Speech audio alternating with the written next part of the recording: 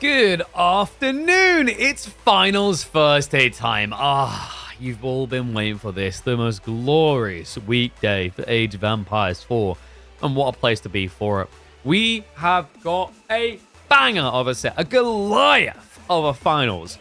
Vortex versus Lucifer on a matchup that belongs in S-tier tournaments. And although we might not be categorized on prize pool as S-tier, we definitely deliver S-tier games. I think we could all agree. So, plan today. It's a little bit different. Usually we have semi-finals. This time around, we simply could not. We are time constrained here. We have got a best of 7 between these two, after which I should hopefully have a big announcement, a big reveal to make. So we're going to have an absolute ball. I'm hoping that we get a big back and forth clash between these two, something that delivers. Fingers crossed. I'm praying, I'm hoping. Because I think I've mentioned before, these two fighting has it's kind of nightmare fuel for tournament organizers. I love the two, but when you put them in the ring together, you might get the quickest series you've ever seen in your life. Now, I can't talk about what we're doing yet, but after finals, all should hopefully be revealed. So, guess away, do what you're going to do. I can't stop you. I'm sure people have ideas. Before you know, we could be about to announce a huge partnership. That's a possibility. There's always other things. Maybe I'm having a third kid.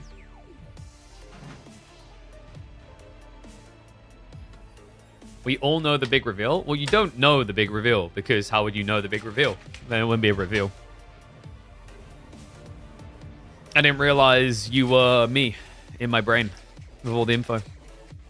Is the big reveal that the free TC meta is coming back and then you're going to have to change your name? Quite possibly. You completely know it. You're 99,999% sure. I don't think you know how percentiles work. Third kids are actually twins. Jesus, don't.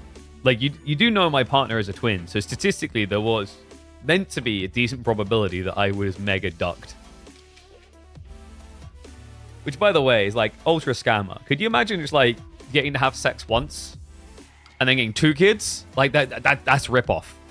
That's me not being the load full. Admittedly, if they rip it off, you've got bigger problems.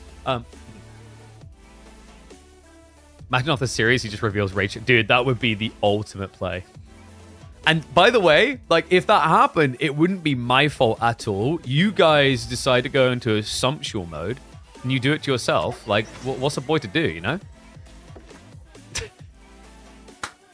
All right, first game of the series, though, we're going to be heading in to Hillendale. We are going to be getting Mongols versus HRE.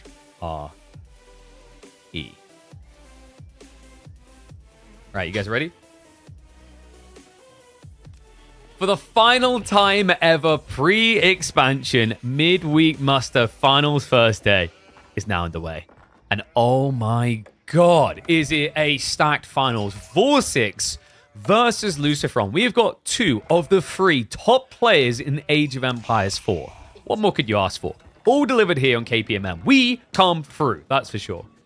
What football team do I support? That's secret information. Manchester United, baby. And you know what? You got to respect that choice, because anyone could have been a Manchester United fan in the early 2000s. Now's got to be some commitment. But I am a fan of Spain when it comes to Age of Empires 4. These two are always an absolute joy to watch. You might not get a 50-minute long game, but what you will get treated to is absolute bizarro, crazy, wild, back and forth aggressive engagements. And what is up? I see Matt's with the diamonds. Thank you very much, mate. Rumors say that games are short. Short doesn't really cover it. It's like, it's like going to a family meetup with Gimli from Lord of the Rings and be like, well, those people are a little bit short. It doesn't quite do it justice to call them short. These boys, like, you blink and it's gone. We've had 9-minute GGs a lot in the past from these two. But hopefully today, for my finals, if you would be so kind Sweet, sweet Duran brothers. Do not do me dirty on this one. Please. Please. So, Lucifron, we have got a deer shove in there. Interesting. So he goes Spearman beginning. He forces the reaction disappears out of Vortex, but then he doesn't overcommit. He just uses it for a deer shove, which isn't very popular these days. Deer shoving did get nerfed quite heavily. But this is a good map for it. In Hill and Dale, your deer starts close to your base. But when you're up against like Mongols, if you just come out a little bit, they can aggress you there. So he's going to get the shove in, then he gets an easy arc in placement. I wonder if he'll try... Nah, I wouldn't clip this tree line if you drop it here. But you can just drop an arc in here for safety against the steers. And next week, we'll be taking a break. The reason is the DLC drops on Tuesday, and we have finals on Thursday. So it didn't really make much sense for us to have a finals on like midway actually through a tournament week. So I just decided to make the call to the detriment of my viewership. As who wants to watch not KPMM? I was like, let's just actually say no. Today, we'll call it and we'll say for a week, KPMM will have a little bit of a break. Okay, so Lucifron has got the deer all the way in. And Vortex realizes what was happening here. He doesn't take the bait too far. He stops at 2 Spearmen. But the tech up looking a lot better on the timing for Lucifron. Now, that's the difference of having to build the Uvu, really. It will pay itself back for Vortex, but it means it's going to be second to the Feudal Age. Imagine the Grand Finals for new civs. It would be huge. Yeah, but like it would be also really kind of weird and messy, I think.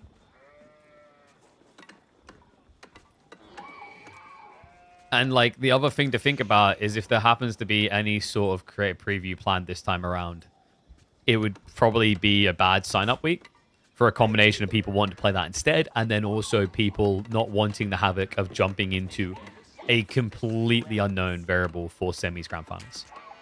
So yeah, our choice made a lot of sense, I think. Would it be? It would be very interesting. What? Yeah, but like you can achieve that just by doing show matches instead. I mean, if someone wants to drop some money my way, we can organize some show matches. So, okay, so deer shoving successful. Gets it pretty close, but not all the way to the TC. It's really annoying to achieve this because usually when you get this close, the villagers just turn around and go, hooga booga, and the deers get freaked out and go away. It's okay if you jumped at that. That was quite loud. I'm sorry. Arcing a little bit loose than I was expecting, but I guess he just wants to get the maximum value out of it. I don't know what this one is doing. Like, what happened here? Okay, and Vortex. And also, like, people are like, yeah, but having, like, a KPMM on a new patch and players not knowing what to do would be awesome. No, it wouldn't. What would typically happen instead is you just, like, you run the risk of just getting a lot of 10-minute GGs. It's not as amazing as you think, quite often.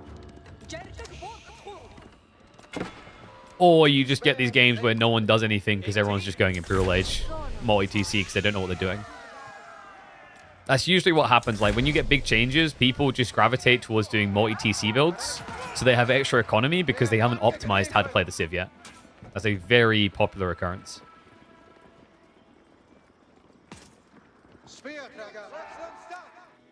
Okay, so Spear's able to chase away. What are we doing on Vortex's side? What's the goal here?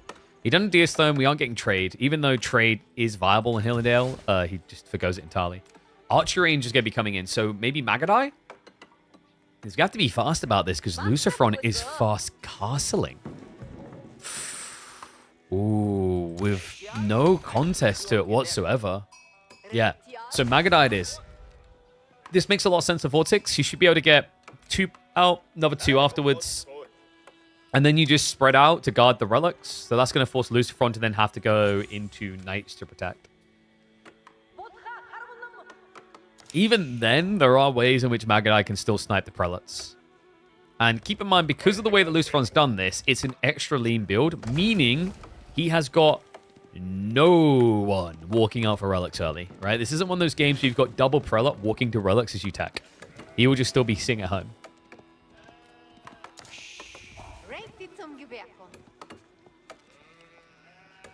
Did they change the trade positions? Yes, because trade was way too much of a de facto thing on Hillendale. It was way too easy. Like half of the route to trade with just felt like it couldn't be attacked. So understandably, that did get nerfed.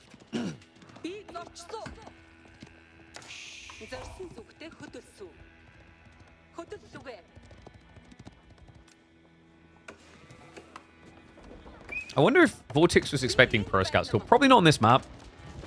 Like, this strategy is going for is a lot more effective in this matchup on a map like Dry Arabia, where but these two love going Pro Scouts and HRE, so it'll give you a blocker. Moments away. Should be the Regnuts. Stable's already been prepped, so it is going to be the double Lancer spam. Makes a lot of sense. Magadai just don't do much damage there. They'll do 1 damage per shot. It takes 230 shots to kill a knight at that point. And with the low range of Magadai, makes it very difficult to keep your distance while rotating around relics, trying to snipe the prelates. But to fix that, you can see what Vortex is up to here. It's going to be double Khan Hunter, split into 2 groups of Magadai. And I wonder if he just sticks 1 group on relics and 1 group on the base. That's an intriguing idea just to try and poke raid. The idea, the thought being that Luciferon will have to come back into wood soon.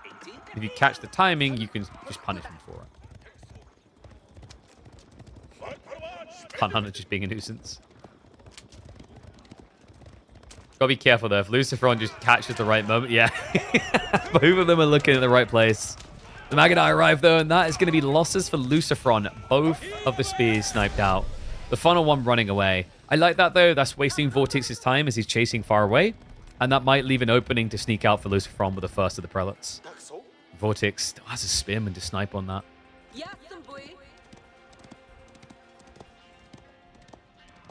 Khan, just going to keep an eye on what the opening is going to be here. I mean, it is expected to be knights.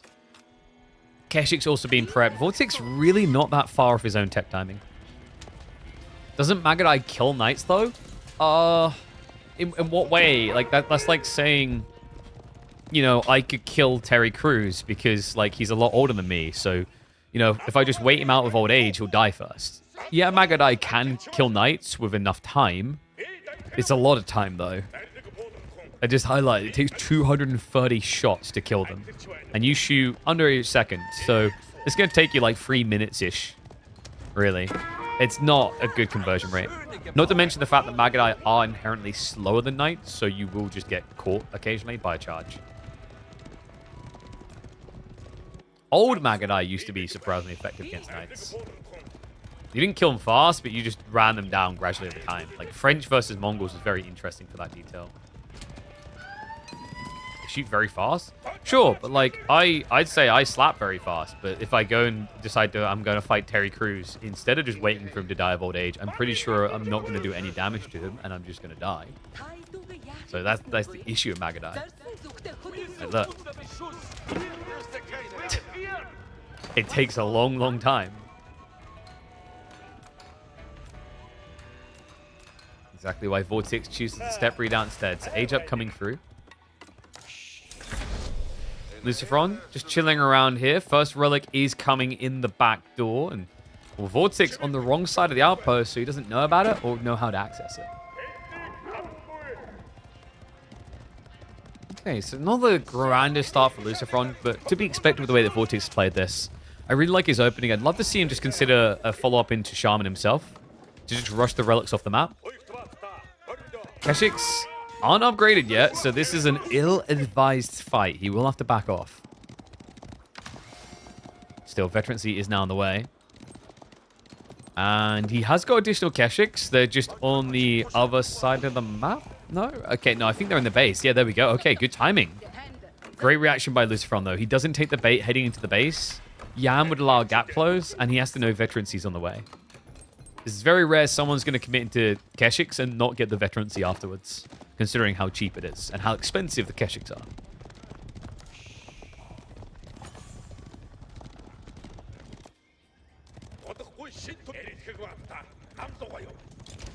Vortex, I love that he's still looming. We talked about this moment in the game that would arrive where Luciferon would have to start thinking about wood, and we are at that moment, and a perfect moment for the Khan to bring his boys in, raid into the tree line. No wheelbarrow, but a little bit of a misstep there. Vortex got stuck on the tree, so didn't continue the chase. It is going to be -1, though.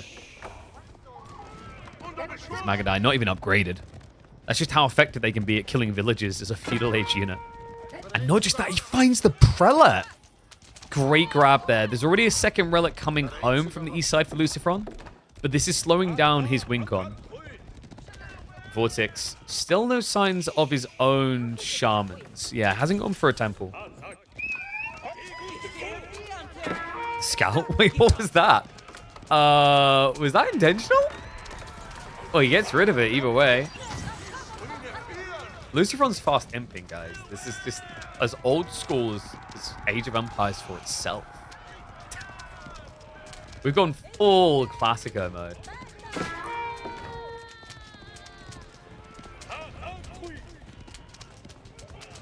Yeah, this is what I meant. Like, when it comes to kill him, Magadai takes a long time. But now because there's a Keshik there, he can't turn around to try and poke at them. And maybe chip one or two down. Vortex, gotta give it to him, man. He got a lot of value out of these initial Magadai. I think he's going to stop for a fight, but I don't know about that. With the Keshik healing, that's just a loss. Yeah, Vortex, I love that. That small micro step, because he thought Lucifron would try to run back towards base. So gets the kill. Lucifron moving troops on guard on the north side. Meanwhile, Vortex thinking about the main. Yeah, just heading in like this. Keshik numbers look good. Defense arrows already been used, though. And this is all about micro. Vortex, there you go. He starts to pull away the injured. Fantastic micro. Does lose one of the Keshiks, but gets a kill in return. It's going to be a recommitment, a wrap round the back, trying to deny the outpost.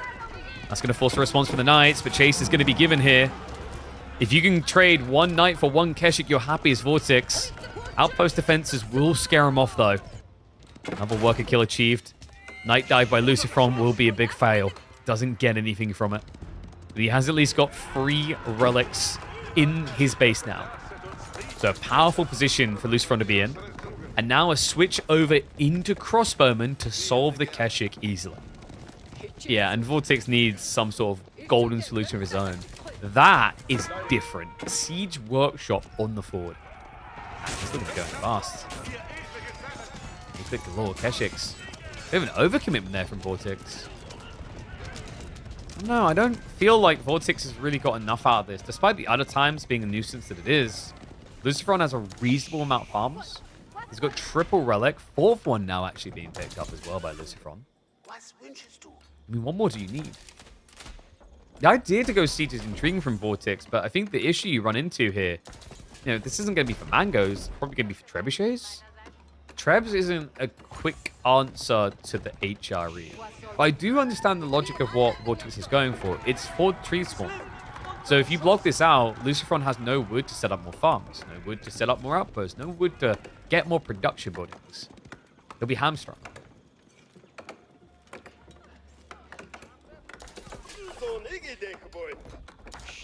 Vortex is prepping a switch. We've got archers soon to be on the way for the Mongols, which makes a lot of sense to deal with the crossbowmen. He could have went crossbows himself, but at that point, you're mirroring comp and you're just economically worse off.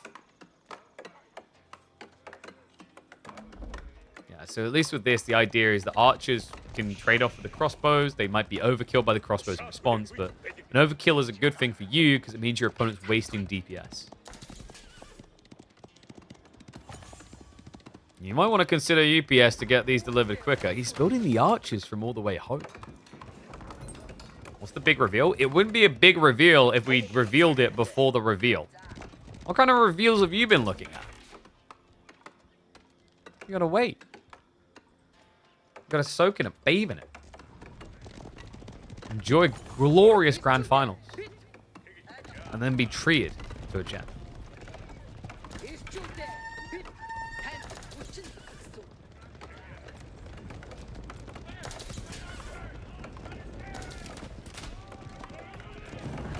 Nice. Oh, boy. I think the plan has fallen apart for... Run! Run! Run, you fool! I was built for this? Yeah, pretty much. This is looking pretty bad for Vortex. I do not like his odds with the way this is trending. The workshop is going to be sacked. All that effort with the 4 base and all for nothing.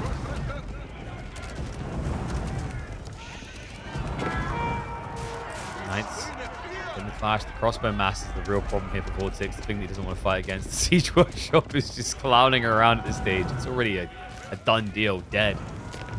I think Vortex, maybe the play here would have been, I don't know if fast imp would have solved his problem.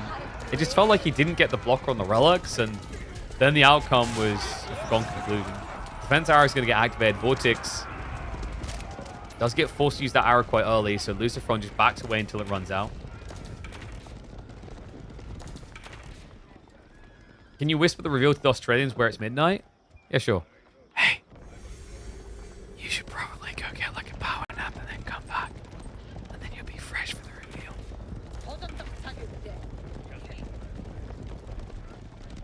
What Age of Empires is this? This is the newest one, Age of Empires 4. The best attempt at modern RTS, actually, so far out of pretty much any dev. Stormgate weeps. But who's going to be weeping after this? Vortex has done a good job of getting the numbers up high. Lucifron, a bit of a slowdown here. I think he was busy trying to chop the trees to get more farms set up. It's crazy because Vortex has been in a similar position with the pastures. He hasn't really been grazing out on the boar and the deer. So it shouldn't have really been like Lucifron was pushed this far behind. I mean, army value-wise, Vortex has the lead here.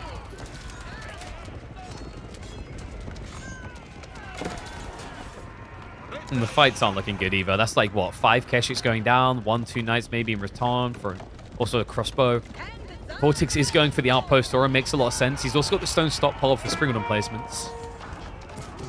Lucifron, what a switch in a position like this. He's going mangoes.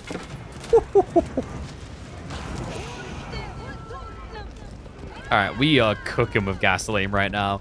And the problem is that Vortex needs to make sure he always keeps the Khan's Falcon out, because if he doesn't see these mangoes when they step up, these boys are going to be taking about 6 feet of steps down, as in they will be smushed under the weight of rubble. Oh, just stay clicking in. We have also got, what, maybe a Khan Hunter coming in soon? No, looks like he never replaced it, so he doesn't have the extra range, which is unfortunate, as that would give him an edge over the crossbowmen.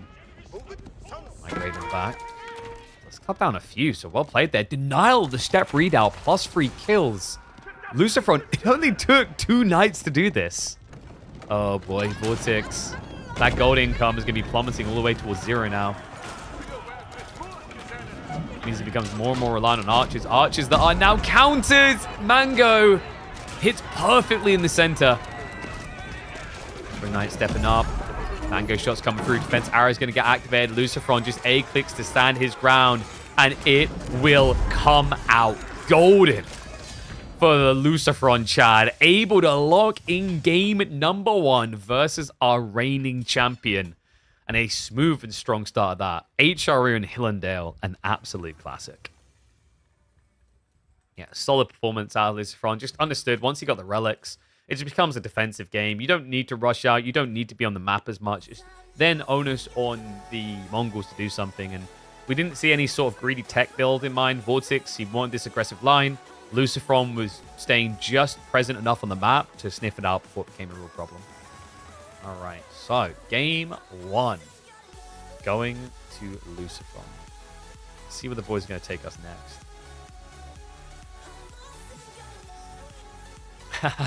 Golden Heights for English versus Knights Templar.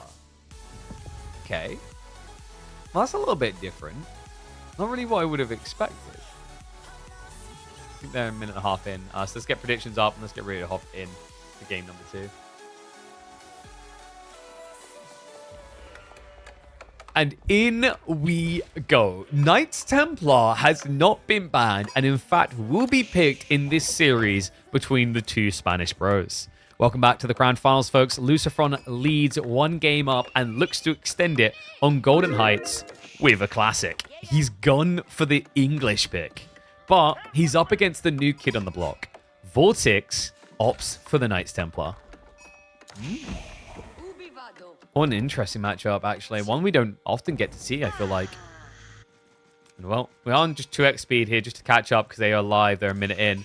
It is going to be a triple villager pull. I love this approach from Lucifron. He even gets the perfect location for the shoreline fish. So his villagers can stay behind the wall and push away any spearmen that come to attack. There are going to be spears on the way. Vortex moving up now. No doubt he should end up seeing this eventually.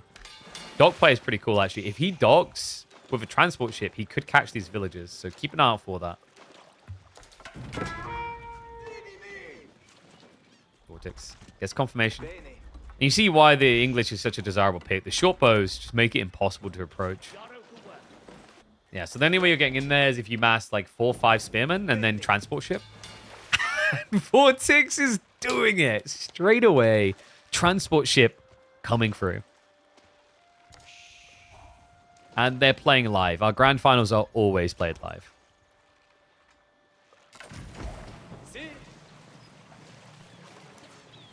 So, triple spearman. There should be enough to scare Lucifron off. I wonder if there's I don't think there's any world in which you can body block a drop here. So they're always getting in. And Lucifron, he hasn't even built a gate yet. Oh, no. No, no, no. Wait. Wait, if he gets this right, he could body block him. No, the spears come out the wrong side there. So break the wall. Lucifron has no time to wait for a gate. There's no point in it anyway. Spears will chase him away. So 2 to chase, and then the burn begins. And Lucifron's game just got a lot harder. Yeah, not the easy peasy default win the English are used to here. Great usage of the transport ship. A rare sight, but absolutely worth it. And, you know, usually a hard to justify element. It costs 100 wood, but for Knights Templar, because their wood gathering rate is so good in the early game, he was able to afford the play into spear plus transpo. Especially when you consider what Lucifron already invested. Triple fishing boat into this. So villagers get chased away. None of them are going to die. They're just too fast, it seems. An Abbey of Kings coming through. So Lucifron is not going to be opting for a Lombo build here. Does he turn this into a classic 2TC English build now?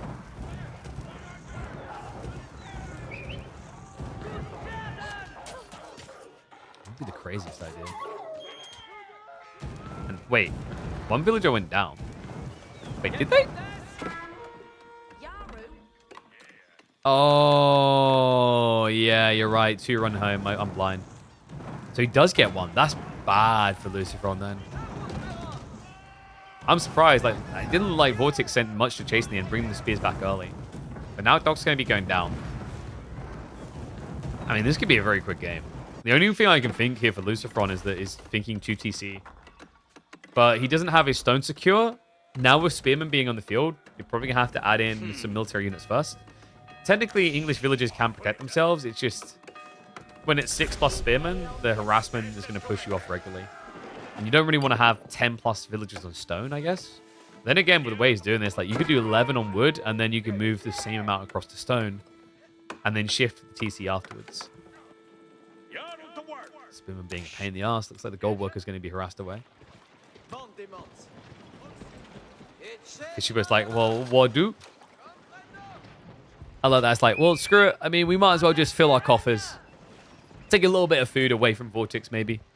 Kingdom of France is going to be coming in. So, now as an Englishman, my national pride is on the line.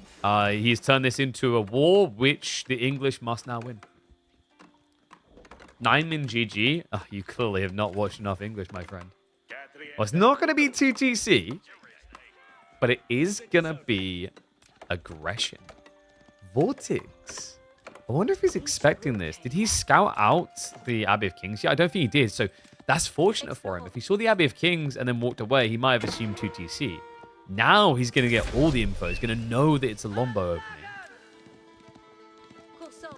Vortex does get eyeballs on. He didn't see the king, mind you. And Lucifron... Oh, he saw that, though. The 2 villagers walking back out. Do we have a stables? We do indeed. So Vortex will be opening Chevalier. King is going to arrive.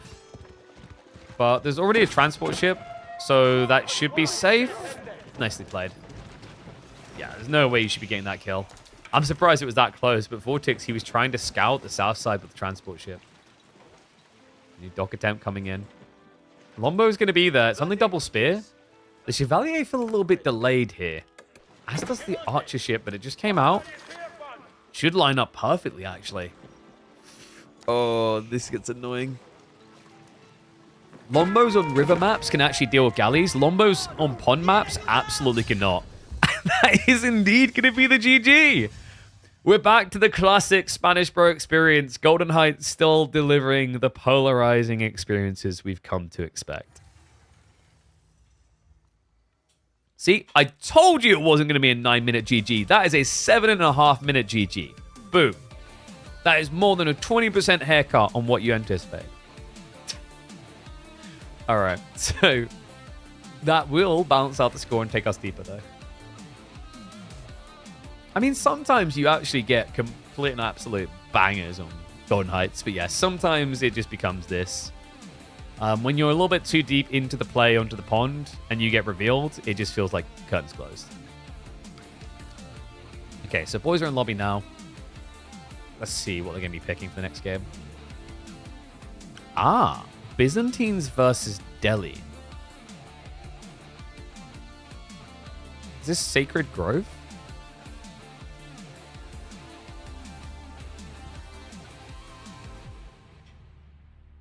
Typical AoE experience. Okay, I'm losing a village, time to surrender. I mean, it's more I'm losing a villager on a map with water and he has fishing. Right? Like that's the Golden Height has had that a lot in the past.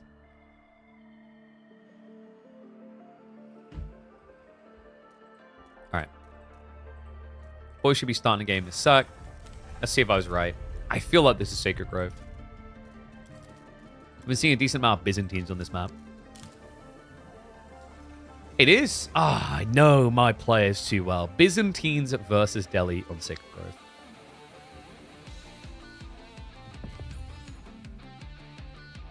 Bear me a sec, guys.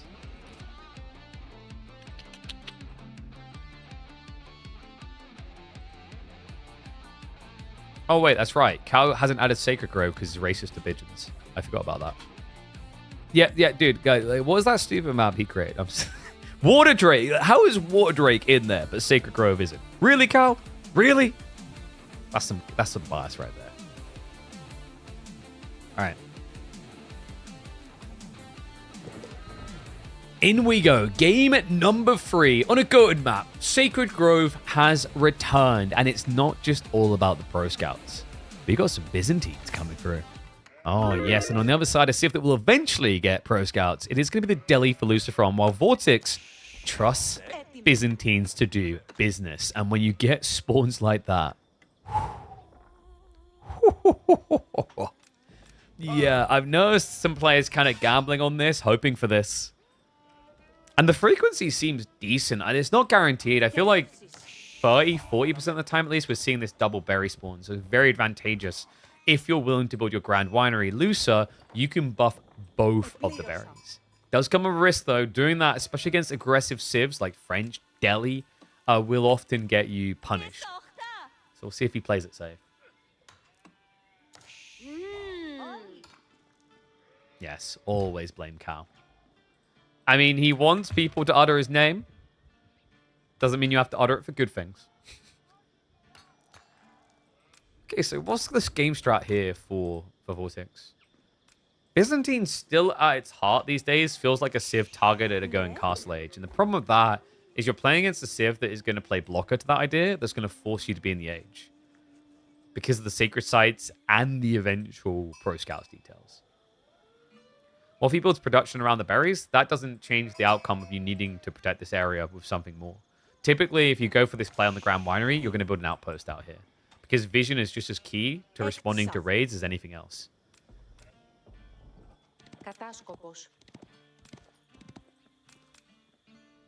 Lucifer, I'm probably looking at Dome of Faith build. Because every single Delhi game under the sun is a Dome of Faith build. I know, it's just an outrageously innovative Civ. They're just doing so many different things. Like, you know, yesterday I saw Delhi do, it was a Dome of Faith build into a stables. And then the day before that, I saw them do a Dome of Faith build into 2 stables. Then before that, I saw a Dome of Faith build into a stables, but wait for it, and an archery range. And then I saw a Dome of Faith into blacksmiths and then a stables. So yeah, there's a lot of innovative builds really with the Delhi these days. It's good to see. He didn't do well in the sheep, did he? No. They split the map perfectly, which You would have thought Delhi would get a little bit more, but I guess like the linear nature of these tree lines pushing you in one direction makes it hard. Kind of miss Tower of Victory days. Like, part of me would like to occasionally see it. I don't know if I miss it that much. Tower of Victory was very oppressive. But, you know, one thing you got to give it credit for is that, you know, put a Delhi player in his position to play his age. Whereas I feel like Dome of Faith now gives a lot of value in Feudal Age, a lot of value in Castle Age, a lot of value in Imperial Age. The ultimate problem with this landmark is it doesn't have a place where it feels bad. You know, if someone knows of the place where it feels bad, let me know. The only place I can think that this landmark feels bad is in the Dark Age, because you have to build it first, and that takes ages. But that's any landmark. And it is going to be a safer approach from Vortex. The Grand Winery not going to be built out in Danger Town. I think this makes sense, though. The problem is you're going to get spread quite wide defending between here and over here. Like, you're going to need a little bit of gold for the early techs, but then also if you eventually want to go castle, that's when you can get caught off guard, splitting between the south side and the north side of your base. You guys ever realize how flat the berries are? Like, how are we squeezing so much olive oil out of those things? They literally have no dimension.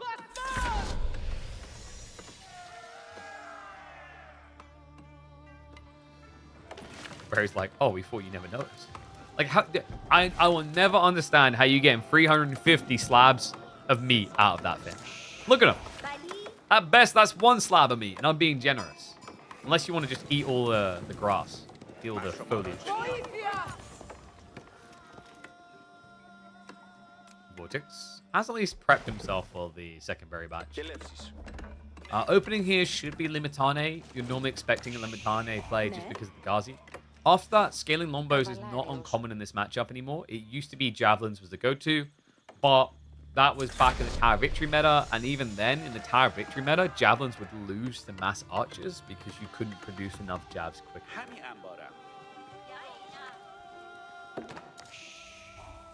Will ranked season start later today? I don't know. Do I look like my dad works at Microsoft? Look, you have a moment to not worry about ranked anxiety. A, stop playing the game, and B, just come watch this instead. And C, I don't know how we've done A and B like that. Just go and enjoy playing Agincourt. Or, like, exploring mods for once. You know? There's other things in Age of Empires 4.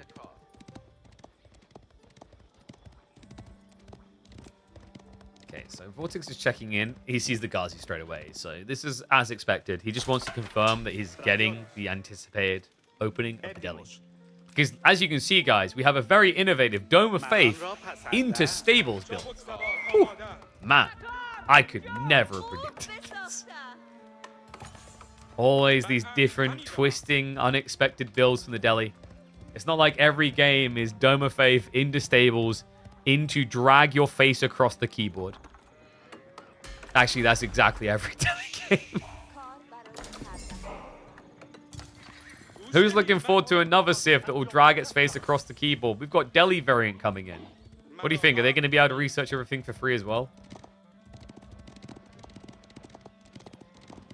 I mean, in fairness, if multiple Civs can research everything for free, it makes the fact that one Civ can research everything for free less silly, doesn't it?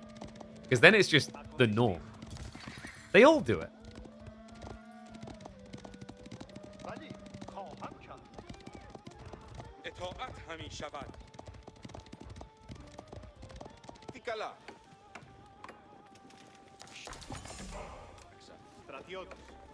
Alright, so 4-6.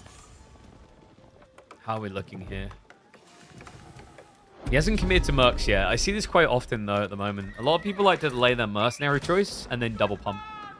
So he's got Lombos like selected, but he hasn't queued them yet. So one gets queued, and now by the time the first group comes out, he'll have enough olive oil for the second. This is a lot nicer. It just gets you to a point where your comp is harder to counter, especially when you know your opponent's already building Ghazi. Creep out. Looks like he's trying... Wait. He hasn't seen the Sacred Site yet. Yeah, he has. He kind of has. I mean, he's just playing it safe. I was like, when I saw him running over to the road, I'm like, wait a second. He's not going Castle Age already. That would be fast.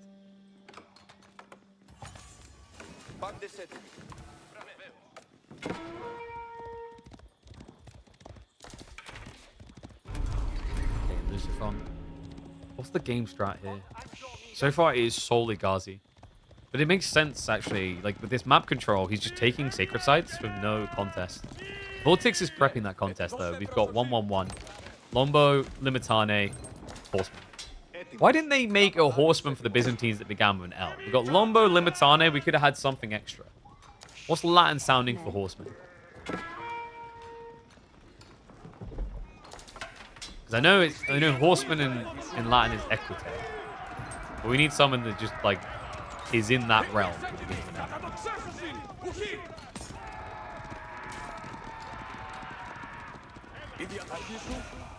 Macedonian Dynasty? Dude, I feel like I'm going to resonate with the Macedonian Dynasty.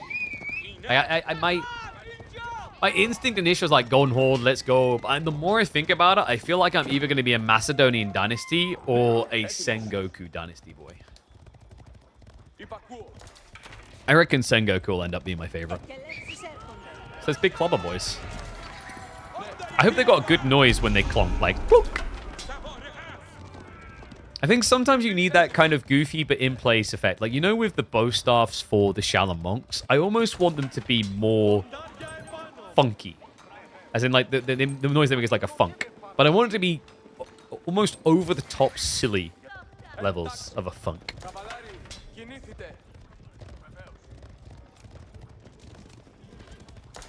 Okay, so we have got Horseman raiding in. A little bit out of time to be achieved. What do you mean you're looking forward to more elephants? There's already enough of them.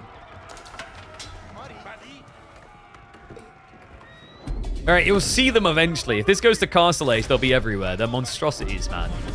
We do not need more Delhi bloody elephants.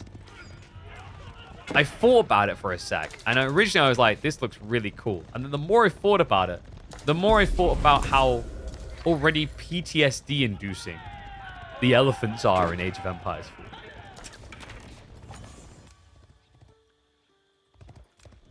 Okay, so Sacred Site being decapped.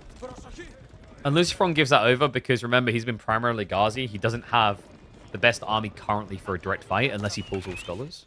And pulling all Scholars is kind of dangerous at this stage. You can see Vortex is up to 15 Lombos, meaning that he does 105 damage, rather, per volley of attack.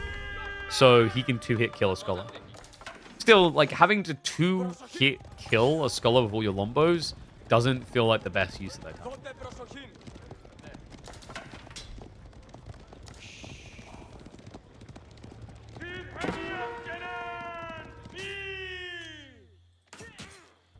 A bit of blocker over here. Wait, is that Horseman winning? No, I was about to say he better not be. That's not how maths works.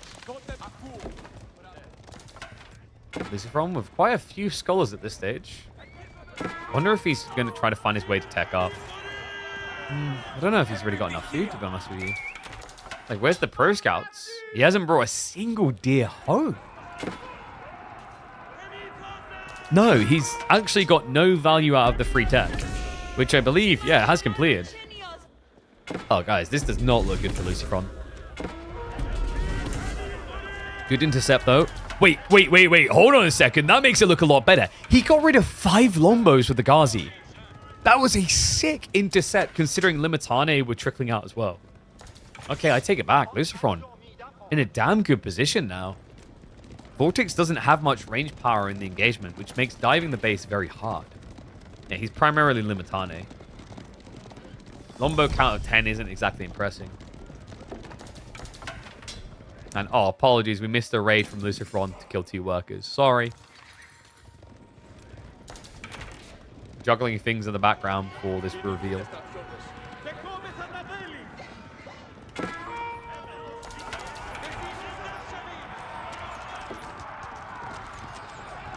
Lucifron steps up. 2 villager kills at this stage, by the way, doesn't make up the difference. Byzantines is still economically ahead.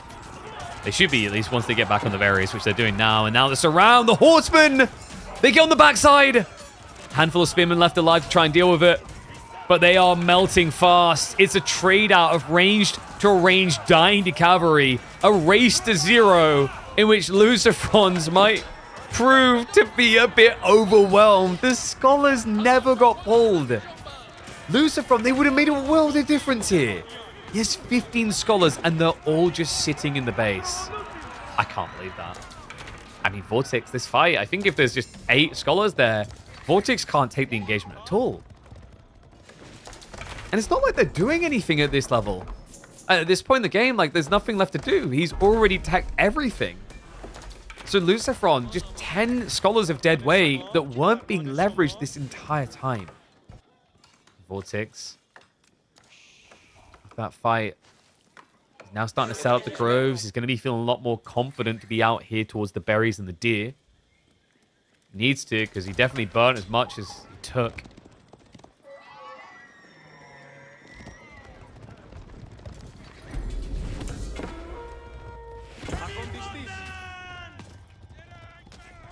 I love about people on TikTok like, what game is this? Age of Empires 4, baby. Crazy no one else has shown you this amazing game.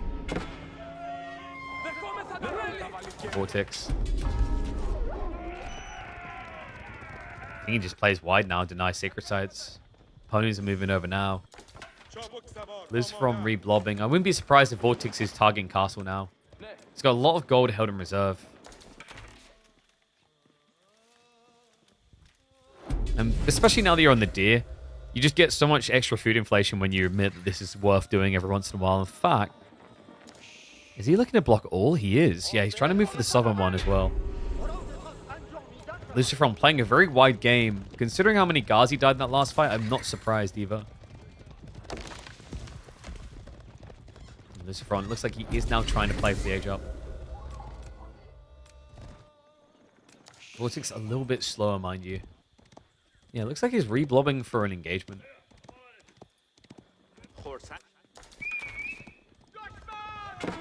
Farms are getting added in. Lucifron. It's kind of crazy to think just how little pro scouts have been able to achieve. The first few deer are now starting to come home, but they already run into a nuisance. Yeah, Vortex. He's had enough time to kind of camp in these positions. And Lucifron does have a big enough army to resecure it, so we'll be able to get the deer home eventually. My concern is Vortex should be ready to start aging now. He's just getting chased away by the ponies.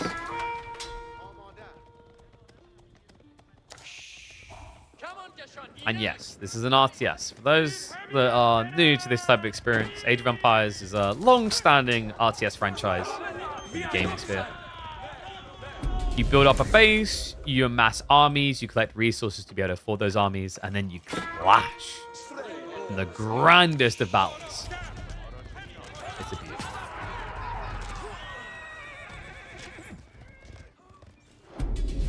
Goldhorn Town now on the flank. Yeah, just using the people over at the deer and the berries. As those back at base actually have things they can gather for you right now, like the wood, like the groves. It's going to be a shift onto gold. I wouldn't be surprised to see a cataphract opening here. Can be a little bit dangerous because your opponent can play into war elephants, but it's all about that pacing.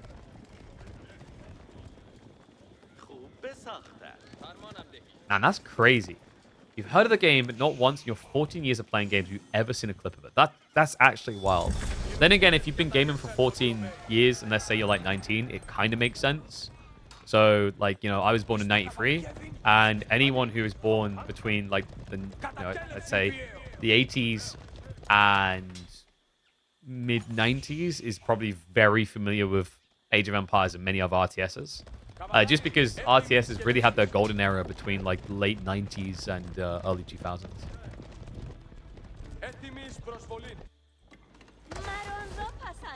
And they've continued to exist for many years, but like they've never really... It's always been a challenge to capture new generations of gamers. Because everyone wants the Zoomer level Fortnite stuff and whatever.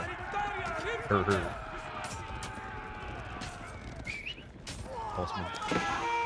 Able to harass that out. Lucifron. Tech up now complete. He looks for the relics, but they aren't going to be easy to bring in. No, because Vortex is already gap closing here. Got veterancy on Lombos, veterancy for Limitane. Raid on the other side, though. The Ghazi, they find the overbloated economy. There's not enough room for the workers. No textiles either. Akratoy to minimize the losses, but it's still going to add up fast here. He needs a similar effect into the base. Longbow, Spearman with the dive. Archers defending, but not for long. They're outnumbered.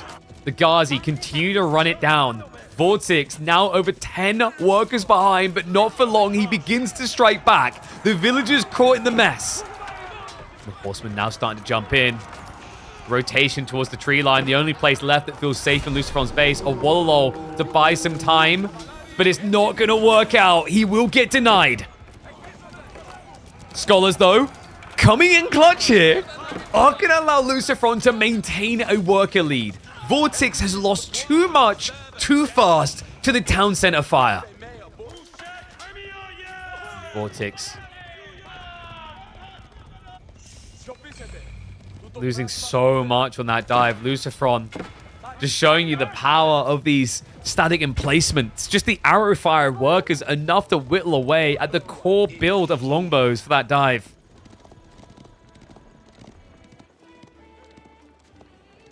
And we do have one. Luciferon. He has found the stalwart defender. The one to save them all. To defeat all that oppose them. And there's more of them coming soon in that expansion. Oh, God. Yeah, this is now worrisome. Limitane are not very good answers to War Elephants. Lombos are at least going to register a little bit of damage compared to standard archers, but it's still not great.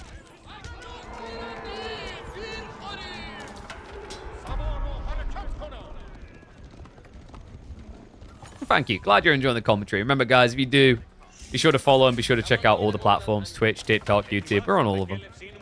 Need to start getting the TikTok activated with a bunch of shorts, I think, is the next goal.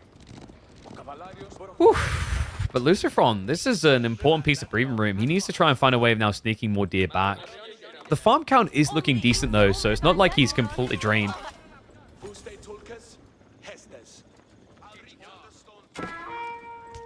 Oh, yeah. If you're like 22 years old, you're definitely not going to be that familiar with RTSs. Like, RTSs, the absolute peak would have been like StarCraft 2 would have been the height of the esports scenes in like 2010, 2012.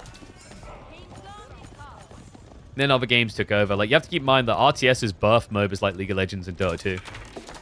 Pretty much was the successor to the genre. You were 6 in 2010? Yeah, there you go. I mean, it's crazy. Yeah, Vortex and Luciferon were there in Warcraft 3 back in like 2006.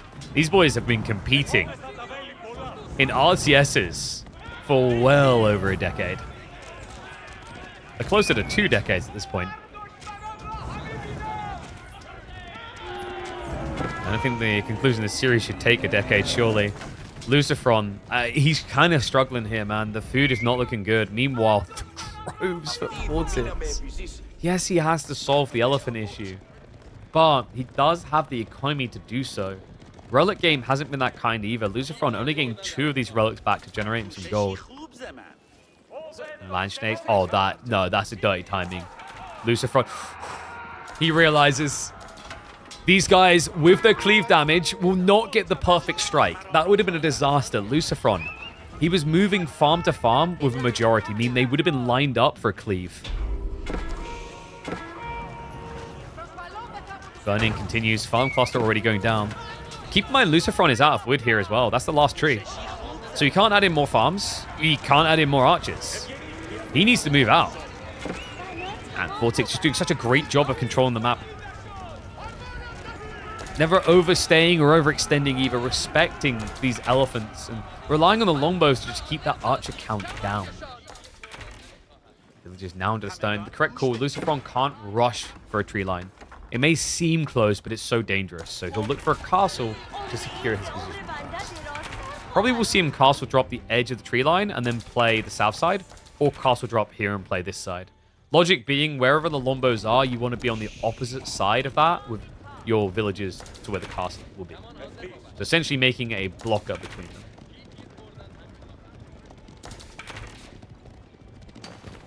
Coming from Warcraft 3, it's so interesting that high-level AoE requires players to play many civs. Yeah, but I think that's fine. It's like, it can be polarizing in some ways, and there's a lot to learn and pick up. But, yeah, I think like the way that you make this type of game thrive is like players coming in and not focusing on how they be the best pro player, but how they create fun content. And then like you develop the skills over time while affording your builds. If you're just trying to hop from StarCraft to this, like there's going to be a lot of learning to be done, and it can be challenging. But it shouldn't be a deterrent. It's a very fun game. And Vortex does seem to be going to their 4th age here. Yeah, he's so close already. we'll see the castle drop coming in. I mean, the correct call. Now you can just go foreign engineering company. That'll give him cannons, royal cannons as an answer to war elephants, but also an easy way of dealing with castles. Go 17 now to bring it in. Vortex still with good map control. Lucifron has at least carved out a sliver of land for himself. AO2 your first RTS before Warcraft 3? Yeah, like Age of Empires 2 has a lot more dilution of civilizations, but it's very different in its approach. Like Age of Empires 2, the civs are more similar to each other than in Age of Empires 4. AoE 4, they can actually deviate a lot. Even the variant civs these days, like House of Lancaster compared to English, are polarizingly different civs.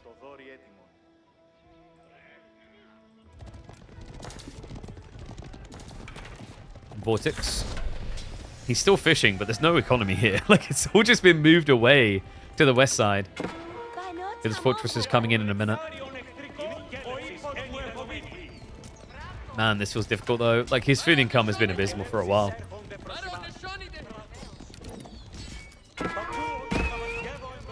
Also, I love it when someone's like, every House of Lancaster one trick should be punished, while simultaneously being a one trick of another civ.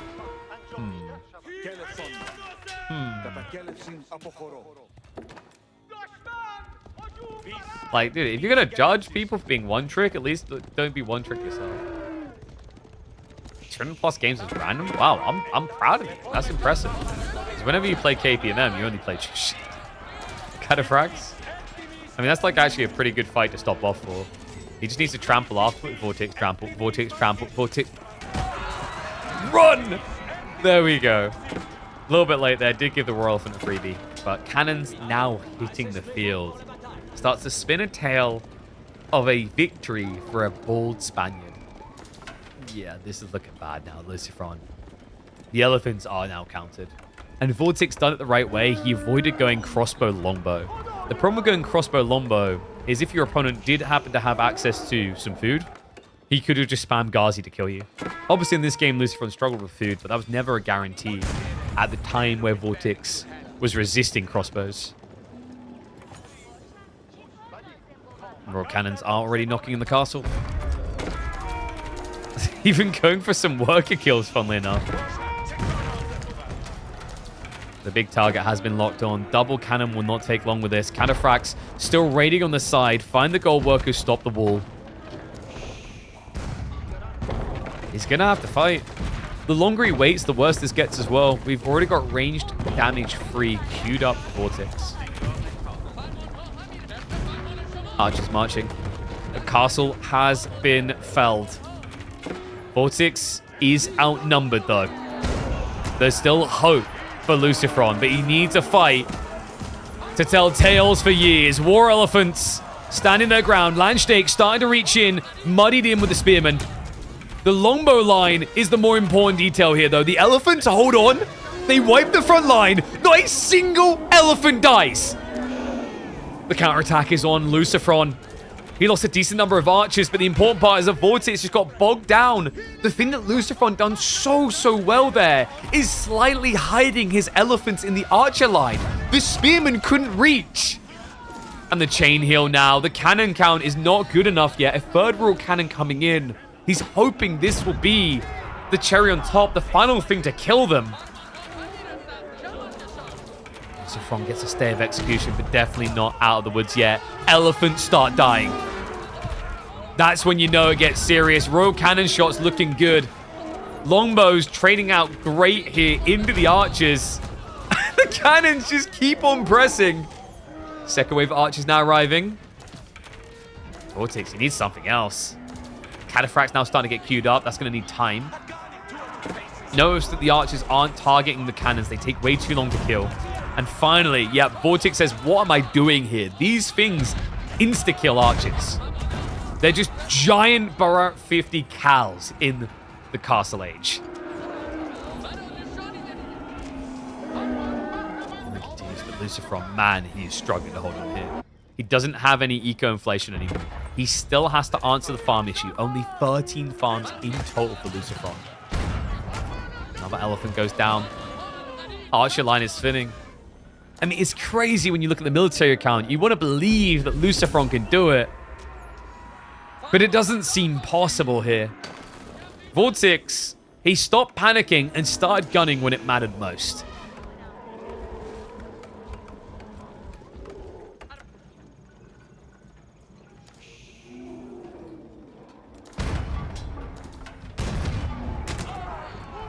Elephants. Oof. Well, he's got enough of them. He's going to need them all. The longbow line is a little bit smaller now because Vortex is putting all of his olive oil into cannons. He's still not at that point where he gets an insta-kill, but he's gradually working through them. Lucifron, the numbers no longer favor him here. I think this is it. End of the road in game number 3. The Royal Cannons are the answer to War Elephants. It often doesn't seem like it. But if you thread the needle right, my oh my, they can deliver. There's just no front line left. And now the village is being sacked. That's it. GG gets called. Gun beats elephant. Age of Empires 4 has returned to the nature's balance. Woo! That's how it's meant to be. What game is this? This is Age of Empires 4. I hope you guys are enjoying it. In fact, we got big things coming. Very exciting things happening after this grand finals finishes. Hopefully, this doesn't finish too quickly, though, because it's an absolute gem so far. 3 games down. We got potentially 4 more games to go. Vortex does now lead over his bro. Next up, where are they taking us, I wonder? China versus Japan. On Gorge. Whoa. That's a bit of a... I almost say like China just insta wins that. I think Japan is a little bit more viable now, but it's not... I wouldn't say it's clean. Looks like we have a remake, so give us a sec. China not banned? No. House of Lancaster tends to be banned all the time. Although quite funky that Malians got priority banned on the opening this time around. I think what happened there is one of them was laying the bait. They wanted the other one to pick the Malians. And then like you'd snatch away. But it didn't happen. Whew. Man. Dude, I'm excited for today, though. We got someone big. Who's ready for big announcements? Oh, wait. The music has still been running, hasn't it? Yeah, the music's running there. It's fine, though. How well does that laptop do when you playing? Can you play on 4K? Yeah. So, I think it's set up with 4K. But I'm typically more of a 1440p gamer because I like high resolution. But this has 240 hertz display on it. I think it does up to 4K. It's mini LED, not OLED. The difference between mini LED and OLED is mini LEDs tends to be brighter and more vibrant on colors. OLED is a little bit better at doing darks. But absolute beast of a laptop. That's the AMD Recall. You can have a look at it yourself across on PC Specialist website. Exclamation mark PCS in chat. Or if you're on YouTube, check out in the description. If you use code PIGEON40, you'll also get £40 off a purchase. They also do fully rigged up PCs, all-in-one PCs. But yeah, this thing's a beast. I've even got behind it, there's a water cooler set up that you clip into the back of it. Yeah, this thing literally like runs everything. I've played games on it when I'm traveling as well. It does a great job of it. And you can even set it up so that it doesn't use like the big GPU when you are traveling away from a power outlet. Because gaming laptops, when you use the dedicated GPU, don't tend to have the best performance. 1 second. All right, boys are in game. Let's get ready to go. By that, I mean they drain the battery quickly. The performance is great. The problem is you won't keep that performance so long if you're not plugged in. What do you mean by big things? You have to wait and see for the announcement. All right, you guys ready? Let's get to it. All right, no remake this time. That's good. The reigning champ is in the lead, and the cheeky goose is trying to make this a fast grand finals. Chinese pick after he takes a slight lead against his bro. But Lucifron is here to show you that China isn't the king of the East it always believed it was. No, Japan has got something to say about it, and historically it has said plenty in the real world. So let's see if they can do it in-game as well. It's going to be a Dark Age opening coming in. So he's going to be opening with Spears in the first age, trying to deny greed. And this makes a lot of sense against pro-scouting civs. It's a very popular play for Japan. Japan is not a civ that tends to go pro-scouts themselves, which is a shame, because getting deer home, considering how good their gathering rate is very good. So instead, what you're seeing from Lucifron is blockage of that play, because it's a very expensive tech. So by rushing the gold on the front, he can stop his opponent from getting this, the pro scouts.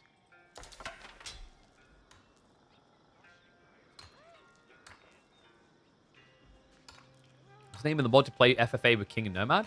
Probably Regicide. Ah, Tawara coming in as well. Lucifron only has 1 on berries. But it makes sense for the walkouts here. The timing's a little bit off there. Would have been nice to have Tawara a little bit sooner before the gold workers arrive. It looks like it's just going to be the 2 spearmen. So his goal here isn't to block the gold outright and indefinitely. His goal is to stop Vortex efficiently gathering gold towards his pro scout play. And the boys are about to reveal. So Vortex, he'll have to pull more workers. It seems like he wasn't expecting this. 2 on gold? I don't know. Oh, wait. What was that TC fire? The overlap's a bit strong there. Okay, so maybe this was intended by Vortex. So he gets the gold for tech up. Now he needs to get 35 more. Because remember, you need 200 gold to go feudal age. And you need 35 gold to build your first Imperial official out of the academy. Because you do get a 30% discount on the cost of building.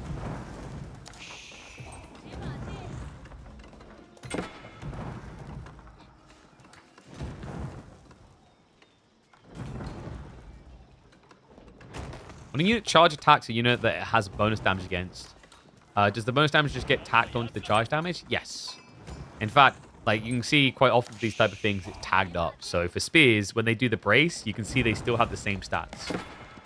And you'll see the same if you look at, for example, units that have a charge. Sometimes they'll have a different categorized attack. If they don't, they just get it by default. And thank you, thank you. Glad everyone has been enjoying the streams and supporting them. Make sure to follow. Make sure you've got notifications turned on, by the way. We're streaming Mondays, Tuesdays, Thursdays, and Fridays. Sometimes even more days than that. So if you don't want to miss a beat, I mean, this is the place to be for your Age of Empires content, is what I like to say. And I wholeheartedly believe that.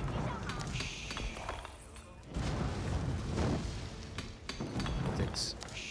Hasn't repaired the mining capital. He's just gathering the extra gold. It's kind of funny. He just got ignored. Can you explain why China is so strong? Sure. So China just benefits a lot from the Imperial officials. The taxmen kind of do everything. And ever since they buffed the Imperial Academy, it's so easy to navigate the early game. So these guys, they supervise the building, you get 20% more on drop-off. They can tax out the buildings, which you accrue over time just by working buildings. And then, you know, within that supervision, we talked about the 20% more really is a ridiculous 20% more because they're taking limited resources and amplifying them. That wasn't all enough. They also ramp up production rates at a crazy pace. If you look at civs that tend to dominate in the feudal age in particular, usually talking about civs like Delhi, for example, French, you know, both of those civs have something interesting in common, and that's that they produce units quicker. So yeah, China's always been powerful because of the robust nature of these officials. If you look at the issues with China, at the heart of it, the taxman is number one. And yes, you do increase upgrade speed as well. Like, they do everything. You know, the upgrade speed especially is crazy because ever since the buffs to Imperial Academy and it being viable straight off the gate, with the blacksmith timings, it actually fixed a lot of China's early game feudal issues because now they can very efficiently upgrade into the blacksmith techs because every time you research something, you get gold back. And when you do it in the Imperial Academy, it doubles the gold. So what ends up happening is, like, let's say you go and research Steeled Arrow here for 175 resources. You're then going to get 64 gold back for doing that. Units in the range. Every single time you produce a unit, you're going to get 8 gold. And where that gets really nuts, by the way, is that it's not based on the cost of the unit. You guys just saw that, right? If he built a horseman for 120, he'd get 8 gold. Or 4 if it wasn't in range of the academy. If he builds a scout for 65, basically half the price of a horseman, he still gets 8 gold. That's where things really do get crazy. Same here. Archer, 8 gold. You're getting 10% resources back every time you produce a unit.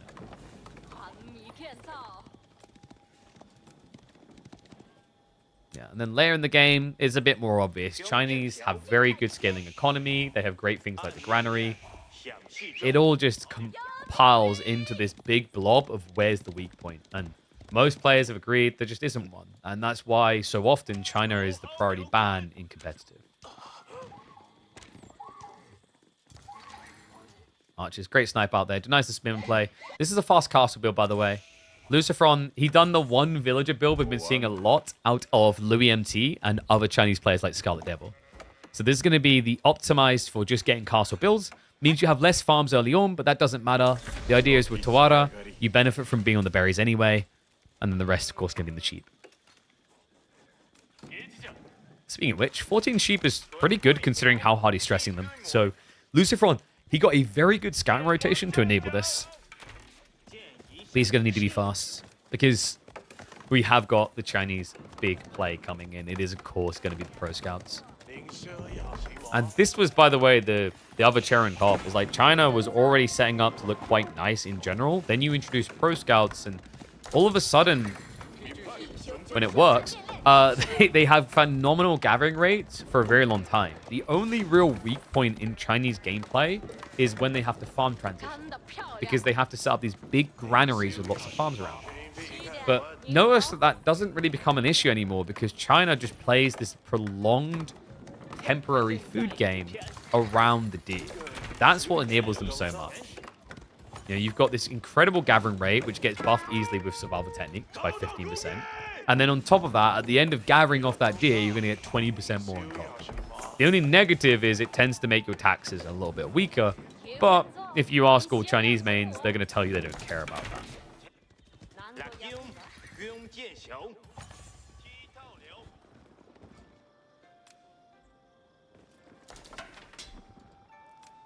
Okay, so Vortex is going for a ram play.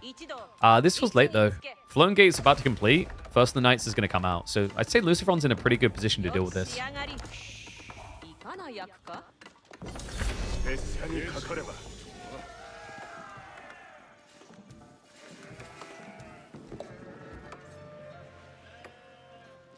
A reminder for the TikTokers, this is Age of Empires 4.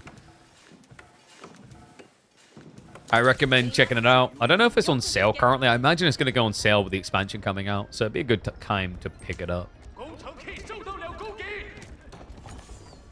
Vortex moves in with the ram.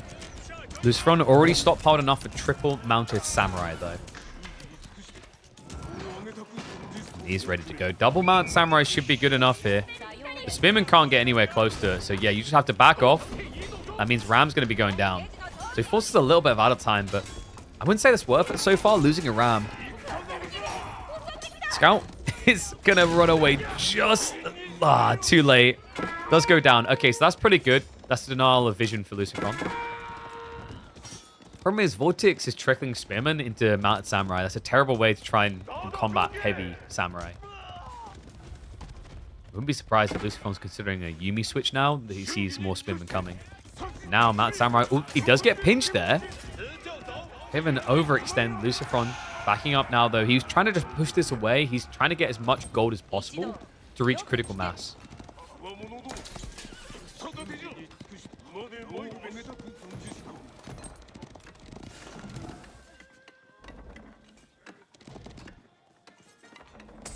Lucifron Marketplace.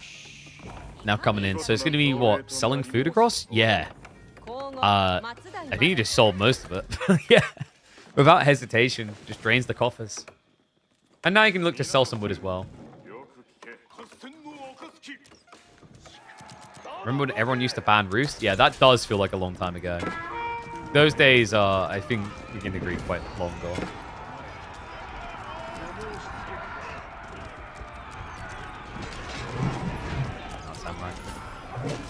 Looking good on numbers now. Outpost still has quite a lot of health left in it. I love the Shinto just being pulled for the heal. He's already brought a Relic home as well. Careful, though. I'm overextending him here. The tower is busy trying to deal with the Spearman. Mad Samurai now jumping in. Spearman formation. Oh, that's griefing, though. Vortex. That's way too many losses. The Spearman count isn't looking great anymore. At least Snipes won the Mad Samurai. Second one going down. But the Spearman line barely exists anymore. Villagers are going to be able to move away. Tower gets destroyed. But the cost is so high. Vortex has got 9 Spearmen in total, but none of them in position to follow up on this. No, they're busy Congo lining across the map right now.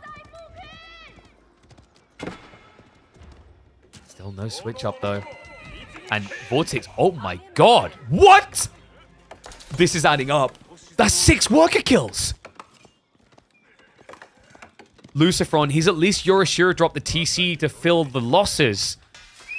But this is a big problem now.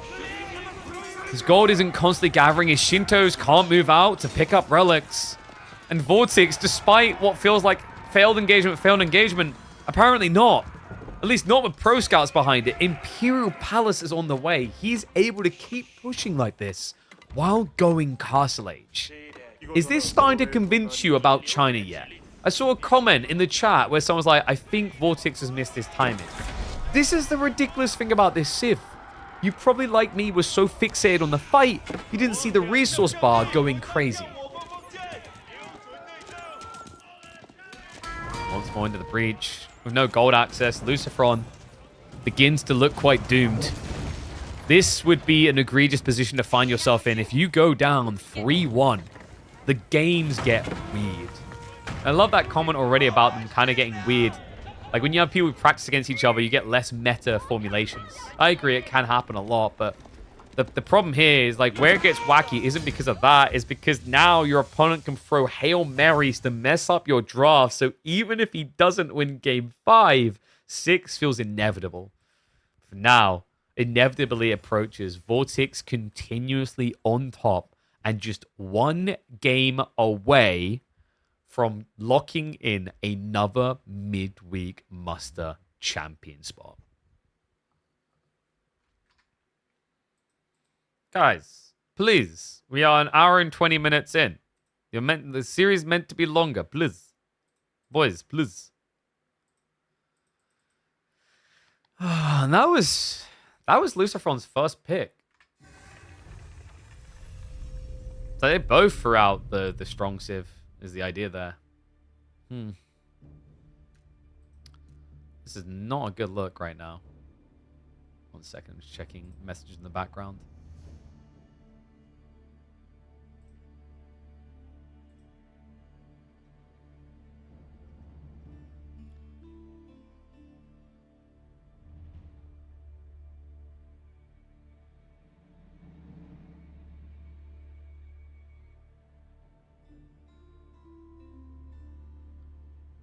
Oh, are there some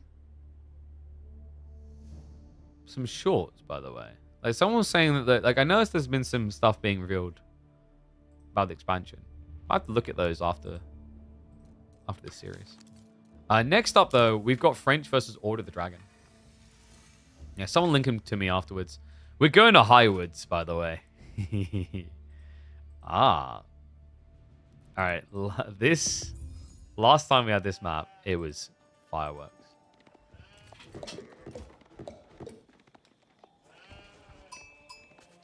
What is the deflective armor from Samurai good and weak against? So it can deflect anything. Like, basically the best way to deal with it, you want cheap, fast shooting units just to deflect it.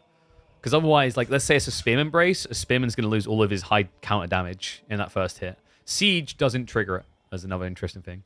All right, here we go. The last time we took this map, it delivered one of the best matches I've seen all month. I can only hope the Duran brothers can do the same. It's Highwoods 2.0. Welcome back to the channel, folks, for game number 5 of our finals here in the KPMM. Vortex has opted for Order of the Dragon, and Lucifron takes to the French on this revamp of a map from the Knights of Cross and Rose DLC. That's right, we improved it. This snaky tree line, this squiggly spaghetti forest, has had some tweaks, now with sacred sites and trade posts being in contested territory. but there's still a lot of food waiting in the woods, as well as ambush spots, which explains why Lucifron opted for the French with his back up against the wall here. Something of a signature civ as well. A comfort one, and it will be ball play, so no need to worry about pro scouts. Actually might see both players forgoing that. A little bit surprised actually Vortex didn't do something similar. He didn't scout the ball. That's unfortunate. He has got a lot of deer over here, so maybe like a loose arc, and we have seen that already this week from Scatterbrain in his series against B that went all the way to a 5th game.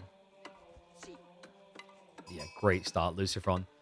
Already having deer and boar on top of the mill. I mean, this is the way that French is meant to be played. Loose economy. That's the whole reason why your drop-off buildings are only 25 wood. So it's nice to actually see them, refreshing to see them play this way, instead of it just being a standard, oh, look, I'm just going to sit in my base and press R to win the game on my mill. Yeah. All right, how do you guys predict? 66% for Vortex. I mean, I'm kind of shocked by that. How about Fast Castle French? French is always an awkward civ for that strategy because whenever someone says, what about Fast Castle this or what about multi-TCs, my immediate question to you is going to be, what do you get from that? And I think French is one of the civs where quite often the answer is not very clear. Because you could say you get Guildhall, which means you'll get to Imperial sooner, but then you don't have map control like you'd always have. So, like, you know, what are you giving up and what are you gaining out of a choice in Age of Empires 4 is a big part whenever you're making any options viable. And the problem with French is, like, if you go for Fast Castle, you don't have knights. You can't really have knights if you're fast castling it. It's like food and gold. If all your food and gold is going into knights, it's not going to castle and vice versa. So that's why most French players opt to play a long feudal age instead, because the knights are so strong and scale so well into the additional ages.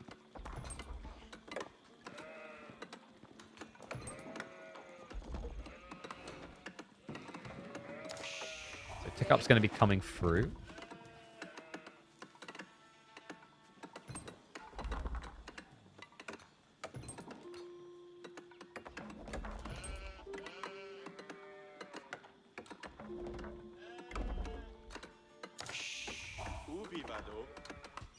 I wonder, what is Vortex going to try here? Because I haven't seen anything unusual. And no, like, normally Arbitrary is actually a way of losing games more than winning games with French, weirdly enough.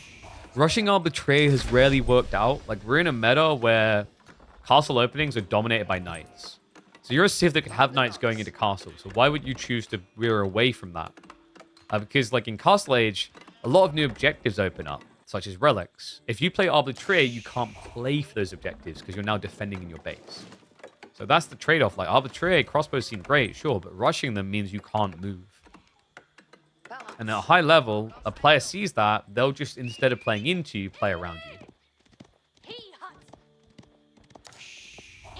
What's the winning move for French? Here, just scale some knights, wait for your opponent to try and move wider because he hasn't gone pro scouts. Okay.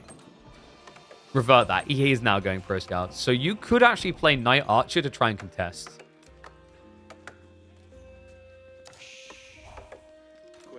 And there you go. This Fronty is going to get both pieces. Because now, with Vortex going into pro scouts, the logical opening should be stables for scouts and then racks for spearmen.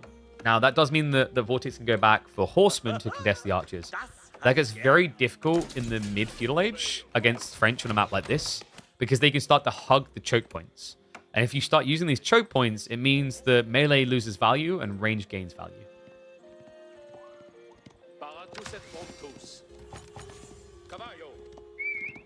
Put a new mouse and your right click works? Yeah, I feel like if your right click wasn't working, yeah, well, you're probably at the point where you need a new mouse.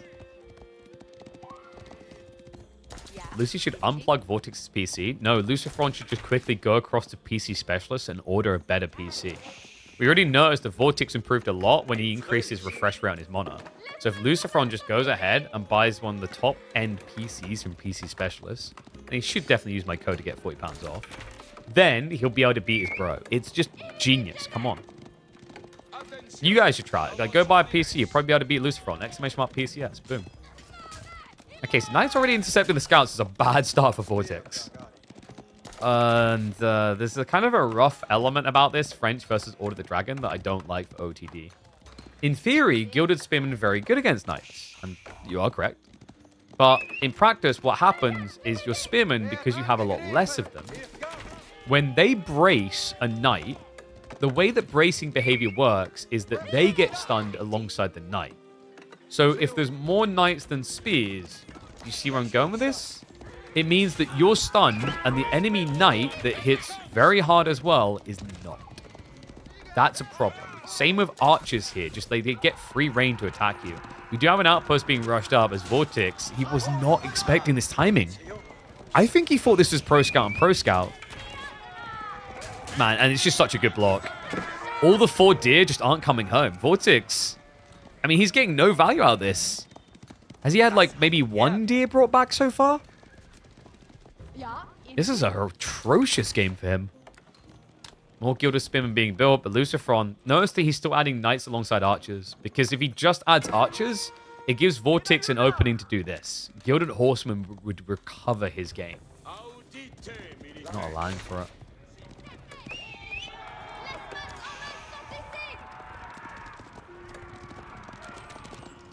Too greedy to go Pro Scouts versus French? Not if you think French are Pro Scouting too. And keep in mind, Vortex never even scouted the ball, so he never knew that this was a ball opening. I think this is just a failure to scout adequately in the opening from Vortex. Man, is he running low on food. He's down to 7 sheep. Pro Scout's trying to creep in again. Maybe this one can make it back.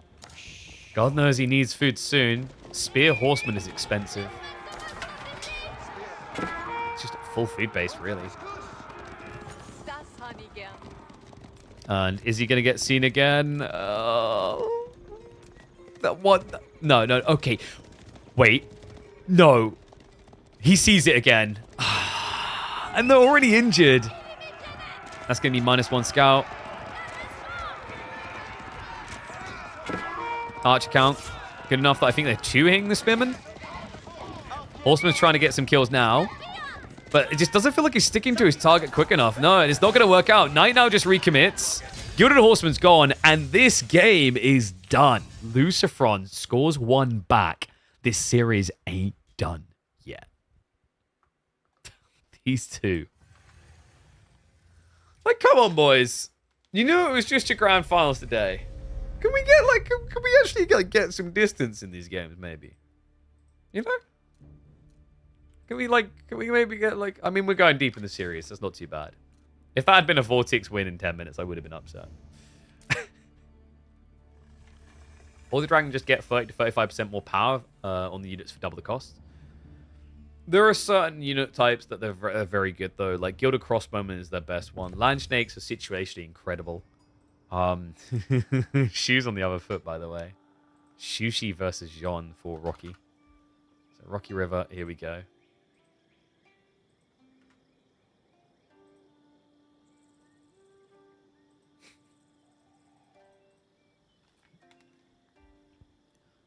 Alright, should we get into it?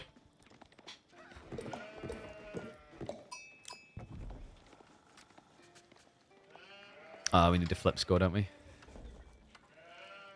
Well, it seems like Luciferon just convinced Vortex that French is pretty good.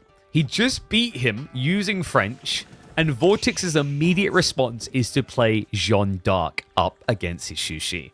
Welcome back to the channel, folks. Game number 6. And this is quickly becoming a tournament organizer's nightmare. They are speed running these games. Pre-10 minute after pre-10 minute. Can we just see a mid-game, please? Is it too much to ask for? Maybe we'll get it here. Shushi versus Jean. I mean, the goal here usually for Shushi is to get towards Castle Age. The goal for Jean will be to stop that. And alongside that, block Pro Scouts. Like, we actually might have another game where the Civ that goes Pro Scouts dies. I don't know if on this map we'll see the French pick just not play Pro Scouts. Because last map when we had that, it was with a close board. The boar are nowhere near your base on Rocky River. Yeah, we do need predictions up. We got one of my mods. I'll give them a sec. If not, I'll set it up myself. Okay, so Sushi, so that's interesting, because final pick-wise, that means the only civs that didn't get used are Iabids and Ottomans. But remember, the way that our grand finals work is that you can reuse a civ you lost with. So, yeah, the outcome, the final game, is not as predictable as you'd think. And we've had some big civs lose so far in this series. We've had Delhi lose. We've had Japan lose. And Mongols is a bit more situational, but they've taken the L as well. Yeah, I kind of feel like Lucifron in some ways has the edge in that final game based on civs that have been lost with. Especially considering the Chinese-Japanese game where Vortex won with China, but it now means he can't pick it for a 7th game decider. But Vortex still has Ottomans. I wonder if he'll just go Ottomans. Like, it actually might be the safest pick for him.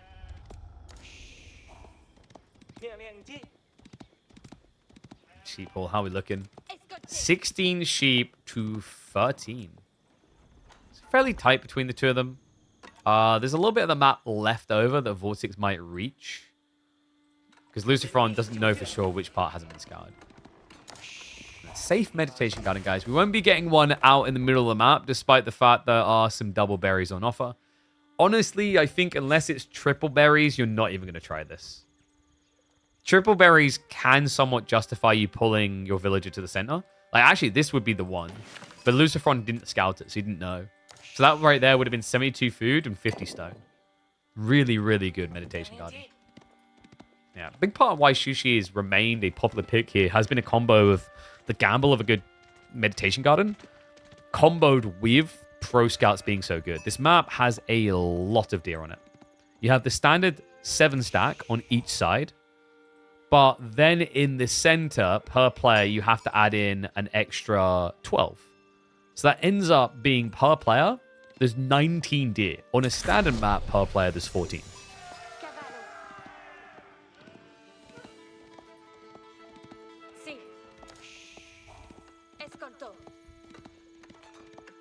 French into Japan is also okay. He doesn't have French into Japan, though.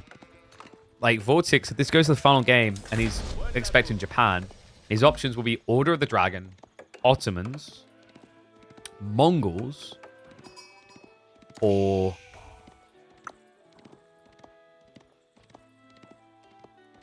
Well, depends if he loses this one, doesn't it? Be Jean if he loses this one. So I guess you could Jean into Japanese, but it's less I think it's less impactful than French.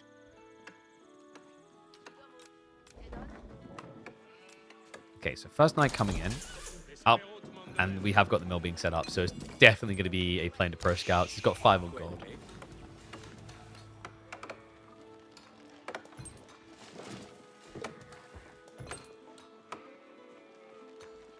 Did we get predictions, by the way? Or do I need to do them? I need to do them. You're fired, Scarecrow. I'm sorry. Yeah, there's nothing too obvious happening right now. It's just pro scout and pro scout. I wonder, will Lucifron go for the overbearing pro scout, or will he be more tempered? Normally in this matchup, you're expecting the Chinese variant Civ to just go up to 5, 6, 7 scouts and try to sneak out, while usually Jean will play 3 scouts, maybe 4. Because the idea is you want 1 with your knights and then 3 to go pick up the goods. And, whoa, picking up a kill this early. That's huge for Vortex. Yeah, much needed as well. Jean just converted across, which means he is behind on workers technically. I can't believe he got that for free. Lucifron just caught sleeping.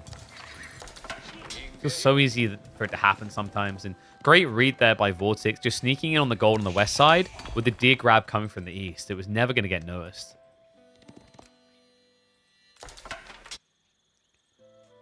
Melee Jean now on our way across. Lucifron has opted for spears, as you always have to here. After you've done stables, your only option is to then go spearman to deal with the knights. But that means that Melee Jean gets an opening here where she's a lot more threatening.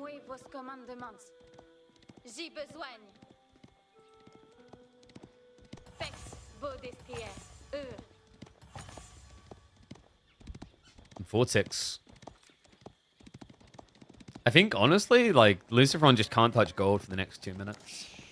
You don't really need that much gold, though. He should already have survival techniques in. Wheelbarrow is nice to have against French Knights, though. That's the one annoyance for you, but you can tax your way there gradually.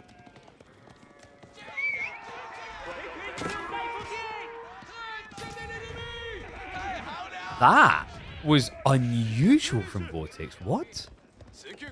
The random Knight sack there, like, was he trying for a short-range charge that just went wrong? It kind of looked like he was going for it. Because if you charge close enough to a spearman, they can't brace. Either way, -1 Knight is huge here. So it balances out the loss that Lucifron had earlier on, because now that slows down Vortex's control of tempo on the matchup. We have got an archer switch now coming in, so Vortex, as expected, will be looking to counterplay the spearman, but Lucifron is already opting into horseman. He has answers. Yeah, very reminiscent of what we saw attempted in the Order of the Dragon French matchup, but worlds of difference. Shushi has a much better success rate with doing this than Order of the Dragon do.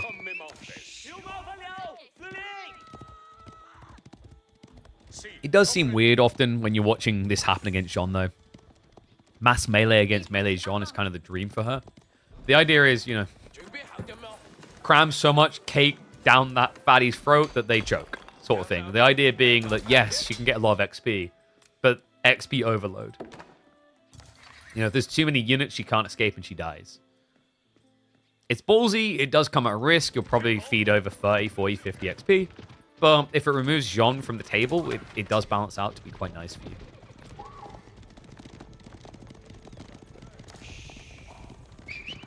Front. Already sneaking over to see what's up. Looked intercept. Nicely played. Finds the archers. Perfect way to begin this. The archer mass only just began. JD's kind of idling a lot. There's not really much else for her to do. She's going for the ball play now, but that's kind of it. You don't want to be diving into the base. Poking at the base is risky as well. When there's this many horsemen and spearmen, especially after you lose a knight. That one knight, like, it seems really nitpicky, but one knight, like, think about it this way. At this stage, that's, compared to where you're meant to be, that's 20% of your cavalry firepower dead. It really does impact your ability to stop spear horsemen from swarming Jean. Because the more knights you have, the more things to hit them in the back when they try to kill Jean.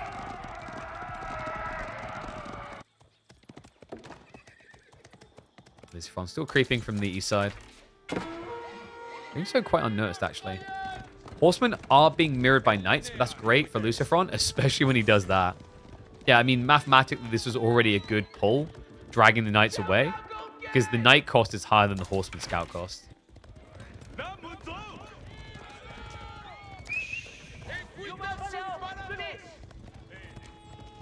Just joined, I'm a little confused. A Lucy Vortex game still going on 9 minutes. Whoa, whoa, whoa. No, but shut your mouth. Do not tell them the game has surpassed 9 minutes, all right? One of them might just suddenly have the knight fall off of his, like, his mount. You know, just, like, crack into a rock and then, GG. No. We're getting a mid-game. Mount Lu Academy now on the way for Lucifron.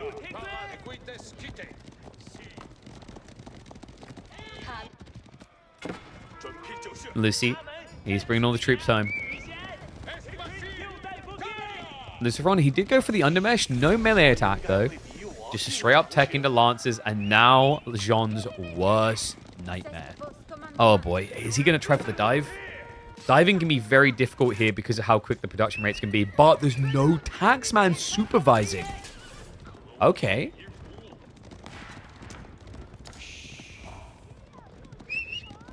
That's kind of crazy, actually. Like, you know, the Ford Stables is very risky here. This front just going to keep denying the Pro Scout play on the back as well. He's trying to creep in. Maybe denial of gold will be his way to success here. Jean needs to be careful. Hand cannon slits are reaching. Outpost fire hurting a lot, so it does force her to back off. Divine Restoration gets popped quite early here. And the Lancers are now going to have a feast. Jean, she's 2 health left. Lancers looking for the final hit. Good micro by Vortex to protect. Jean dives in again. She dies to a spear. And the Lancer count already favors Lucifron. There's no easy way to age up here, either for Vortex. It's going to be a chase across the map. He's being slowed down by the archers. He doesn't leave them behind. Instead, he commits and calls GG. Why did you tell them that it had already been 9 minutes? I'm out of here. God. Game 7. It's actually happening, but this is still one of our fastest grand finals. Boys, come on. Are they just finally threading the needle for the announcement? Vortex China Game 7? No, he lost with China. Can't play someone you lost with. Oh, man. All right. Ain't no time for this stale patch, right? Like, are we just bored of this? When new stuff? We got a week to go. One more week. What was that?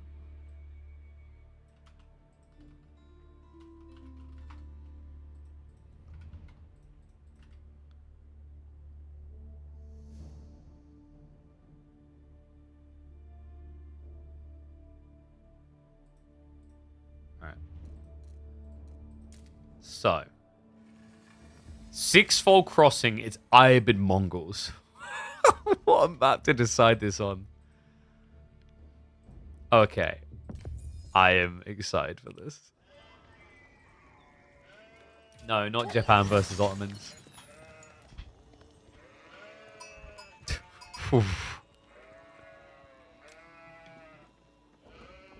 The Spaniard's title is in danger from the other Spaniard. We go into a barn burner BO1, a deciding game in this best of 7 to see if Vortex will remain champion or if he needs to move over and pass the mantle on to Lucifron. Welcome back to the channel, folks. That's right, it all comes down to this. Sixfold Crossing will be your final map of this final KPMM before the expansion arrives. Oh, man. It's gone the distance. It's kind of crazy, though. Like, we've had 6 games, and we've been live less than 2 hours. They always do this to me. But, yes, Hourglass -2 is here. This has been a fun map to actually watch. Iabid's has been one of the more enjoyable civs to see here. Like, actually, Iabid's has delivered some really epic games. And what the hell do you mean L for the map? You're smoking something. If you've watched games on this, you know how entertaining it can be. We had amazing games between Louis MT and Vortex last week. We also had an incredible game between Vortex and Dumu. We've had an incredible game between Wham and Mahodo. This game has delivered some brilliant ones.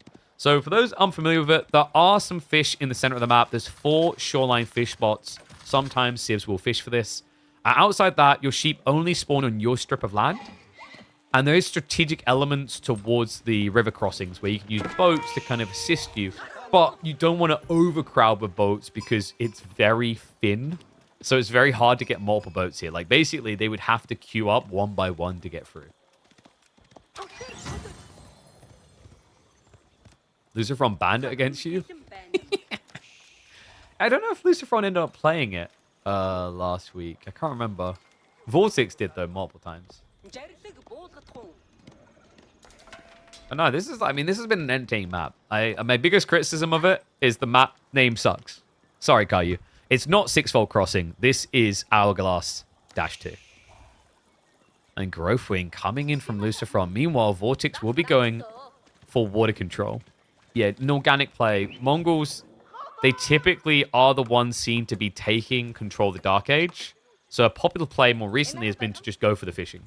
The weird part, though, is this isn't the fishing. This is just a straight-up outpost rush. Oh, guys, come on. No. Don't make it that quick. Vortex, that is an insane outpost. What? Gold and berries? No punches pulled. Lucifron, though, will respond in kind. He's going to pull the workers. Thus forced to cancel. Recommit. Now, this is a very ambitious outpost from Vortex. Some people would call this an overcommitment. He's so up in Lucifer's face in a way that usually forces a big reaction. Because the backup gold is really far out of the base for Lucy. Instead, though, he's going to accept it. He's going to just let the cake be eaten here. So berries are going to be abandoned. Still, he's on the wood. Remember, the cool thing about playing Ibids, similar as the Bassids, they have access to the ability to build rams already upon arrival in Feudal Age. In fact, they have in the Dark Age. So he can always just add in a Rax here and build a ram. But it still hurts, man. Like, your opponent spent 100 wood on this, and then let's say you idled out for 50, 60 resources for the walk. Actually, like, it kind of comes out similarly to the ram cost if you think about it. So at that point, the only negative for the Luciferon is the unit he builds.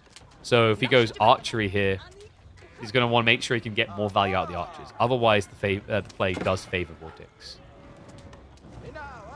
I like that from Lucifer. He's like, well, I mean, it's going to be annoying in the future, but we're not there yet. He's like, well, yeah, no. I mean, the berries are still edible. Because remember, until he gets arrow slits, they won't connect with most of them. Doesn't Ivan need military wing to build rams? Only with cavalry. You're thinking of military wing reinforcement, you can always build it with infantry by default. Already at the end? Yep, final game of the series. Luckily, we've got other content planned. Thank God.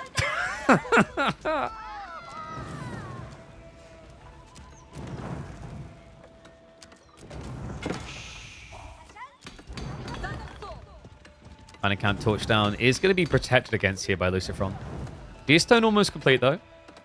And there's the first archer. So it looks like it is going to be the ram play to clear the way. Why am I lucky it was a Luciferon Vortex finals? You kind of want a longer finals, not a shorter final. But do you know how live streams work and how you attract sponsorships? It's based on minutes watched and average viewership. If people speedrun grand finals, typically your viewership is going to be lower, not higher. Like, case in point, we've been live for 2 hours. I don't think anyone is subscribed. Where's my money at?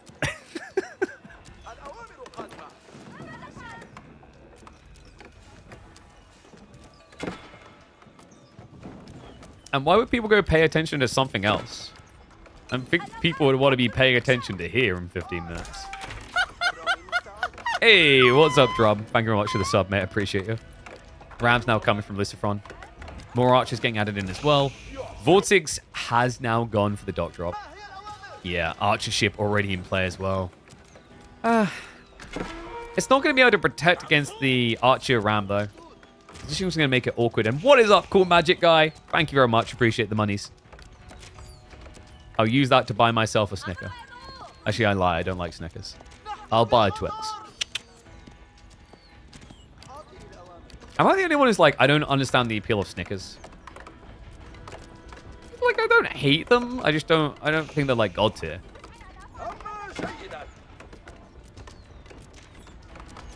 I'm a big caramel fan. Yeah, I just don't think I'm a fan of nibbling on nuts. Like, peanut butter is not something I go crazy for either. I got weird taste buds, I guess. Like, I mean, bacon's another one that I'm like, eh. Wait, did he just garrison the villager? All right, boy, that's a commitment. That is a big commitment. Outpost is gone, though. So clears the way. Luciferon. The problem is now you have to deal with this. Oh, this boat is still a pain in the arse. So Luciferon's going to have to keep scaling archers, which is great for Vortex because he's already getting into Keshik. I swear to God, if Vortex and Luciferon are just like looking at their clocks right now. Like, it's almost time. What's up, Milk Dober? Thank you very much. It's sub time. Appreciate you, buddy. Let's keep those subs coming. Big train. You guys don't want to miss what we've got cooking.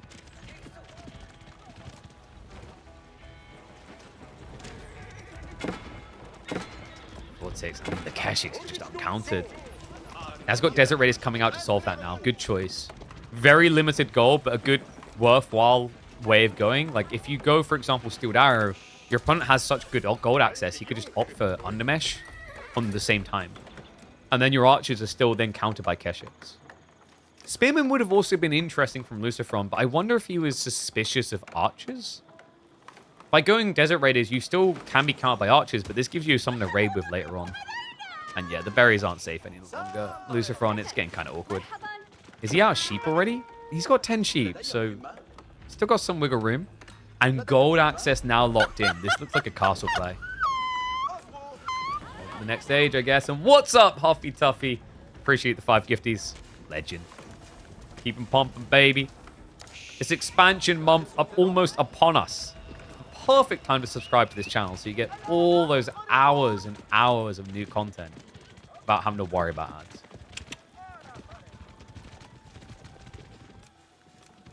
When's the expansion out? 4th of November.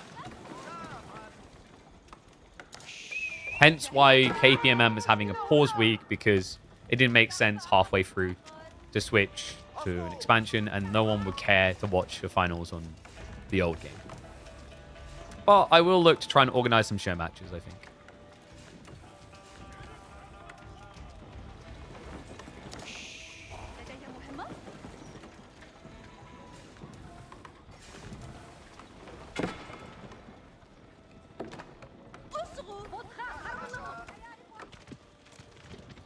Okay, so Vortex. Fishing is on his side. I mean, he's got deer, berries, loads of things he can access here. Lucifron's going for what? Do you go Logi? Maybe Dervish is the play? I mean, I don't think you gamble wing here, surely. That's kind of crazy with the limited gold access. The moment of truth is upon us, and it is going to be a logistics wing. Burn attempt on the backside, but, I mean, he can keep preparing this for a little bit. Remember, it's only melee units.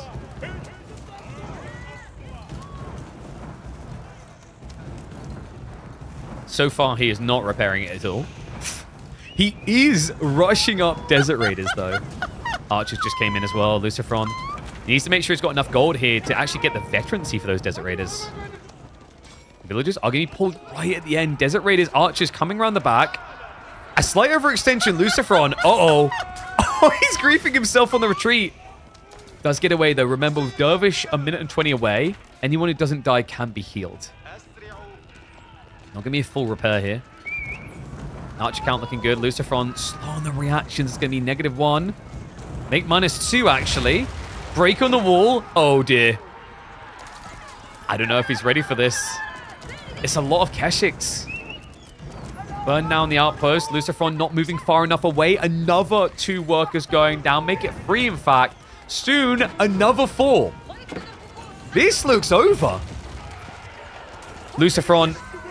He can't get him out. He can't protect him. He can't do it at all. You son of a gun. 8 more minutes. We needed 8 more minutes. And he will not give it to us. It is going to be a 4-3 victory. Vortex finishes the series with his signature Civ and maintains his spot on top in the KPMM. We needed 7 more minutes. You could have just given us 7 minutes. It's fine. It's fine. I can't say what's in 7 minutes, but there's something important in 7 minutes.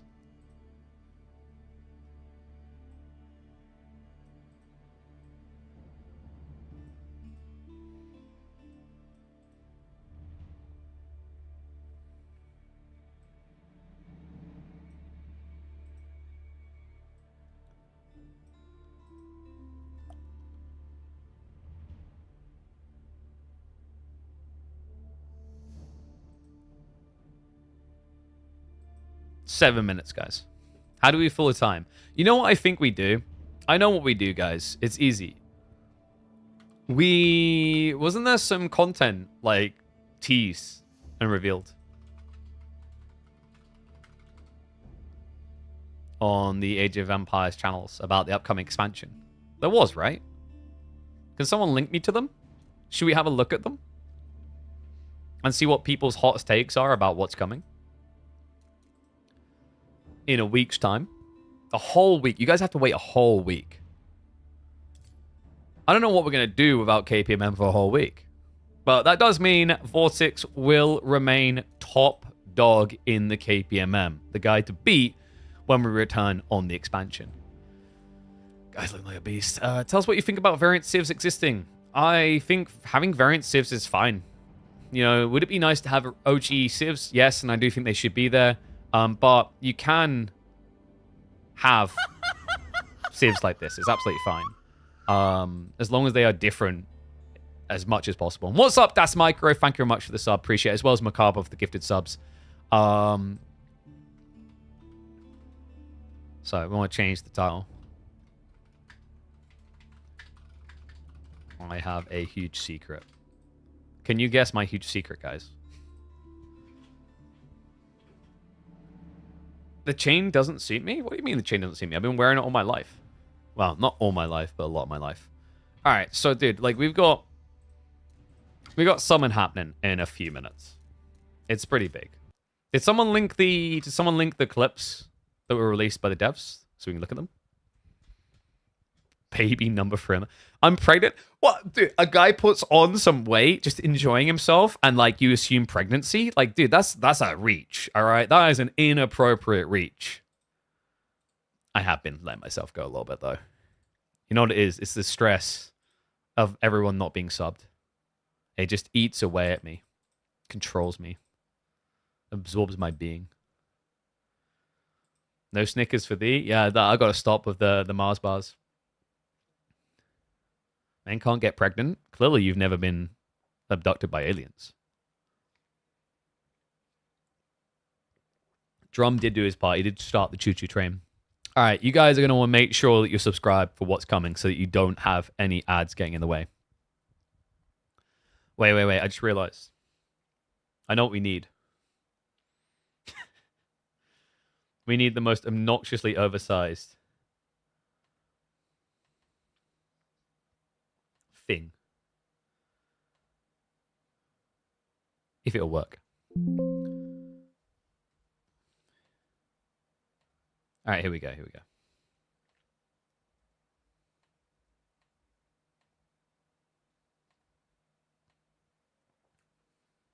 On a sec. Can I get... There we go. Nice. All right. I think that's subtle. All right, let's maybe not put it on my forehead because I have to keep my head really still and I'm way too energetic to do that.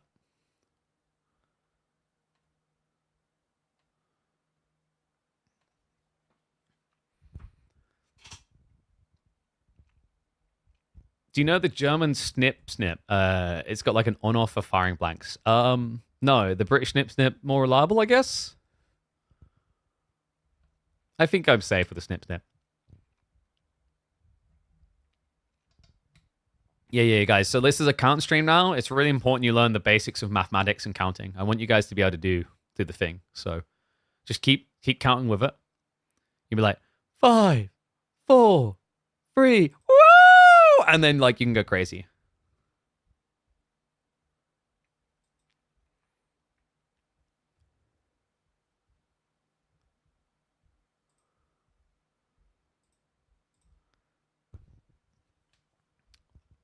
I'm going to update the tile perfectly timed for this as well.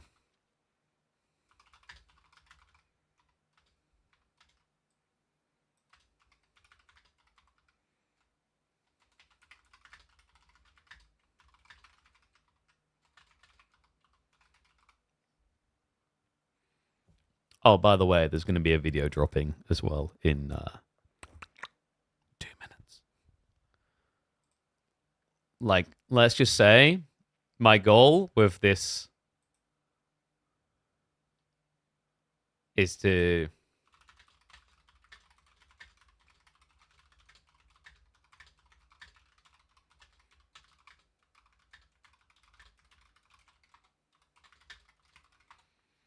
my goal with this video is to get Adrian Noob message me and say, great job, KP. That's the level, dude, that's the level of quality we're going for with this. That's how good it's going to be. Oh my God, guys, it's 30 seconds. The secrets we moved to cast in SE2. That's right. I am small, humble caster moving to other small game. It's just all small. Why don't I just go big, like dream big? It's time to build a new community. I'm going to be a Battlefield Red Set caster. Woohoo! Here we go. 6, 5, 4, 3, 2, 1. Boom, baby! That's right. DLC preview is here. We have got the deets. We are gonna be your go-to place for finding out about all of the new stuff in the expansion. We have got videos planned to drop day to day, showcasing in-depth, high-quality, high-recorded, not just me reacting like little face screen in the corner saying this unit good, of each civilization releasing with the new DLC, Dynasties of the East. And we will also even have a video to clue you in on the Crucible. But we have also got... You guys ready for this? Access to the DLC now. Let's freaking go. That's right. Your first look at Dynasties of the East. Coming in hot and fresh here. We're loading up now. And you know it's the real deal when you see that on the menu. Mamma mia, pizza da pizza. I told you you wanted to be subbed for this very reason. Every single detail that you don't want to miss out on. Because we have got an updated tech tree full of giants. Macedonian Dynasty, the Sengoku Dynasty. We've got the Golden Horde. And we have got the Tuklak Dynasty. That's right, your boy KB even learned how to say the name correctly. Are you proud of me, mama? I done it. I done went big. Ah, yes. In fact, did I update the YouTube name as well? We should probably let the YouTubes know it's someone else as well. Where is the stream name? Edit. New DLC preview. Boom! There we go. Get that one set up too.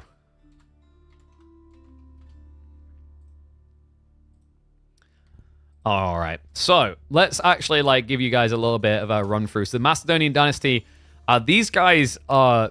I love these guys. Angry Viking Civ. Anyone who's fantasized playing about with the Vikings in Age of Empires, this will be your Civ. You've got the Varangian Stronghold that lets you build into all of the unique Viking types.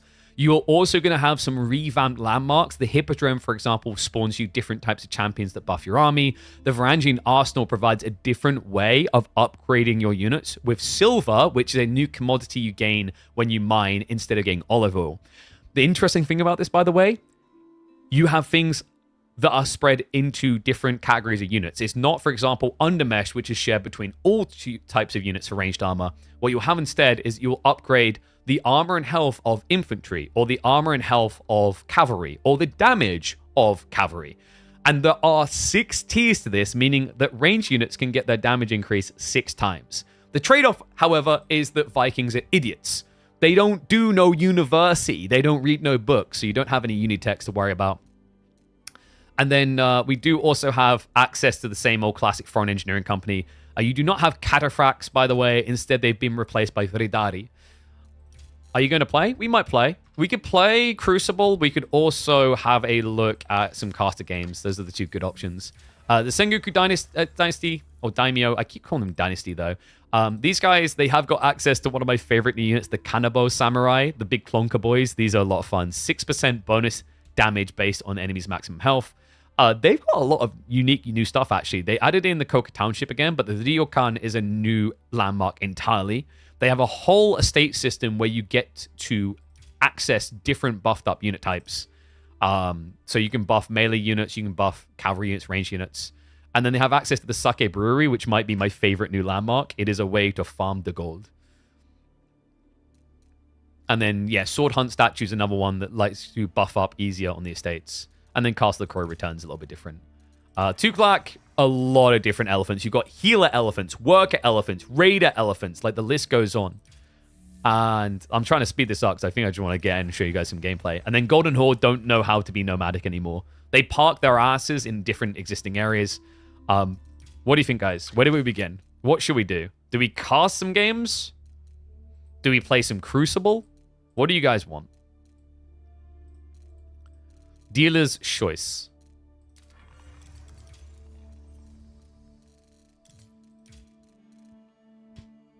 You guys don't want to see Crucible. I'm surprised.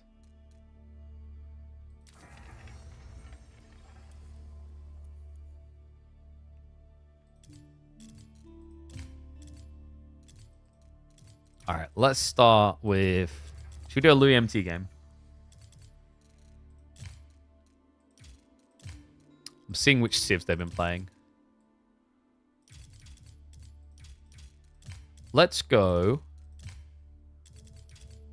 Maybe Macedonian versus Tuklak? Wait, was it Tuklak? Sorry, Golden Horde.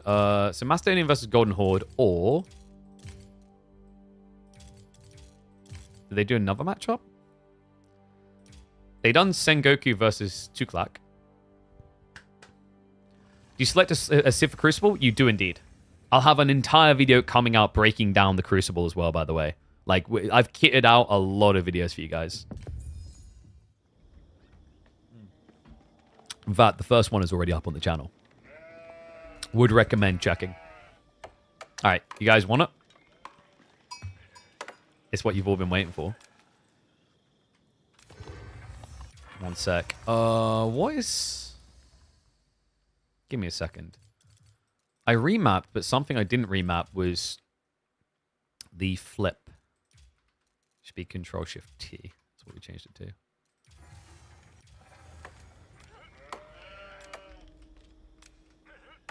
All right. Here we go. It's what you've all been waiting for. DLC is here. New civs in Age of Empires 4. It's time for Dynasties of the East, and we have the early look in. Welcome back to the channel, folks. We got a fun one here for you. We've got the Sengoku Daimyo going up against the Tuklak Dynasty, and you are seeing that correctly. New sheep, black sheep, brown sheep, white sheep. There's even a very special sheep that I don't want to ruin the color of that you might be able to find. But this is fun. Louis MT, he's been spamming the Tuklak non-stop. We've got a big elephant fan here. Whereas Sass has been experimenting a little bit. He has been playing a lot of his Golden Horde, but I've seen him playing a bit of Macedonian Dynasty. And today, he's checking on the Sengoku. So let's talk a little bit about the Japanese variant here. You're already seeing a new building. This is a very first in the history of Age of Empires 4, a civilization that can build a marketplace in the Dark Age. But they build it there for a good reason. The Yatai. The Yatai is a new addition to Age of Empires 4 that is the heart of the Sengoku economy. It buffs up your food gathering by calculating extra food per minute based on a bunch of different variant units in range. Berry bushes, sheep, deer, fish, and boar all contribute towards this number. And later on, you can get a tech in the next age which will increase the food generated by farms nearby as well. So each farm will become worth 4. The cool thing about this Yatai is it actually has a linking effect back towards the Matsuri later. The Matsuri has an aura on it, which increases the gathering rate of nearby villages by 5% per level. And you level up the Matsuri's tier by sending these packages back to it. Each time this bar fills up on the Yatai, a little package will head back towards the Matsuri. If it reaches it, it will increase the gathering aura effect for all nearby villages in range of this. So this is a great place to start building your farms around as the game goes on. And yes, a cool way to think about the Yatai is a mobile meditation garden for food only. Other side of this, Louis MT is playing a Civ that has got some new additions, but also a lot of familiar sites. We're already seeing the Dome of Faith come in. And you may be noticing this already. Worker Elephants, a brand spanking new addition to Age of Empires 4. These are your drop-off buildings. You can spawn them instantly from a TC or from your forts, and they cost 75 resources each. They are ridiculously tanky, by the way, 500 HP. But you want to have these because they're the only way you can drop off anything other than a TC or a castle. Yeah, and the other cool thing here, elephant economics, you can see right here. You get increased drop-off when you drop off at an elephant. 5% extra, in fact. And what is up, yo mama? Thank you very much for the tip. Appreciate the £100. You're an absolute legend. Appreciate everyone who's been supporting this. Remember, guys, we got so much content coming. You want to be following all platforms so you don't miss any of it. So Dome of Faith has been changed for the Tuklak. His alternate would have been to go for the Tower of Victory, which buffs the attack speed of elephants. Instead, and by the way, yo mama, you really are incredible for that. We have got Dome of Faith, which has a new addition to it. It does what the old one done, making imams cheaper. But also, there's a healer elephant now in Age of Empires 4, and this will also discount that, giving you access to a very tanky healer boy in Age 2. I love this. Sass going for the Koka Township. Koka Township has been changed with the Sengoku Daimyo. They do something very different here, actually, guys. So the Koka Township allows you to spawn your shinobi in near stealth forests. Or one of your buildings, but I typically use stealth forests. It will spawn 4 shinobi, and these shinobi have low base damage, but they have grenades on them that when they throw them at enemy units, they will hinder them, decreasing their attack speed, and the damage they do. This is great for ambushing knights running away from you and slowing them down long enough for things like spears to catch up. Other thing it does here, and that's the big one is going for, Sass will be able to reveal a location on the map. So you see there, Shinobi Scouts reveals a 10-tile radius for 20 seconds. He used the Shinobi defensively for the Scout. That wasn't a great use, though. So the grenades that you get there, each one of the Shinobi gets 3 grenades to use. When they use all of them, they go full Naruto mode and then disappear. Yeah, hence why he already is gone. Yeah, I didn't think he was going to use it here. A little bit surprised by that. Louis, what are we going for here? Oh, it is going to be the stables. So we are going to be seeing elephants coming out soon. Remember, you do not have horsemen as the Tuklak. The Tuklak have access to something much more glorious. Raider elephants. Very expensive. 240 resources, but guys, I've tried them. They're worth it. They're incredible. I'll let him show them off to you guys, though. Stables response coming in from Sass here. It looks like Louis is maybe... Okay, he's going for Raider Elephants. It looked like he was going for Fast Castle. Is he trying to deny the Matsuri? He is. To stop the buff from coming online. Interesting thing here, Sass, did he go for more than 1 Yatai? He has. So someone asked the question, the Yatai, you can build 3 of them by default, and then each time you age up, you're able to have an additional 1. But they cannot overlap. If they gather from the same area, then one of them just won't get some of the food there. So you really want to map out quickly. One thing that helps with that for the Sengoku Daimyo is they can see where the boar and the deer are on the map through the fog. So that lets you do a little bit of base planning early on in the Dark Age. And by the way, the boar themselves are definitely worth going for. A boar gives 40 food a minute on its own. Yeah, and reminder, it's based on things in range, so this is a way of just passively gaining resources without having to kill or remove something. It's infinite food technically. War Elephant versus Yari Cavalry. Oh, and then the ambush. Shinobi coming in with a debuff. Look how slow the elephant is. The scout as well. He can't run away. Yari Cavalry trying to kite out. Looks like it is going to be a trade out. He gets 1, but not worth it there for Louis. And there we go. Naruto mode activate. The Shinobi have done their part. Scout's going to get chased down. So let's talk about the Yari Cavalry. I love that we're getting to see these. This is a new horseman unit for the Sengoku Daimyo that specifically gets bonus damage against cavalry. It still does what a normal horseman does, but similar to how Ghazi get +2 against heavy, these guys get +2 against cavalry. Great job there. And the Raider Elephant does have the cavalry tag.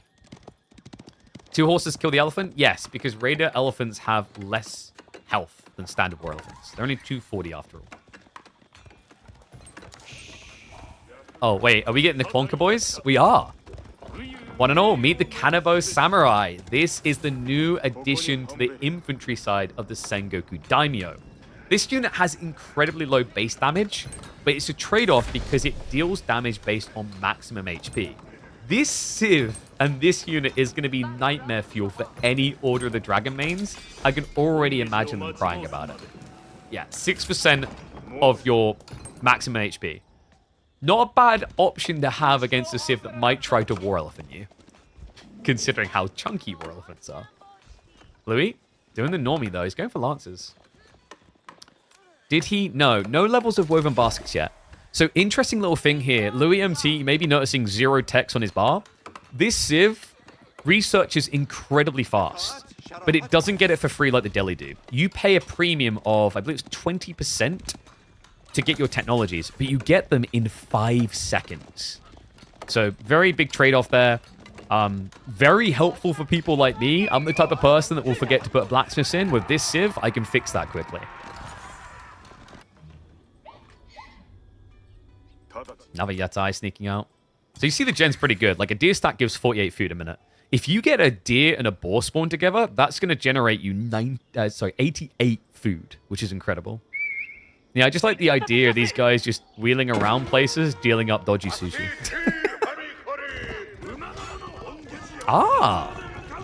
He's got the daimyos out already. So let's talk a little bit about the daimyos. The daimyos actually provide their own aura, buffing your unit's attack speed per H. They also happen to just be a Mount Samurai. So very effective tool to just buffer up the front side of your fight. The interesting thing, we'll talk about the estates in a moment. This means he's gone in for the Takeda estate. Tier 1 of which gave him access to this tech he can research, which increases your movement speed. The other thing it does by default, it increases the health of that unit type. So getting level 1 of the estates for the Takeda has increased the health of his cavalry by 5%. Level 2 will give 10%, and then level 3 will allow you to summon new units. And oh my god, these Shinobi are sick! Kanabo now arriving. Clunk. Clunk. Just funking him down. Great fight by Sass, considering that these are Castle Age Knights. Does need to find a way up himself soon. Yeah, and so the interesting thing here, guys, with the estate system, you can only support 2 of the 3 estates. So you have to choose to buff your infantry, your ranged, or your cavalry. You can only buff 2 of them. Now, where it gets even more interesting is that 3-tier system, only 1 clan can be taken all the way to tier 3. The other will be locked to tier 2 as a maximum. And you have to spend wood and stone to build these, with each tier costing more than the last one. Yeah, so think of this as a replacement for the daimyo levels on your town center with Japan. But some of these techs are incredible. So on the cavalry side, next up is he's going to be able to buff his anti-cavalry, getting +2 damage to them. Then the funnel tier, you're seeing that correctly, gives you access to the Odachi tech from the samurai of Japan, but for mounted samurai. Yes, you will get bonus damage against infantry with mounted samurai, meaning anyone who has played spearmen against mounted samurai and cried themselves to sleep will be screaming themselves to sleep against this. Oh, and that's the screamer right there. Hello. Catches the villagers out in the middle of nowhere. No wheelbarrow because Louis is a techless boy. So -1 on the workers. Still, this is a big trade-off. Sass is getting your ties out here too. He's given over the relics. Louis MT now has the 4th relic on the way home, and we're about to see a big element of the Tuklak dynasty coming in. He's looking for the Tuklakabad forts. And my favorite landmark from Sass, it's going to be the Sake Brewery. His placement's a bit weird, though, because he's going to block it. So the Sake Brewery, it spawns 5 mats that are like farms, but you gather gold from them. You heard that correctly. This is a really cool, unique landmark.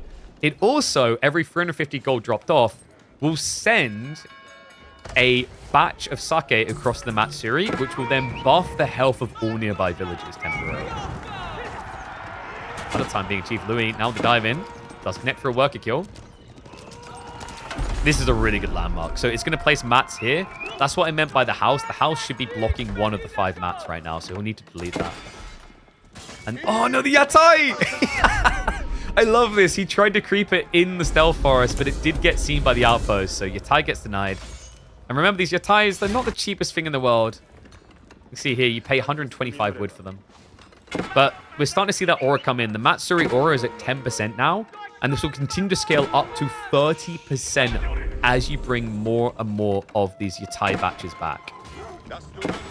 Which he's running out of quick. Another one gets found. It's going to be another one going down. And there's the food trader we talked about. So he'll drop off some extra food back at home. And then that will now buff the rate further, increasing him to now 15%. So once you max this thing out, it essentially provides kind of an Archon level effect from the HRE, but on a much bigger radius. However, it will affect all gathering types. It's not just food or something like that. Yeah, you can get a lot of farms under this thing.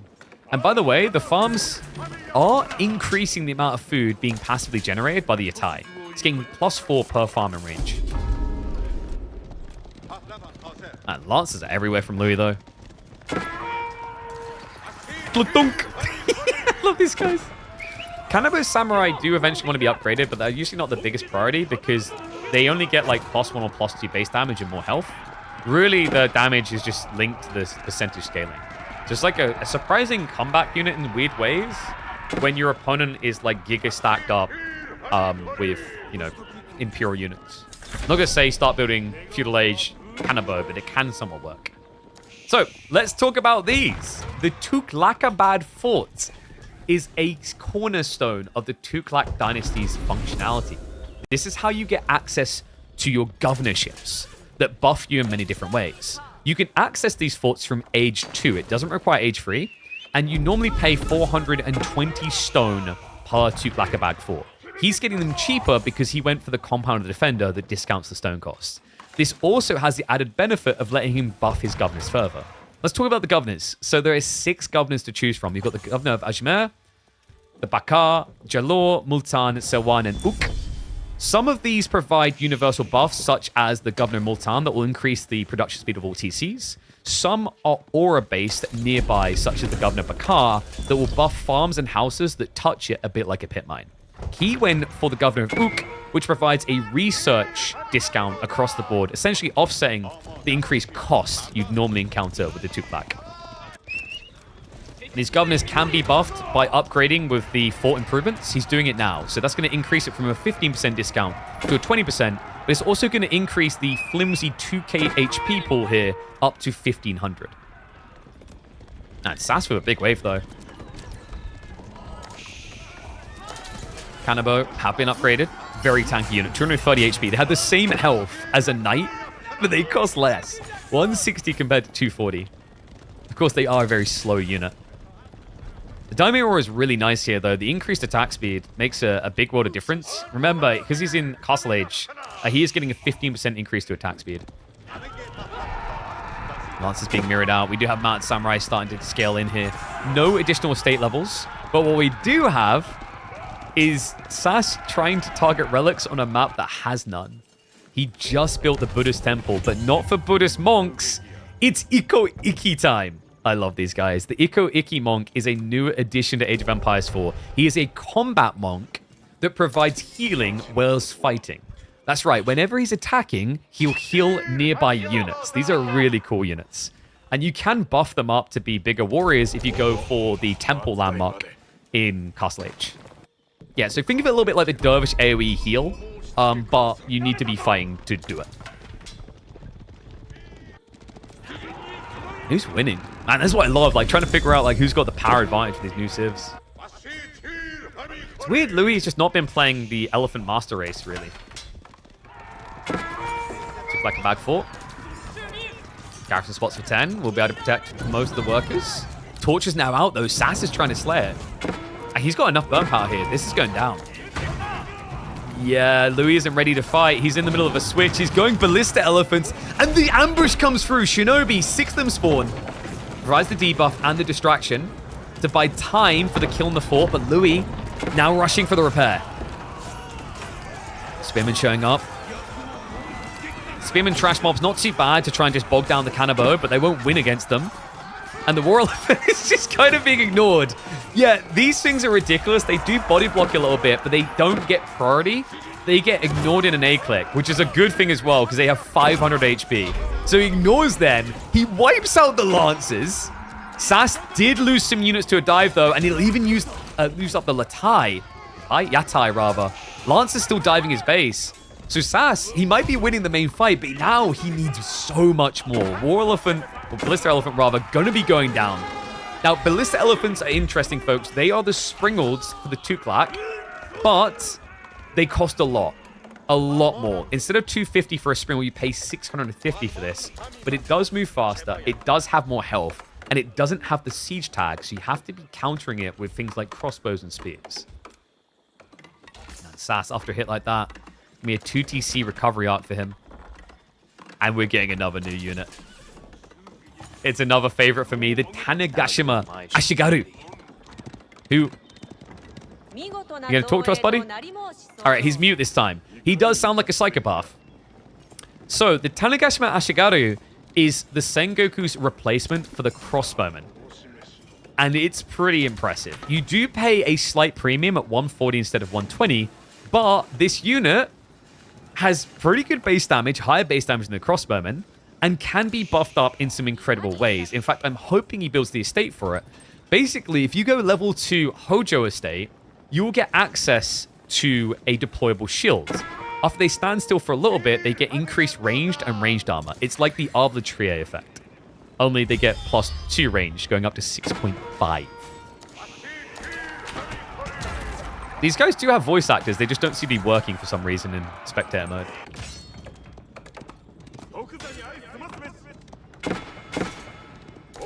Yatai. And they're just getting shut down. He has, I think, 0 Yatais. Okay, no, he's got 2 now. So he has at least got that one back up on the farm, surely. Yeah, it's over here. Oh, he's moving out towards the berries for some reason. You want to have one on the farms here, as that does generate. Man, Sass is looking great in this game, though. Really feel like he's in the driving seat. Have we got more Tuklakabad forts coming in? These are really important. The governorships are really how you start to inflate your economy and quality of army. So we've got a second one over here. This is going to be the Governor of Jalor. The Governor of Jalor gives more health to units produced out of stables nearby. So these raider elephants that you might go into, or war elephants, will get a slight increase to their health. And just kind of a shame, actually, for Louis, he didn't have the Eye of Sauron when that dive came in. The Curse of Aulia, it debuffs anything that attacks the fort on their attack speed. It might have been the difference maker to just make that defense a lot easier.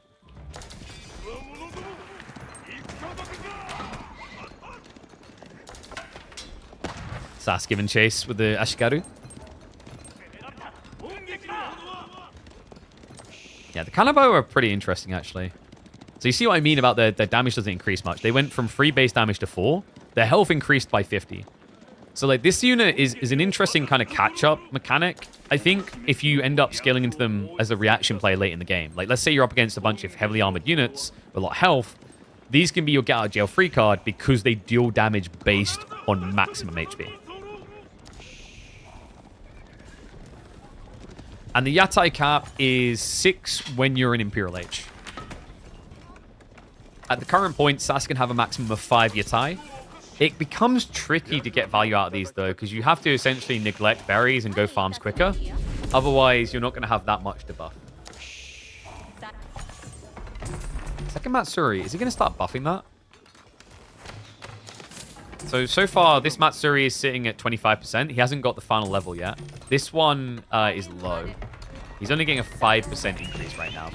Because the way the Yatai work, when they send those packages back, it's based on the Matsuri it goes to. So this is a very expensive building to lose. If this goes down, he's going to be reset from 25% and have to build it up again. So yeah, like the economy can get very snowbally, but very vulnerable. You want to be careful about where you place this marketplace.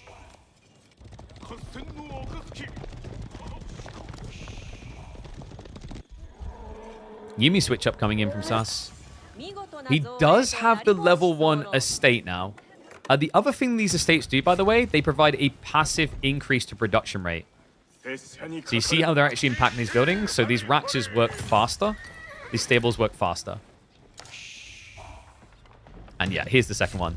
So it is going to be a full Yumi switch. So level 1 of the Hojo clan will give you access... Sorry, I keep saying Hojo. This is Oda, my brain. Hojo is melee, Takeda is cavalry, and then Oda is range. Because, of course, historically you had like the whole Nobunaga Oda and the revolutionization of using gunpowder in the Sengoku period. So he just got access, because he has the level 1 estate, to +1 damage on Yumi. If he goes for tier 2, that's when he can make the Tate really effective here. So the Tanegashima Ashigaru will get this tech here that increases their weapon range and ranged armor. And then finally, are you guys ready for this? Like, hold your horses. Yo, what's up, Marino, by the way? Sorry about that. I just noticed the raid. Thank you very much. Welcome, one and all. Finally, there's the Ozutsu unlock. If you get to tier 3 with Oda, you can access Ozutsu from Castle Age. And they do scale into Imperial. They're pretty spooky. Okay, so it looks like it's going to be Takeda level 2. Does he really want the Yari Cavalry? I don't know why. Like, I feel like my experience with this is almost like Oda just feels a lot better to get to tier 2 first over Takeda. Because Takeda, the Yari Cavalry can get +2 cavalry damage. But, I mean, in this game, you're not scaling that at all. I would have thought he'd want to buff up his Ashigaru. But it might be that a lot of people won't enjoy the Tanegashima Tate. Because to get those shields on your gunners, they have to stand still.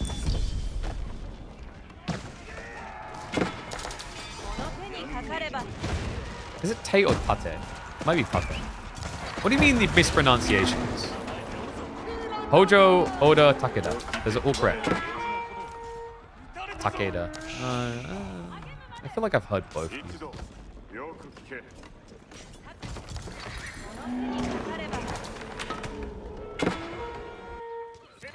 Oh, we've got additionals coming in. Another Tuklakabad fort.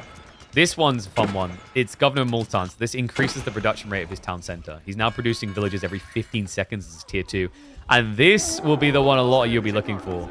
This buffs farms. The Governor of Bakar, it buffs nearby farms and generates food off them. So he's getting 150 food a minute.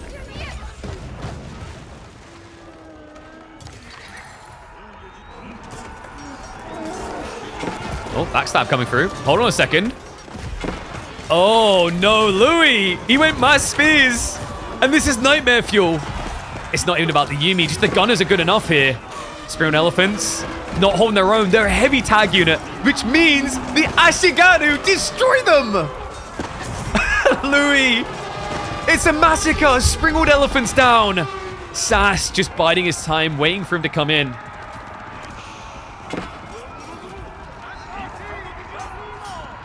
And now the full death push. Sass, what a timing there. Elephant Master Race falling flat. The heal elephants can't change anything about that.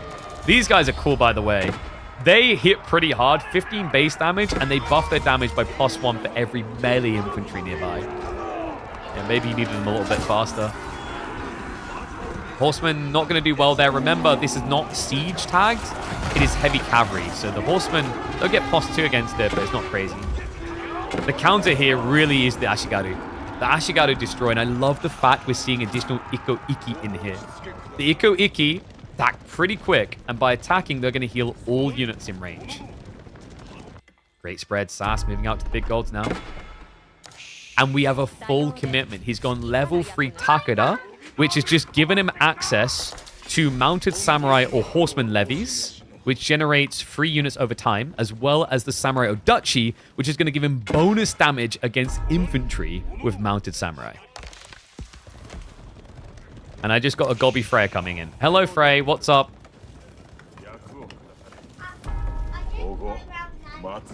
Yeah, do you want to say hi to stream quickly and then go bother mummy?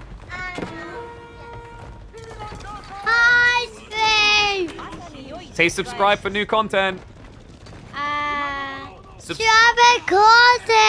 girl. Give me a kiss. All right, you smell sweet. Let's go see mummy.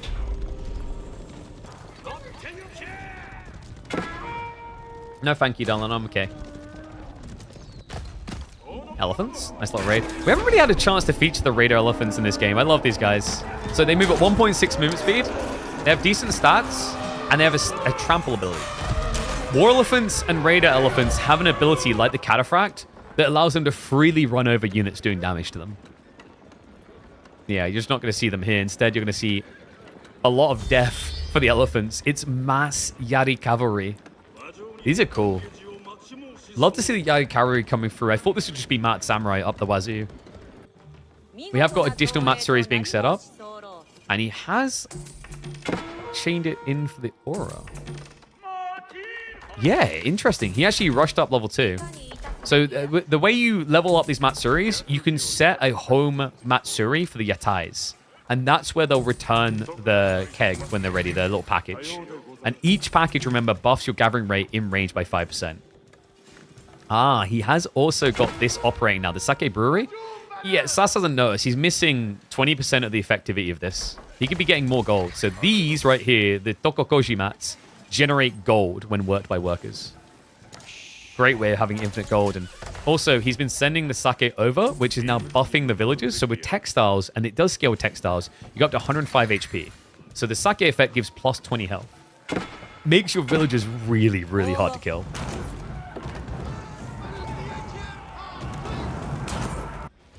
Oh, wait, you're right. Good eyes. Thank you, Kadi. Ah, okay. So it worked out nicely. Sass has got the 5. So by default, the mats will spawn here, here, here, here, here, but they can spawn on any side. I think originally he had a tree line when he first built this, didn't he? He must have deleted a farmhouse or a lumber camp, so he is fine. He's got 5. You only have 5 maximum, and they spawn by default. Kind of like the Kura storehouse.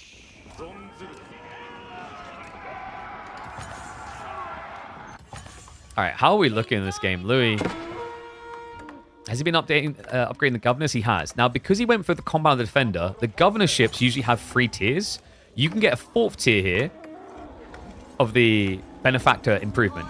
So if he goes to this 4th tier, this food gen will also give 20% stone on top. Yeah, the 4th tiers are really powerful from the compound defender. So a perfect example is like over here. If you go all the way with the governorship on the tech, I think it might have been an increase to the speed of teching.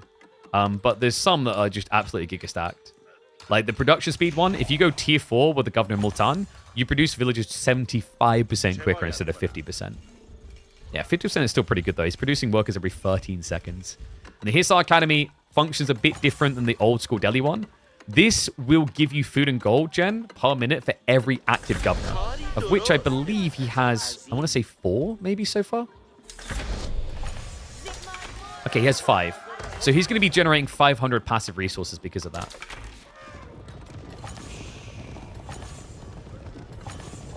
And Sass, he built the new landmark. This is the Sword Hunt statue. This buffs your daimyo effects by making it much cheaper to upgrade. So the daimyos themselves, these daimyo lords you spawn, will cost 50% less, which is incredible. It means they only cost you 125 resources. And then on top of that, you can see it actually buffs your attack speed aura. That's right. He's right now getting a 40% buff to attack speed, which is crazy. This is literally network of citadels on the go. Yeah, Yari cavalry that were meant to be closer to 2 attack speed are hitting every 1.1 seconds. I don't know if that choice will stay as it is. I think Sword Hunt statue might be a little bit too good.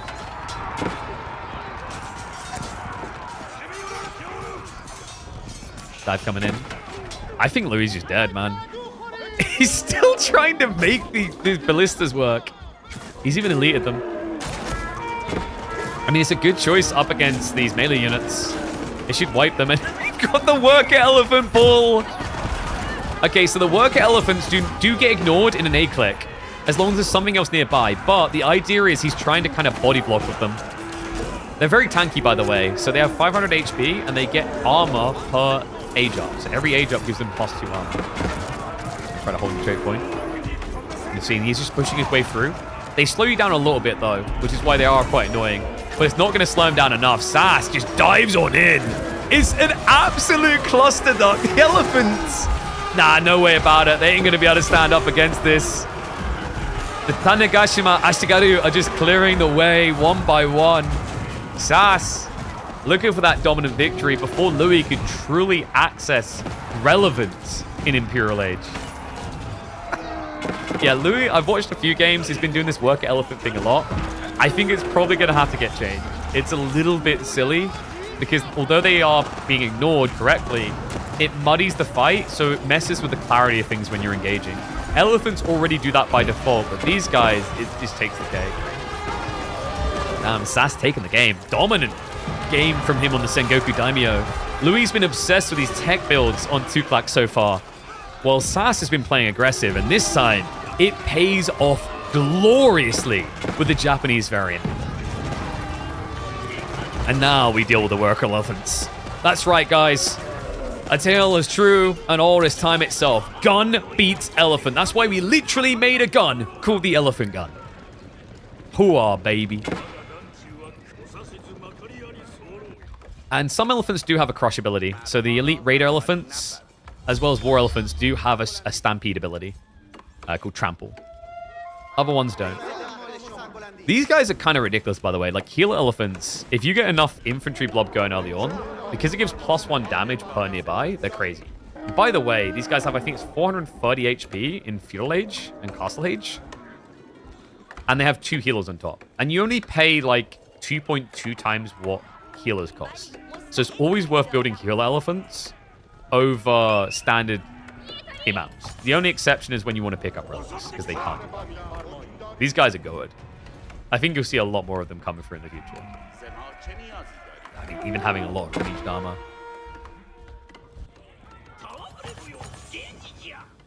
Alright, what's left to do, Sass? I think we're pretty stacked here, man. Like, food income is looking good, life's looking good, and we're going to be seeing it before the end. Tanegashima Tate is coming in. Oh, I'm looking forward to this. He got the level 2 Oda estates. So all these guys are about to look epic. You know what it reminds me of? If anyone's been playing Total War Warhammer with the long-range gunner guys from the Japanese civ, you'll know exactly what I'm talking about. I hope we get to see it. I hope the fight actually lasts long enough. Because it's a little bit like Streltsy. You have to be standing still long enough for them to come out. Watching again. Looks like Yari Cavalry raiding. Doing really well as well. Sheesh. The buff that they are getting from the Daimyo effect is crazy. Raider elephants. They woke up and chose balance in the wrong fight. Yeah, Raider elephants, they get bonus against range and siege. They have decent base damage, though. At better cost, I mean, Yari Cavalry should be trading out better in theory. But he's still not got biology, though, is the problem. So heal elephants just gonna stand their ground. Could be a good defense. Shinobi not gonna be able to protect. And there it is. The Tanegashima Tate. So this increases their ranged armor by 2, as well as the attack range by 2. They will undeploy when they move, though. It takes, I think, about, I want to say 6 or 7 seconds, it feels like, for them to deploy. And as you can see, it does have a cooldown, so you can't just move, deploy, move, deploy, move, deploy. Actually, it might be, if I want to say 3 seconds, but I always get mixed up because I'll move and then try to deploy again. So we'll wait for him to stop and then hopefully see. Right now, he has got to deal with a raid. Spearman into the back of the base. Die, you tie. No free sushi around here. So he just pills the gunners to deal with it. We've got the Clonker boys looking for targets down here. One Daimyo versus the world. And we have got Serpentine Powder on the way, which is pretty good for the Tanegashima. Whoopsie. Louis, he's starting to actually get a bit of a defense together, actually. That's a lot of idle time on the back for Sass. But here you go. Look at the deploy. So actually, it's even quicker than I thought. I think it might be like 2 seconds to deploy. Yeah, Tanegashima Tate makes these guys a fearful force. And yes, these gunners are replacements for crossbowmen, remember. So their stats will perform similarly to crossbows.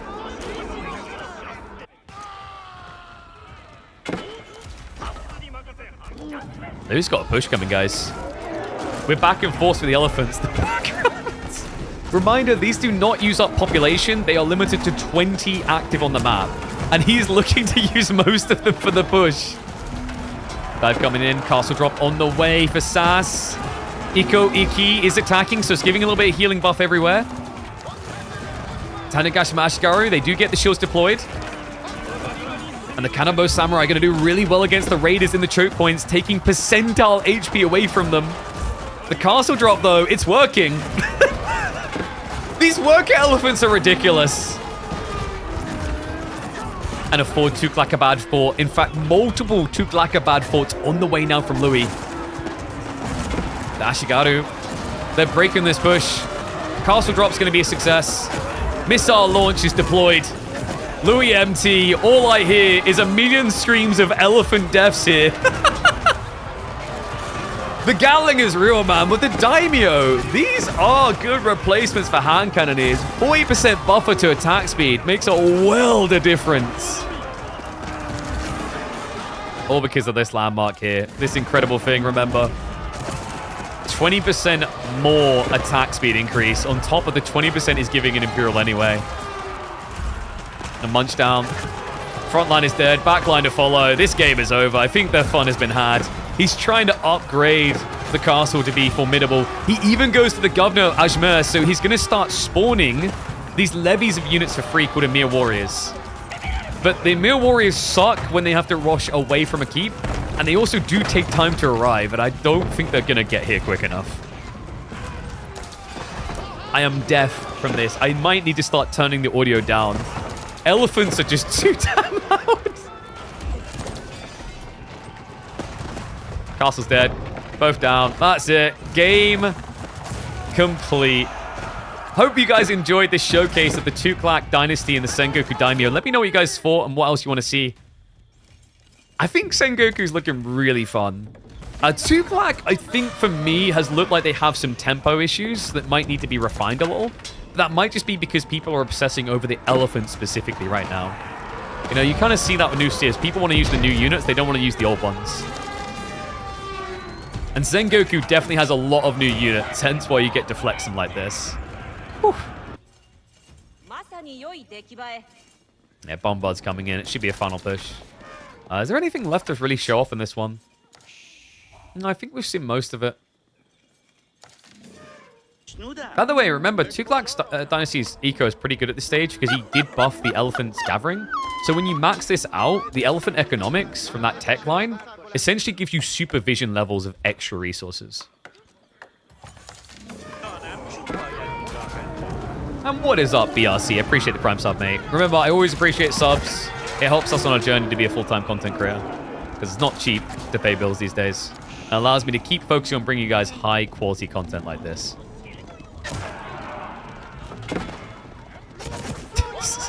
But the Springle defense, he's got this. I mean, Sass is letting him build up. He wants one more fight. I think then he might be done with his two. Yeah, I think they're just enjoying showing off the new units a little. And by the way, the daimyos, I didn't mention it earlier, with the daimyos, you can produce one per state you have. So you can have a maximum of 5 of these. The aura does not stack, but it just pads you in case one goes down. And yes, ninjas have been reworked. They are now more of a support unit. Which I love. Shout out to devs for realizing that ninjas for Japan just didn't have any scalability. Whereas I think the Sengoku ones do. Oh, we got a stampede! There's the trample. He runs straight to the back line. Look at the spread damage. Oh, it's such a cool idea for Louis. Just not enough firepower. Unfortunately, he needed about 5 more elephants to get some real impact there. But great show off. So the way it works is they'll just raise the front heels in the air like that, and then they'll charge. And it lasts about 5 seconds. So not much time to work with, but it does AoE damage, a little bit of trampling. You can see right there. So there's 4 damage every 0.5 seconds running around. Great way of just bypassing front lines and then countering range. Because remember, Raider elephants specifically get bonus against range. Yeah, I think the trample is going to be very strong. Because by the way, the trample ability also works with 4 elephants, and it's higher.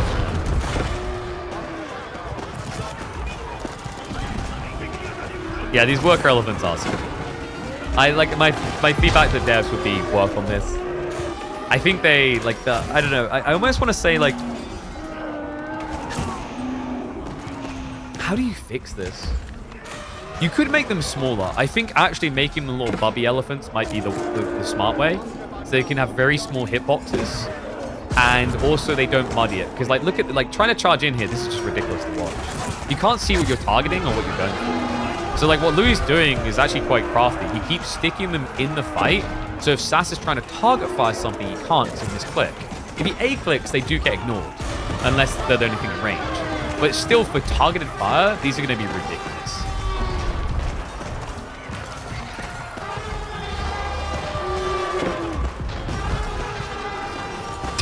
So many dead elephants. Oh my god. I'm sorry for everyone I'm scarring with this.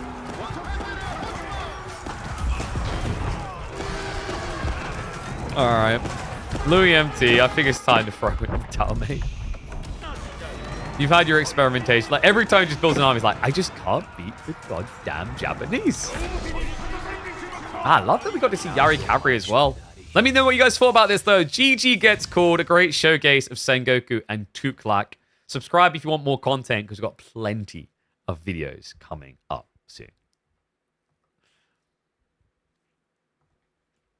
What do you guys think? Fun one?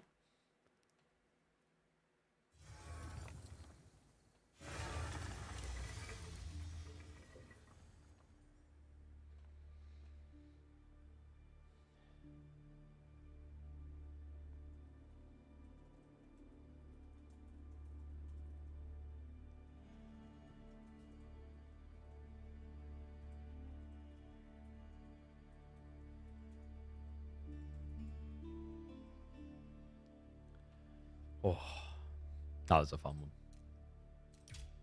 Oh. That's tons of elephants? Yeah. Was the elephant... Was it too loud, by the way? Do you guys want me to turn it down at all? Because I feel like they were definitely loud. Like, the screams of death. Oh, my God. Too many of them dying, to be honest. So 1 second. Let me go ahead. Oh, I also...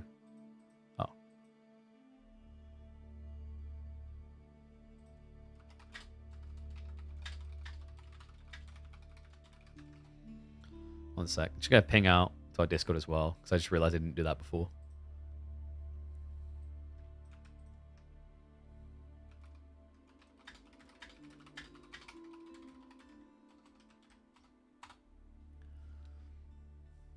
Show us my trunk. Sorry, I need to not be banned on Twitch so I can make money. Creators have full access to DLC? We do indeed. Ah, blimey. All right, let's see what else we've got.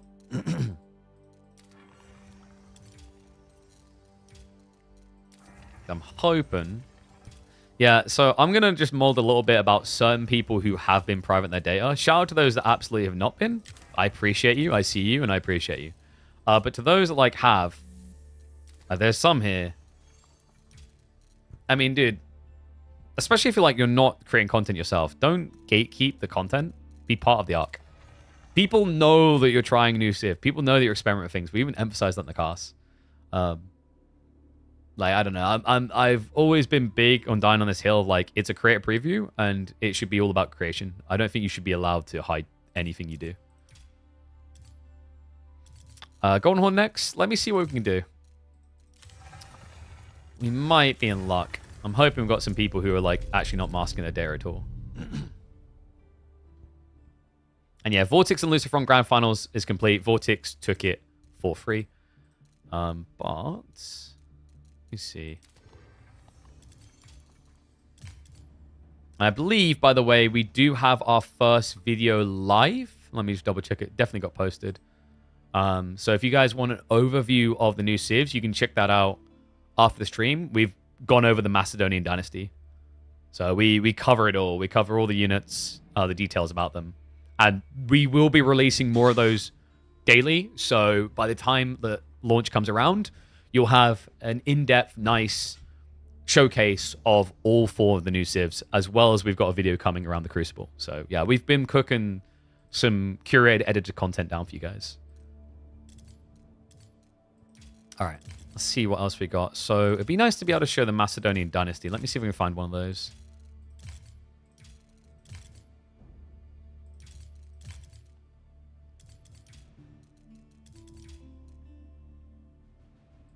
So we've got Macedonians versus Golden Horde.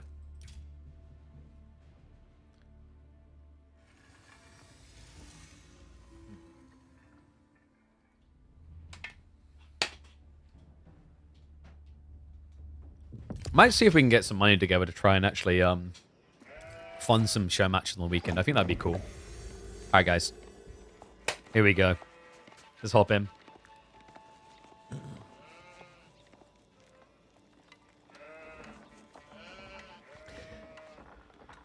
Welcome back to the channel, folks. Your first look at the new DLC. What just happened with it? What is that? It's the most janky thing I've seen. Oh. I hope you guys like reading backwards. Let me restart quick. Someone clip it. capture age is broken. Oh my god. That's pretty bad. Blame cow. True, true, true. I can't flip their names without... Oh my god. I think you guys are going to have to stomach it being the wrong way around. There's nothing I could do.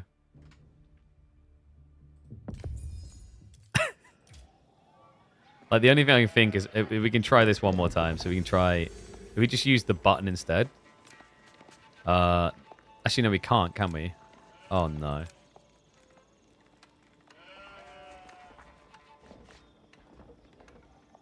All right, let's try that again. Apologies, the names are going to be on the wrong side here because if we flip the UI, it literally flips it and we're reading backwards. But in the east, we've got Louis MT as the new Civ Macedonian Dynasty up against SAS as the new Mongol variant, the Golden Horde. The Golden Horde, of course, a non-nomadic version of the Mongols. And the Macedonian Dynasty is every little boy who wanted to Viking non-stop's big dream come true. That's right. If you love the Varangian for the Byzantines, but felt like it wasn't quite enough Varangian, these guys have all the Varangian. You have got access to the... Oh, no. I'm going to butcher these. The Agamata, the Varangian, the Bogmata, and the Dredari. I think I remembered that correctly. Adgimata was the one that was messing with me a little bit. So M-A-D-R at the end is like Madder. So it's almost like Maffa sort of thing that you're saying. But this is an interesting one. So the war camp that he's just put down here, a little bit early for this from Louis. I'm a bit surprised. The way the Varangian war camp works is that as you lose units, you will replace the losses here at a ratio of 1-6. So if you spend 600 resources in death in a fight, you'll be able to get 100 resources worth of spawns back here. A little bit surprised he went for this early, because at this point it doesn't actually do anything. Yeah, very odd. Okay.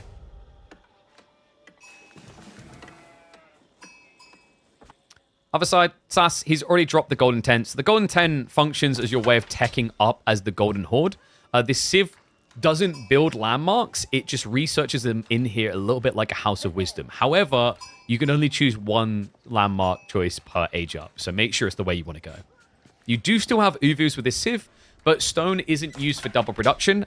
Everything is double produced by default, even your villages. So the Golden Horde has a very unique approach to how they scale.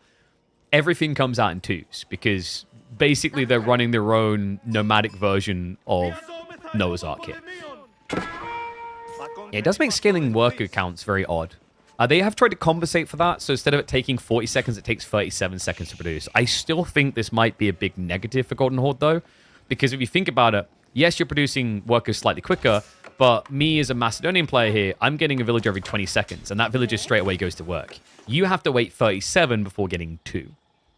So yeah, you're like, in terms of the time it takes me 40 seconds to build 2.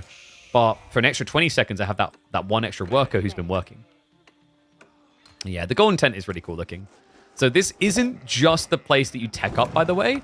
This is home to your Khan.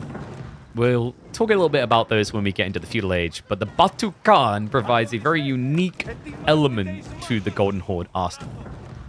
And we are going to be getting building cards. So the two options you have in feudal age is either the Khan and Torguts.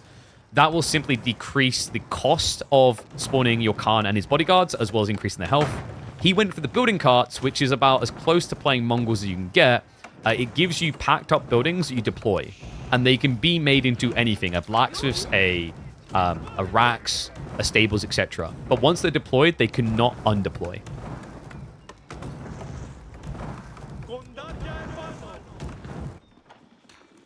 All right, so Louis.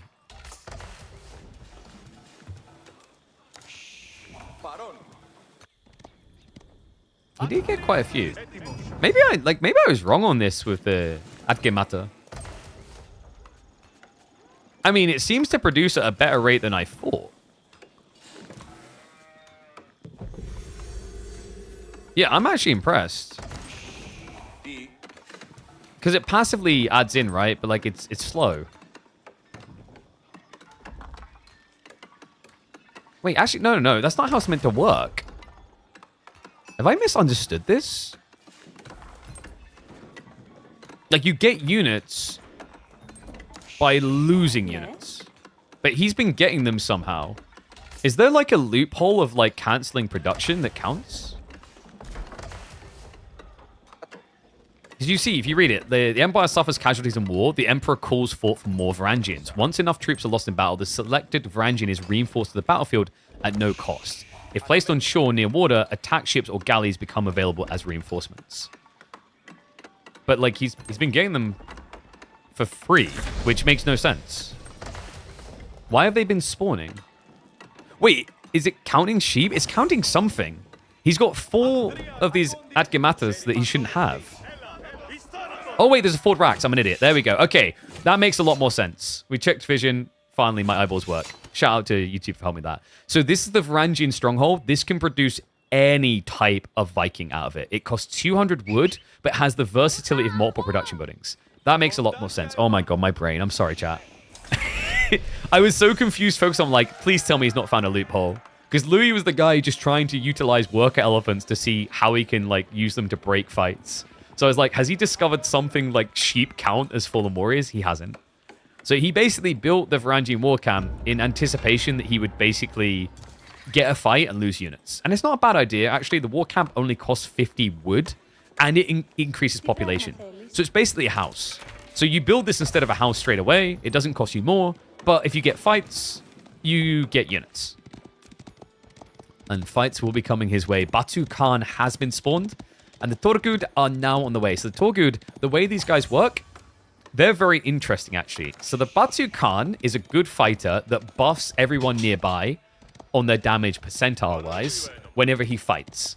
But obviously, a Khan in melee, that's a bad idea. We've seen that before. Hero units in melee tend to get sniped. So what's interesting about the Torgud relationship is if you have Torguds, they will absorb the damage. If the Khan is near his bodyguards, all damage gets redirected away from him to his bodyguards. It's pretty unique, actually. Yeah, and there's also an arrow you can get access to for 300 stone. The Khan debuff arrow will increase the damage you do to enemies in an AoE. So he has some cool utility there. Let's talk about what's happened here, because the Hippodrome has been changed. The Imperial Hippodrome summons champions. He already has one of them out, in fact. He just got the Hippodrome Scout. This champion is a buffed up scout. 7 base damage on this bad boy, 220 HP. And in this aura, he buffs any units in range on their torch damage by 35%. Now, after a delay, you will summon a new champion. So I believe it's 40 seconds or 60 seconds, then 120 seconds, then 240. So next up is going to be the Horseman. The Horseman buffs all cavalry nearby by +2 damage. Then finally, the Redari, he gives you a buff, if I remember correctly, towards movement speed. So all infantry in range will move faster. The first champion spawns for free, and then you have to pay for them afterwards. And you can only ever have 1 champion at a time of each type.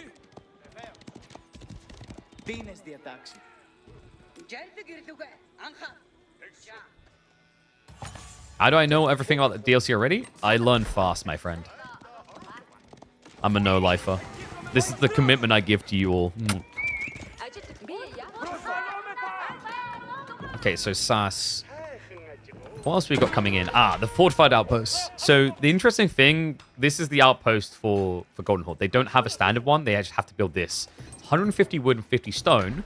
But what's cool about it is it's an influence radius thing. So it increases the production speed of nearby production builds by 20%. But you can change this with the edicts in the Golden Tent. By default, you have access to the defensive aura to increase your health or this production rate. But later on, by spending stone, you can get access to other edicts. There's one called the Karash that spawns a free unit with anything you produce in range of them.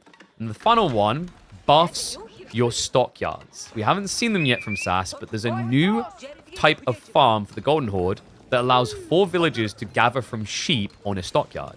If you build those in range of the fortified outposts and then switch to that edict, it will generate gold at the same pace as enclosures for the English. So very powerful for late game. Ah, and thank you, Future Lars. We have got one. This is the stockyard. Yeah, so you'll eventually want to build these around an outpost for late game edicts. But they're great gathering rates. You even have a unique tech in the Gur to buff the gathering rates on these. Okay, looks like a tech up's coming soon for Louis. And he has got the funnel champion queued, so that one will be out in 2 minutes' time. But you can see the buff over here that we're talking about. So the horseman, he'll give +2 to nearby cavalry, including scouts, actually. It's pretty good. It's like half the buff you get from a standard Hippodrome Triumph on Byzantines, but it's permanent AoE. And we're getting sippy cops. Okay, this is cool. System of the First Heal might actually not be a meme for the Macedonian dynasty. Gulping works different for the Vikings. Their approach is very simple and crude. They believe if you pour water on something, you get a lot of extra stuff. Kind of like if you pour water on a farm, it'll make it grow quicker. Because the way this works is if you drop the cistern charges on farms, mining camps, or lumber camps, it will begin generating 160 resources across a minute. If you drop them on a production building, it will increase the production rate. Same with blacksmiths and things like that to increase tech rates. And this, by the way, is the blacksmith for the Macedonians. The Varangian arsenal houses all types of upgrades, but the upgrade system is very different. You use silver to get your upgrades, and it's not like standard melee, ranged, etc. upgrades. They're categorized based on unit type. So you can take this line here to buff melee units, or infantry rather. You can use this line to buff ranged units, and this line is for cavalry. And then you have this one for health, siege, and the standard text down here. There is 6 tiers to those techs, meaning that you can increase your archer's damage by +6. The trade-off, though, is that you can only access those final 2 tiers in Imperial Age, so it does scale with age. And you do not have universities as the Macedonian dynasty. Yeah, because Vikings don't have times to read books, you know? They're too busy killing. And these guys are awesome killers. The Redari take to the field. So the Redari are a really cool unit. They have a variable attack mode, a bit like a Desert Raider. You can temporarily throw axes at people. Yeah, so you can keep your distance and kind of snipe down. It only lasts 10 seconds, so you can get about 5 attacks out. There is something else I'm hoping we get to see soon from Louis. It's the runestones. The runestones are something you carve on the ground with Viking units, and it gives varying buffs. So you can see here by the list, it's going to increase movement speed, it will increase ranged weapons by 1 tile, and it increases melee damage as well. And they last a long time. And yes, you could get +2 in people. You can go up to, I think it's +3. Actually, that might be 2. Clash coming in, though. This isn't looking good. Sass has the numbers. Torgoods are there. He also has the Karash. These little guys here, they only have 50 HP. They are a terrible unit to fight with. Where their advantage is they +1 armor all units in range. Yeah, so build a few of these with your army, not a lot. Or you could meme build. I mean, they're only 50 food each after all. Actually, they're cheaper than that. It's not even 50 food. You're paying... Actually, yeah, it's 50 food, so you get 100 food for 2. Raid coming in, though. Louis, look at some kills. So far, connects on 4. Yeah, the stockyard, the way it works, you're not safe when you're on it because you can still be ran onto and killed. So it's not a garrison spot, necessarily. Hence why you already lost one there.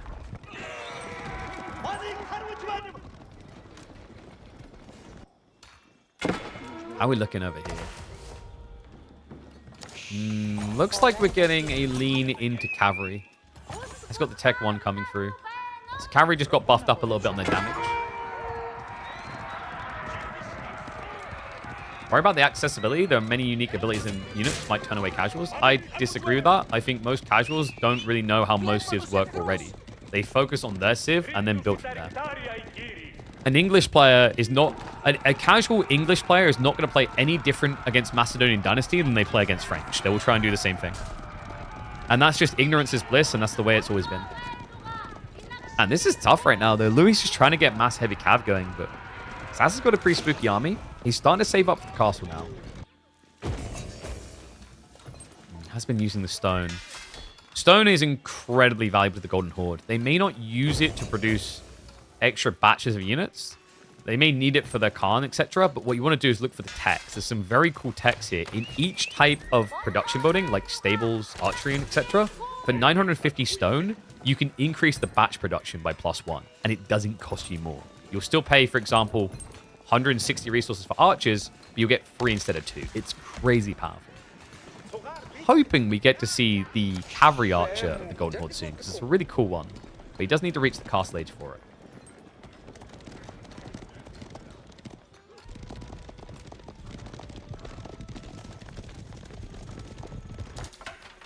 Oh, we're getting it. This is so fun. This is my favorite age-up choice for Golden Horde out of any ages. The Relic Uvus. It's exactly what it sounds like. It gives your shamans the ability to turn relics into infinite Uvus. Yeah, and that's how you quickly access these expensive stone techs. Good time for it as well. Sass might be able to actually secure some of these relics. Looks like it's probably going to be a 3-2 split in favor of Louis.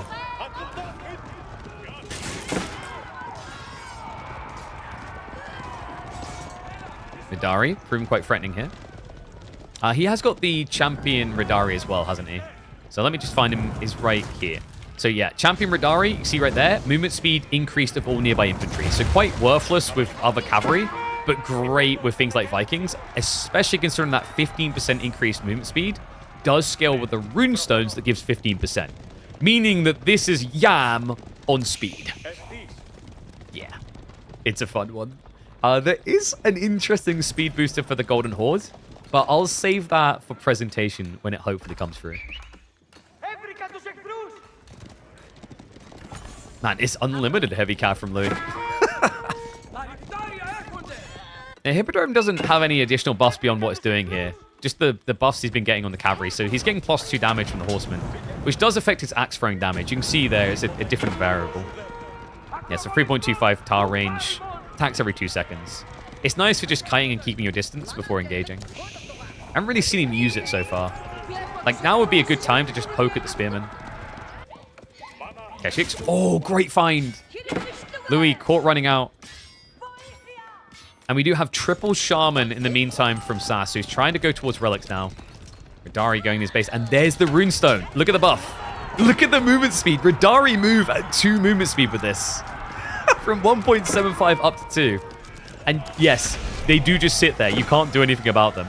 So your only play is to push the enemy away from the runestones.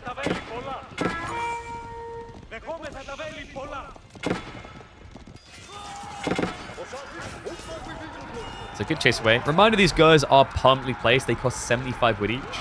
Once they're down, they can't be moved. I've got more arsenals coming in. So the way this works, you need silver to get the arsenal upgrades. You generate silver when you drop off gold or stone, but also you'll accrue silver inside the mining camps, which can then gradually be converted by an arsenal in range. So keep an eye out for that. Like, mining camps will stockpile a lot of silver, and then over time it will be converted into additional resources for you. And the runestones require 5 deaths to drop. They're actually very cost efficient as the game scales. Yeah, so you'll be dropping a lot of these quite frequently. They don't have insane radiuses. It's like this big, so they're quite small.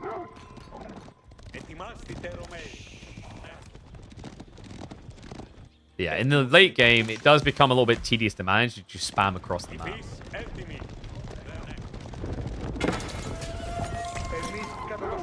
Oh, we're getting gulps. Where are we gulping? Okay, so he does the mill. So this means he's generating food.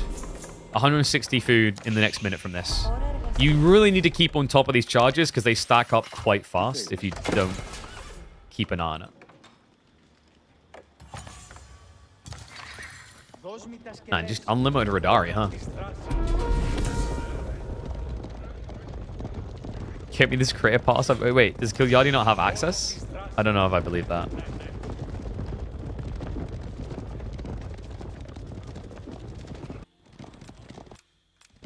Okay, so Sass. His army doesn't look that scary, actually. I like the crossbow switch, though. And we have got 2 TC.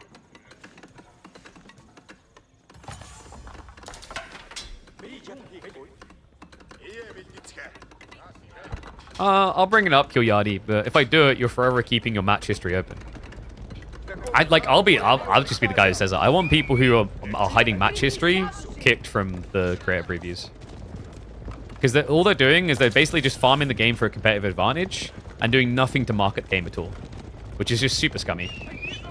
I don't think you should be allowed in something called a creator preview if everything you do is hidden. And we do have some people who have access who are literally playing games with private history, and it's not like they're then creating YouTube videos or streaming even. They're just hiding everything. That literally defeats the point of a creator preview. That's like anti-marketing.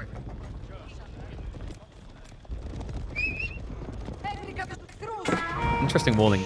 Oh, did I mention that we didn't glaze over this. Golden Horde do have walls. They don't have stone walls though. They can build palisades, however, which is just wild. So used to seeing walls because I've seen it in multiple Golden Horde games. I forgot to mention to you guys. Walling is a thing for the Golden Horde. GDPR? GDPR is a crappy like cover excuse. Like, yes, it's something to work around, but like you just go talk to some lawyers and get it sorted. It's literally been a problem for multiple creator previews, and it's a huge negative towards the game. Because what it means is a player like Kilyadi who doesn't have access is then disadvantaged in the next tournament, while a player who does have access and privates his data now has an inherent advantage. I'd at least understand it if they were creating for the game, that they get that advantage because they're doing marketing for the game. But if they're not even doing marketing, then it's just self-serving BS. I mean, don't get me wrong, creating content and getting loads of views is self-serving as well. But at least it has an element of support for the game that makes sense. Did I say thank you to Dratchit for the raid? Thank you, by the way, buddy. Oh, we've got a lot of stockyards. Oh, please tell me he's going for it. I want the stockyard edict. It's so good. The gold gen is crazy. Each one of these locations will generate 40 gold a minute. How's Louis doing? Oh, he's in a pretty good position, actually. We just got upgrades coming in. It's a switch in to the Bogmatter. The Bogmatter are your bowmen. They're very interesting, though. They cost more resources than the standard archer, 90 instead of 80. They don't seem to have many advantages over standard archers. Their main things are they have extra health and extra 10 HP. And they have this ability here called Unwavering Focus, which allows them to ignore 2 armor, but they will move 50% slower while doing this. So it's great as kind of a pseudo answer to heavily armored units.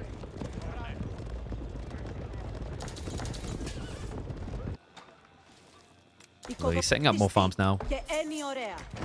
You don't get any olive oil or anything like that, hence why they're just eating from standard farms.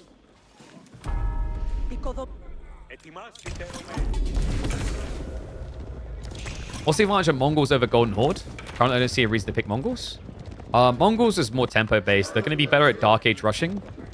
Things like Magadai as well is just something that like the Golden Horde will not have.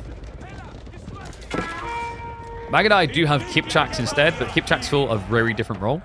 You may also notice a new emblem here. That's the Roost Tributaries. So Roost Tributes spawn from your Golden 10. They can be rushed by spending stone, but if you keep waiting, the stone cost goes down every 30 seconds. Once it reaches next to 0, they will spawn for free. So you can gradually get these extra units for free. I'm looking for them now. I don't know where he's put them. Because they're not here. Did he miss rally? Where are... Oh, there they are. So here you go. Roost Tributes right here. They are heavy armored units. Although I say kind of lightly heavily armored. That have some bonus against Cav. Break on the wall, man. This is so many retarded. And he has got the runestone. The Bogmatter going to be able to just stand their ground. Would be a great time to activate the Unwavering Focus to offset any ranged armor. Archer's just getting melted by this. And remember, because he has the runestone down, these guys have the same tower range as a javelin. And that little activation in the sky, that was the Batukan attacking. It just buffed everyone's attack speed by, at this point, 15% damage. That's not going to be enough, though. Louis MT has just been building this death ball up. It's unlimited cavalry. French knight spammers should be quivering in their boots. The angry Vikings have come to town. And the amount of axes they can throw, they can get about 5 axes out before the duration runs out. But there you go, folks. A nice presentation of the Dridari from the Macedonian dynasty. Let me know what you guys think in the comments, and I'll catch you all in the next chapter. All right. Not sure if that one will upload or not. We'll see. Game looks like it's playing at 1.5 speed with that runestone. Yeah, it's pretty wacky. Makes the Varangian actually fast as well, by the way, because the Varangian, like the foot Vikings, they don't have the movement speed if you berserk. Like, you can't get that tech. How many axes? 5. What did you say? He throws 5 axes. So yeah, you can get 5 axes thrown out in that time span because you attack every 1.75 seconds and it only lasts 10 seconds. So you get 5 attacks and then it'll run out.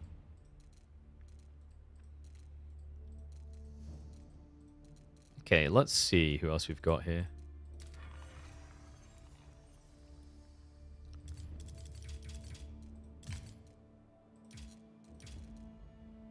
Happy Cat and Shiki are playing. That's not a bad one. Senkuku versus Golden Horde, and I believe they are similarly ranked.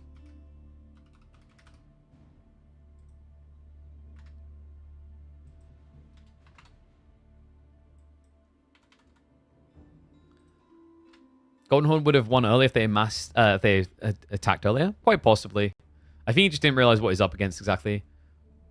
Really pleased with how these civs are turning out. Agreed. Like, you know, this is the thing that I've tried to really emphasize to people is, yes, it is variant civs, but before we learned this from House of Lancaster and Knights Templar, we can talk about not liking the design of Lancaster, but you can't criticize it for being similar. It was drastically different. And this is the thing that I've been telling people to curb their expectations and not act like we're getting nothing. Like, these civs feel unique. They feel very different. And that's great. That's exactly what they need to be. It would have been epic to have brand spanking new civs built from the ground up. Agreed.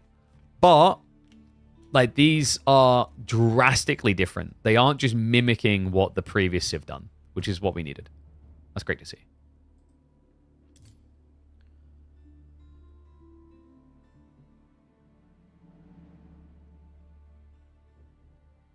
They need to ditch the variant word for... yeah, I agreed with this, but like also the flip side of the argument is if they ditch the variant naming for PR reasons, then they would have been called out when people highlight that they have the same architecture or the same voice lines. There's literally no winning. Do your headphones not hurt with glasses? No, not with these ones. These ones are fine. I've had it in the past where it hurts, but like these ones have been fine. 1 second, I'm just double checking something. Because I was trying to confirm whether we could have our third place match on the test server, but I don't think B has access. So it'd be problematic.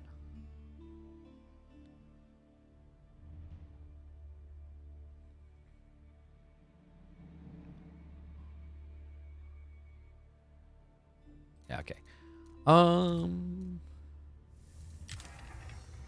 Shiki and Happy Cat been playing a bunch. This would be like Happy Cat's second game, so it might just be an exploratory one. Give me a sec. Who's Louis playing against? I don't think Louis is playing right now. Sass has hidden data. Magic's hidden. Corvinus hidden. No, Corvinus isn't hidden. Okay. I know it's hidden. Vortex isn't hidden, but I think he's just doing the showing off new units in the game.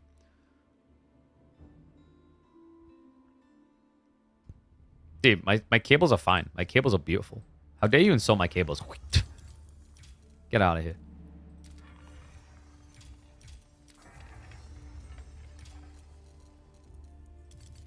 Let's have a look at the Shiki game.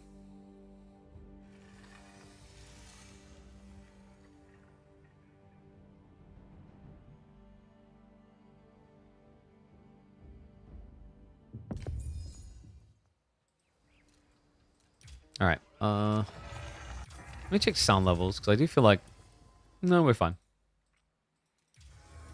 Whoa, new DLC coming. Whoa, whole new DLC coming. I never could have. Oh wait, look, I've got access. Ta-da! Welcome back to the channel, folks. We've got Shiki going up against Happy Cat on a great biome. This is one of the new ones. This is the Alpine Spring? Was this one of the new ones? There's one like this for sure. But we have got Happy Cat with the Golden Horde up against Shiki with the Sengoku Daimyo. That's going to be an immediate Matsuri opening. Remember, this is a Dark Age marketplace for the Sengoku. Allows them to quickly start building into the yatais, which is going to be the backbone of your economy as the game scales up. Yeah, cool to see a different biome. Shout out to the boys for using it. We have got several new biomes. We might look to show them off a little bit later. So Happy Cat with the Golden Horde here. Golden Horde, you know, we've seen them played more defensively once, and I don't like it. I think Golden Horde currently feels like a civ that is going to be similar to the Mongols in the idea of like their advantage is in attacking and aggressing. So let's see if Happy Cat tends to go that way with it. First yatai being built. Cool thing about playing Sengoku Daimyo, at the start of the game, you will know the location of all deer and all boar, meaning you can already prep and rally your yatais out to those locations. He's going to be gambling over towards the deer. Ooh, that might be clippable, actually. You might be able to get all the deer and then, like, 2 or 3 of the berries. So, overall resource gen there should end up being... I think I want to say he'll get, like, 32 if he lines that up right. 32, 34, not too bad. Honestly, my big tip to people with the Sengoku Daimyo, if you're not up against a Dark Age rushing civ, your best friend is just rushing towards the boar. The boar generates 40 food anyway. It's very risky if you know your opponent's going to be playing aggressive on the opening of feudal, though, because it means you'll have this unarmored and undefended yatai out in the middle of nowhere, so you'll likely lose it. Okay, so Golden Tent in. Happy Cat should be getting ready to age up soon. He sets up the Uvu early because he wants to have access to his Batu Khan upon age up. Batu Khans are just great early raiders, to be honest with you. And if you get 1 or 2 Tortuguds in there, huge advantage. What's the deal with brown sheep? Yo, dude, why you got to call them out like that? Brown sheep, white sheep, black sheep. I don't see color. I just see everything edible, okay? There might even be a different colored sheep that I don't want to spoil for you guys, so see if you can find it.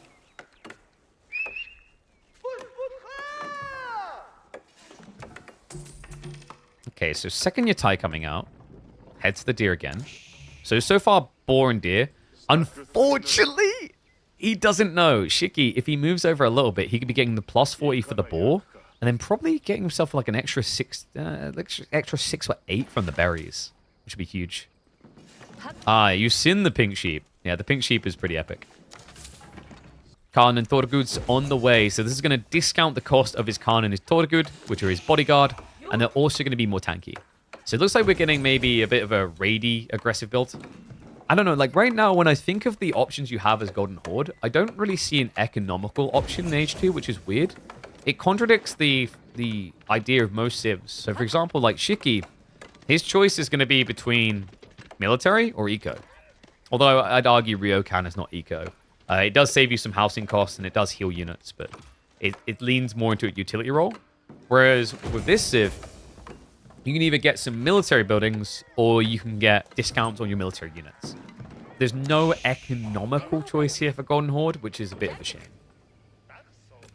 I think the way they could fix that, although it might end up being a bit broken, is if the building carts could turn into stockyards. The stockyards being the sheep placements the Golden Horde have, where for 250 wood, 4 villages can gather infinite food. And it is going to be the Ryokan. This is a completely new landmark, not seen before in the game. Really cool looking one, actually.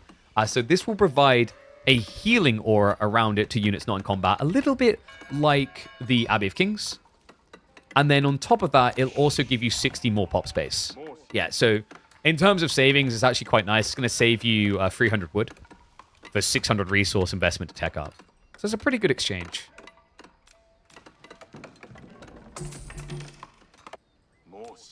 Wait. Okay, no, he didn't realize. He's just hiding in the stealth forest so he doesn't get raided as easily. So, boar. Wait. Is that right?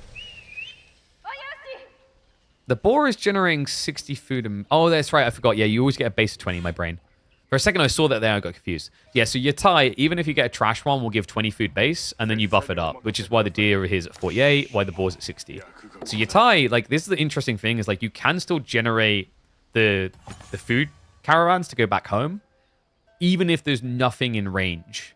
But it will be very slow. And you want those caravans because remember, every time one comes home, it's going to buff the Matsuri's economical gathering rate aura by 5%.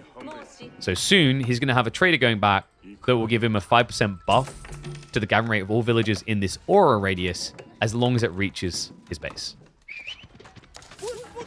Who's Shiki? Shiki is a Chinese player. I think we've seen them in tournaments in the early days. They don't really compete as much anymore. So we've got 2 Chinese players here.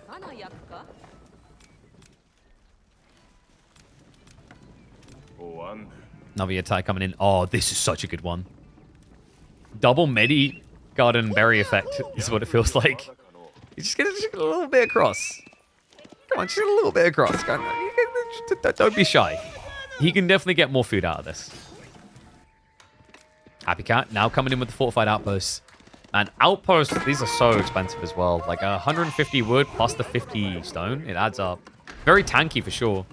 But usually your fortified outposts, the key reason they cost that much is the utility around production rate increases and edicts later on. I do think they're going to have a problem though, in that fortified outposts do feel a bit too expensive in the early game. They're very hard to kill. You know, you're paying 200 resources for 5 garrison slots, which isn't a great deal.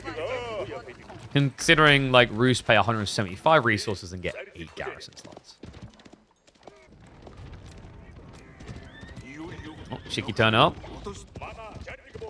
Hold on. I don't know if the Daimyo wants this fight. Yeah, he rushed the estate, so we have got Takeda coming through. So it's going to be a cavalry-focused strategy. I say that, he's building spearmen.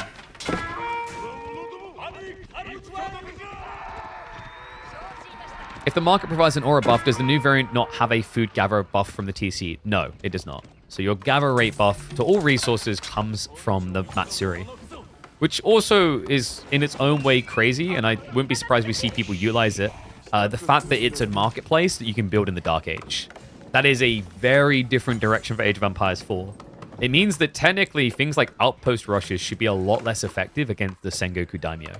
Because if you rush that gold, they could just say, ah, sure, whatever. I built Matsuri already because it's optimal. I'm now just going to buy the gold to tech.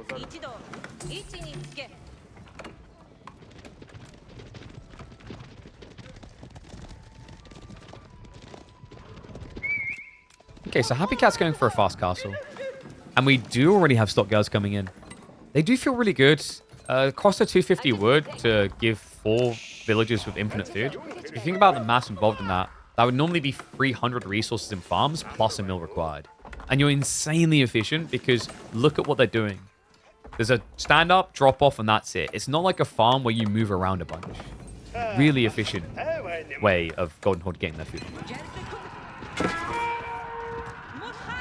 Trade viable in the Dark Age? I haven't seen anyone try it so far, but I think if I'm not mistaken, you can build traders in the Dark Age. Because I remember this being a weird thing that I flagged about Empire Wars for the Abbasids. Because you remember the Abbasids started with a marketplace. And hey, T-West, how's it going, bud?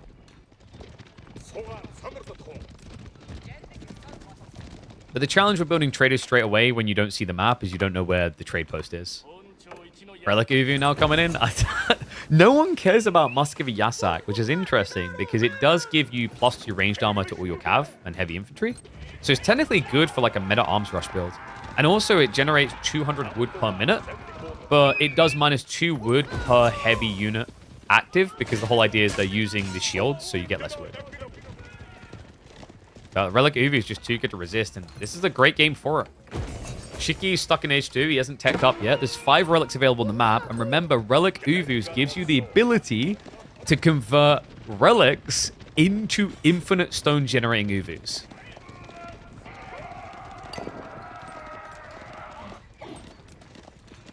How can I pronounce the names really good already? I'm a man of many, many civilizations. What can I say?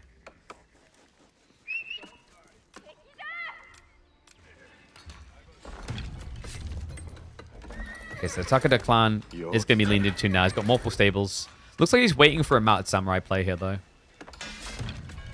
He did get the movement speed. The movement speed is just a little bit ridiculous. I don't know if the movement speed should really be tier 1. I feel like actually it should be maybe the other way around, where Yari cavalry buff is tier 1. Because he's now got heavy cavalry moving at almost the same speed as horsemen. For tier 1.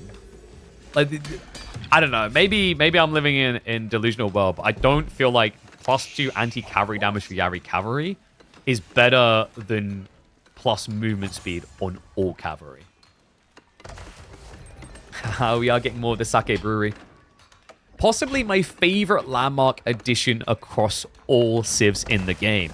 Because everyone loves to get a little bit drunk. This is a way to get mats that allow you to generate gold infinitely. Yeah, you just have to operate them with villagers. Great question coming in about the Relic Uvus. Is the Relic destroyed when you complete an Uvu? No. In fact, I'll let him show it off to you because I think it might need to be nerfed. It's a little bit broken. You'll see why. Nice snipe there. Gets rid of one of the Yatai. Still, he's sneaking some goods home. The Matsuri aura is already at 15% at 11 minutes. So you see how quickly this can scale. It's quite nice. It's not at Arhan level effects yet, but it will get there. And it has a bigger, more reliable aura.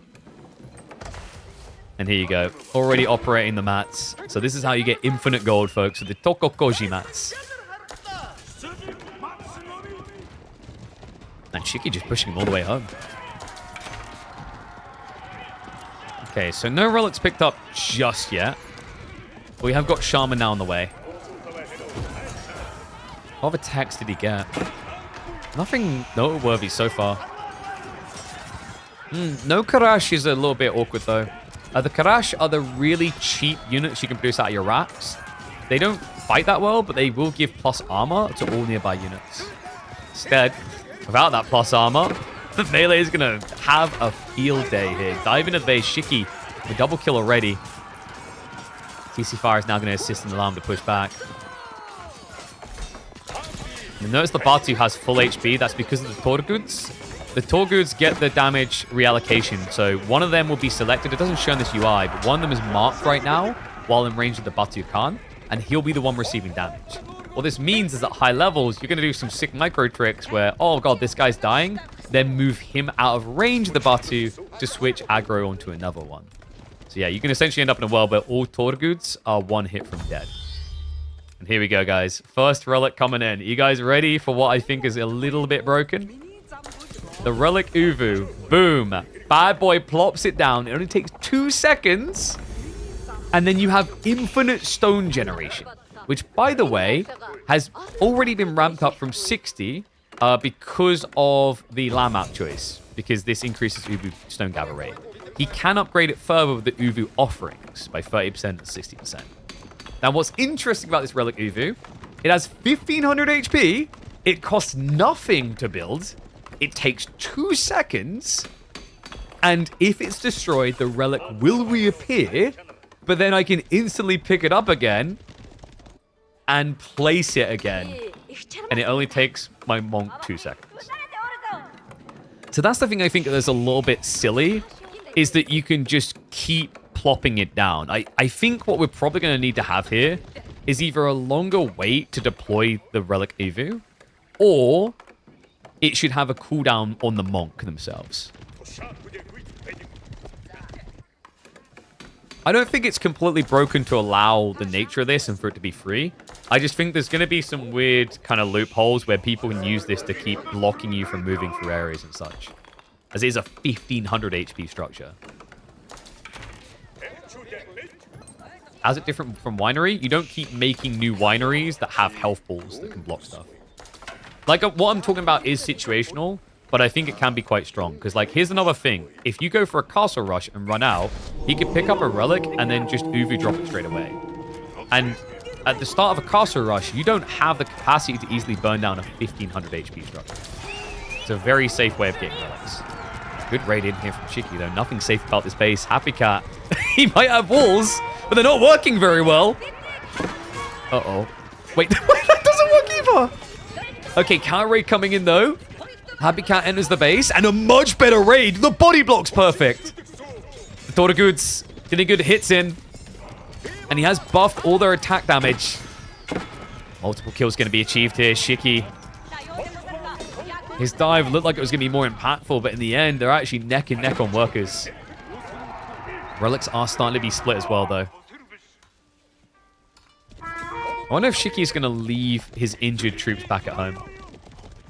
So, interesting thing about the Toragud, by the way, they can heal the Khan when they're not in combat. But it's a bit weird because they need to heal themselves, and they can't until you get access to Step Lancers, which has been named Sarai Lancers for the Golden Horde. I can't show you it because he doesn't have a stables, but it is essentially Step Lancers. It just applies to Toragud as well.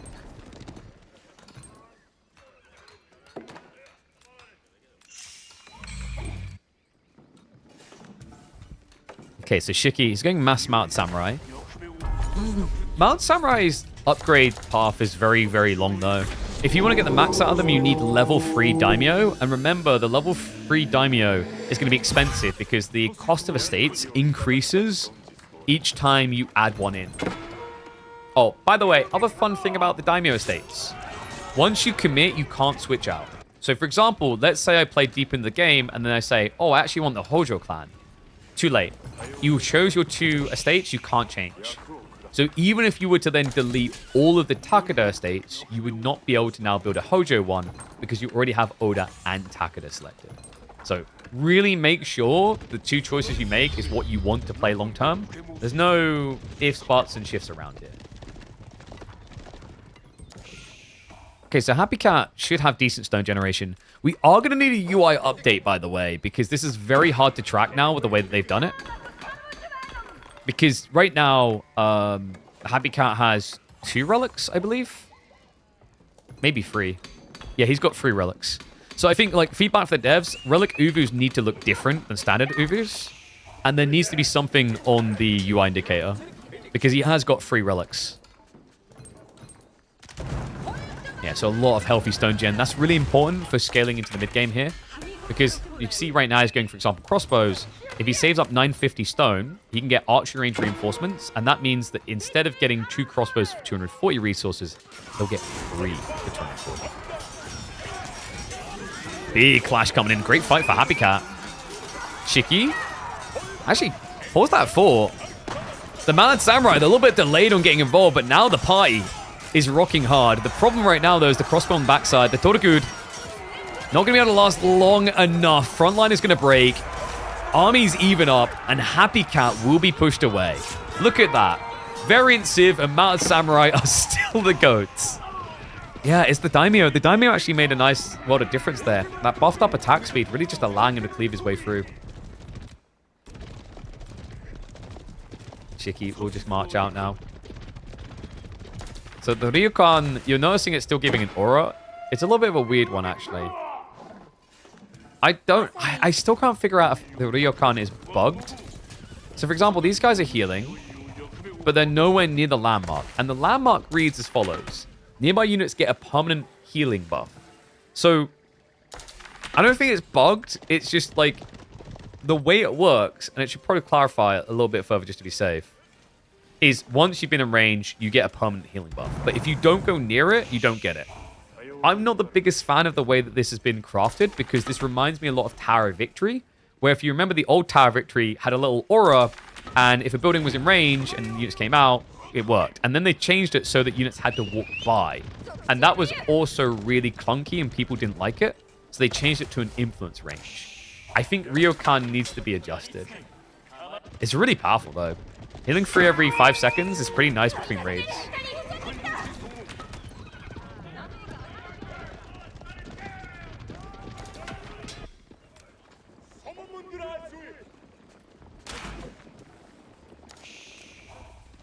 Okay, so Yatai's are going pretty well now for Shiki, no?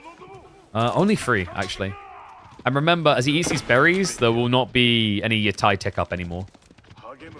I love that you can get the Ryokan on the Yatai as well, by the way. A little bit of raid over here.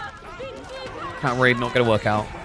Okay, this is cool, though. We're 20 minutes in, and I don't think anyone is in a clear and dominant position. However, Shiki's looking to take the lead like a true Oda fanatic.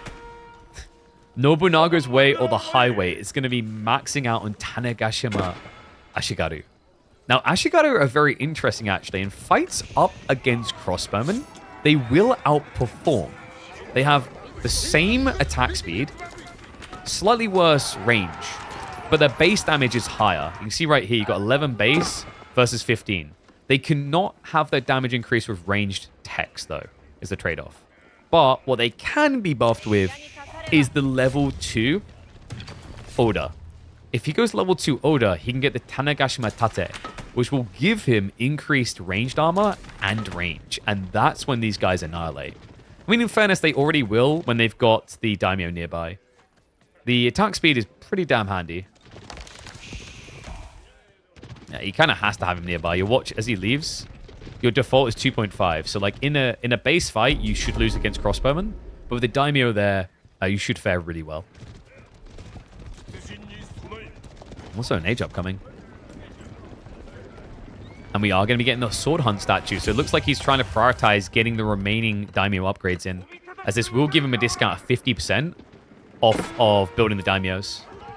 And also buffs the tier 3 levy system in the estates. Remember, if you get tier 3 with the estates, you can produce 3 units quicker. Shiki, not a good fight. He lost a lot of spearmen straight away. Harry is arriving now, though, and that spearman line is spinning. Has got the daimyo aura now in. The Batukan goes down straight away. No Toraguts to keep him alive. And that means no damage buff for Happy Cat in the engagement. It'll be a scare away. Yeah, so he's not going to break him. I think Shiki's in a pretty good position here. I just noticed, by the way, neither player knows about the 5th relic. Oops. Yeah, small detail going missing there. Chase on though, Shiki with an age up. Now push. Ranged armor 2 is on the way. Extra daimyos getting added in. Remember, they're now 50% cheaper. It's only 125 resources to build those samurai. He's a psychopath. 40 HP. Like, I got him all. Let me take him. Do we have the new edicts? We do not. Yeah, I feel like this is often missing. Happy Cat, he's got so much stone, he wants to start spending. Okay, yeah, he did just spend a lot, actually. Was that on upped production? It is. He's gone for archery range reinforcement. So reminder, this is the expensive tech that will increase the batch production. Because Golden Horde's always producing units of 2, now it's going to be 3 archers coming out for every production run. But he's not spending additional resources to get that. This is a huge buff to Golden Horde's late game potential, because what you're essentially doing is you're getting a 50% increase on value for spend. On a civ that actually has decent economy in the late game, to be honest, because of the effect on the stockyards when you go for the edicts. And trust me, this edict here, the stockyard edict, by far the best one. The one that gives gold gen while gathering food on these, by far the best one.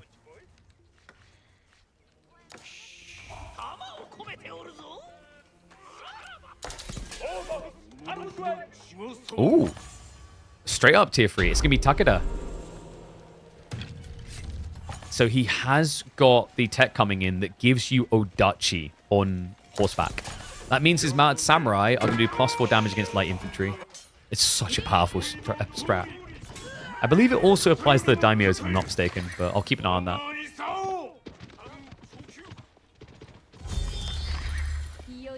Man, I love this sake brewery. It's just so cool, man.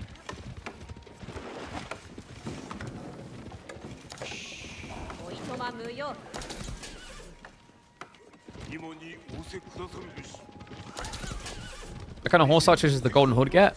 I'm hoping he shows it off to us. It's the Kipchak. So the Kipchak is comparative to a horse archer, I guess.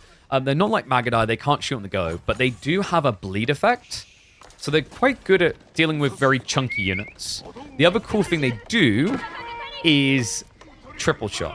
If you get triple shot, it's kind of like they become a mini Chuknu on horseback, but the extra arrows do 50% less damage. Yeah, horse archers with poison arrows is a cool way of thinking of it. Oh, and we have stone armies coming in. So Imp on the way. He didn't go for the Yam network trade that would have generated gold from all of his towers, up to 6. Instead, he went for this. He's going to get the ability to upgrade his Roost tributaries, but also he'll be able to spend all this stone on units on the cheap. So all of his unique units, that's the Karash, the Kipchak, the Keshiks, I believe, go in there as well. You'll be able to produce them for a small amount of stone.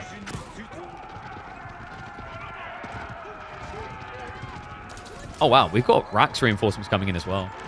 So, by the way, that discount effect, that extra unit production will work on the Golden Tent also. Okay, a bit of a pointless raid from Shiki. And the Sake Brewery, remember, it gives you 5 mats that allow you to gather gold infinitely from them. They even put the little cute infinite sign to guarantee that for you. They have great gathering rates as well, to be honest with you. Like, look, oh my god. He's got the full 30% increased gathering rate, but it's just so fast. Yeah, I believe... Like, what affects this? I don't know if mining speed would affect this at all. It should do, because it increases villagers' gathering rate for gold and stone. So I think if you really want to break this landmark, going for mining technology should work. But I'd have to test that.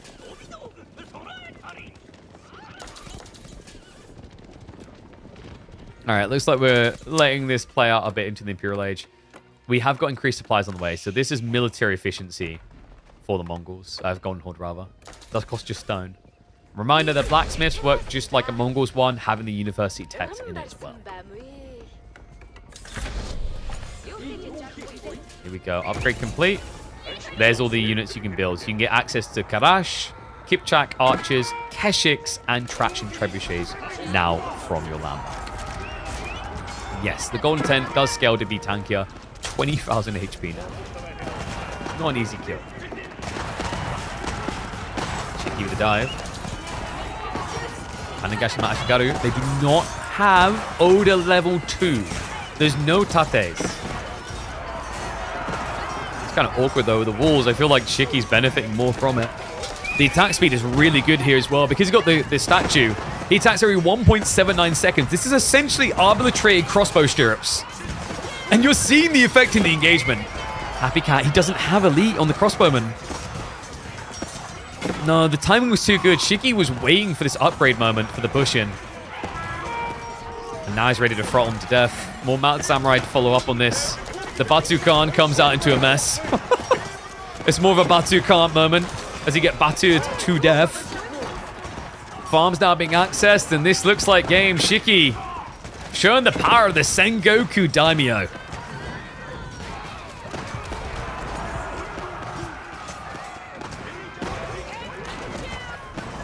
GG gets called. There you go, folks. Let me know what you thought about this showcase. The two Civs in action. A lot of sheep, but not enough time for power. In fact, if anything, I'd say the Golden Horde felt a little bit sheepish in this one. But Sengoku Daimyo, they're getting a lot of wins at the moment. I don't know if it'll hold out that way, but it's looking like a powerful Civ so far. What's my impression of the late game for the Golden Horde? It has functionality. It just requires a lot of setup into the stone. So you're going to need a lot of the stone gens so you're able to get your hands on the increased production batches. Because I think that's going to be very key to success. Sengoku Daimyo. I just realized actually in the video we're doing, I keep calling them Sengoku Dynasty. I'll be fine. It's fine. It's close enough. Teehee. Need to figure out when and where ST is vulnerable? Yes. Like, I don't think Sengoku is going to be completely broken. I think it's just, like, compared to Golden Horde feels very hard to navigate. I think you need to know your timings really well with that Civ. Because it's not just a default eco-inflating Civ, you know? It's not just, like, sits there and booms sort of thing. That's the big challenge I think a lot of people have with it. I mean, maybe there is a boom build that just hasn't been discovered yet.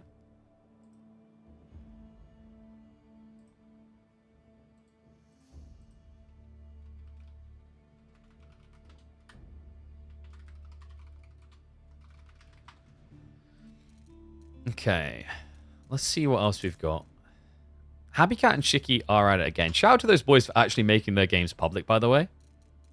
As a lot of people aren't. Do you guys want more 1v1 games, or do you want to see some of the Crucible?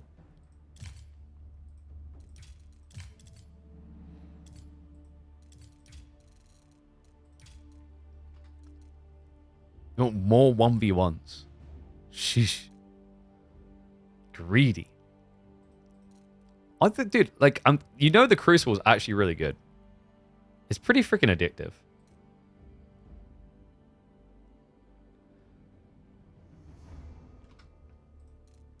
It is a struggle to find games, though, sadly.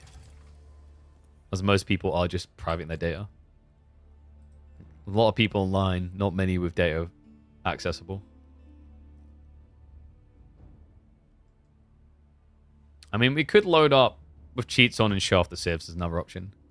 Tukalak Dynasty is bad. I think Tukalak is it's like let them cook type thing. It's going to take some effort and figuring out the Tukalak, I think. Because like the thing with the Tukalak, here you go, if we hop across. The Tukalak lack affordability early on, I think, is their problem. Because the thing you want to really try and lean into, your thing is like, oh, cavalry. But the cavalry is like very slow to scale because it takes 25 seconds to produce one and they cost the same as a knight. But they don't have the same utility as a knight. They're actually slower than a knight. So I think that's like something they're going to have to work on a little bit. Is maybe the radio elephants are a little bit too slow. They are very tanky though. And then archers, there's nothing unique there. Worker elephants, like this is, I think like worker elephant placement and scaling is going to be kind of reminiscent of getting used to it. The same way with like China, but also that it's more expensive. Like you're spending 50% more on a drop-off building, but the drop-off building can move around. So it just requires, I think, a little bit more dynamism moving around the map. Like you might, I think Tukalak might be more of a move out fast type civ and play berries, deer, things like that. Obviously you can't eat boar. But outside that, I've seen a lot of people trying to go towards the ballista elephants. I'm not entirely convinced yet. I think ballista elephants in theory are kind of wacky because they're so tanky. But in practice, it's just very hard to get enough of them together to get impact because they're so expensive. Like ballista is very much kind of a timing type build normally, and you're paying over double to build the ballista elephants. So it doesn't really work out. I haven't seen too many war elephants, which is surprising. I feel like war elephants are really, really good still. They're very powerful. So like going war elephants is safe. The other thing I have not seen so far is people utilizing the castles. Because you can build the Tukalakabad forts in Age 2. So you can start getting your governorships online in Age 2. You don't have to wait until the third age, like other civs would with castles. So I think that's another thing we'll see is like people start leaning in towards leveraging that. Because doing things like, for example, going for the governor of Multan and getting food gen after building houses and farms nearby is pretty good. Even just getting like the increased production rate on a TC is pretty good. Yeah, like you can pay 425 stone, secure, say, a deer stack, and then get kind of a mini Song Dynasty effect, which like a Barbican would cost 600, right? So it's like not that bad of a deal. So yeah, I think like this is just a civ that's going to require more cooking. It's also just weird because of the increased cost of researching things, with the trade-off being you almost get them instantly.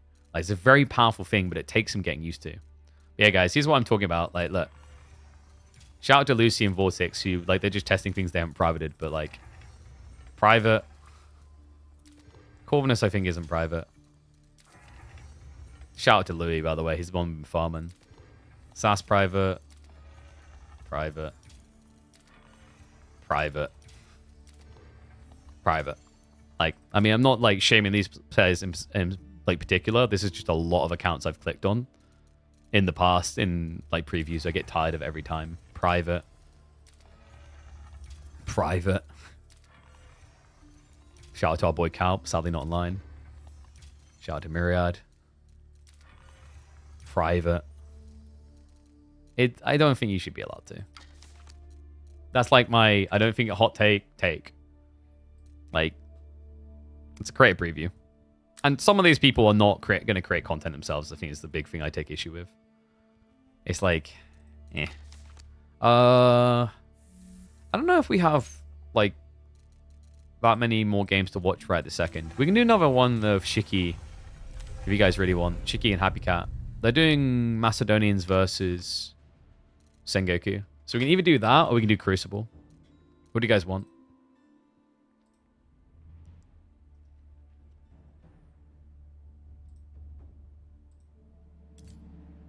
That should be a condition of playing the preview. Apparently the problem is to do with, like, I don't know. Like, I think the problem is, like, legalities of, like, GDPR and stuff like that. But I feel like that's maybe an excuse that works the first preview or two. But, like, we've had this with every preview. Create passes to practice before others. Pretty much. Like, I mean, don't get me wrong. Like, and this isn't, like, targeting specific people. Like, some of these people are going to create content. And I guess they want to keep their content private and then use it themselves, whatever it's going to be. Whatever, like, whether that's fair game or that's different. But, like, there are people here who will not do anything with this content. They've just locked it behind, and they'll come on, and they'll figure out some strats, and then they'll go off. And that, to me, is lame.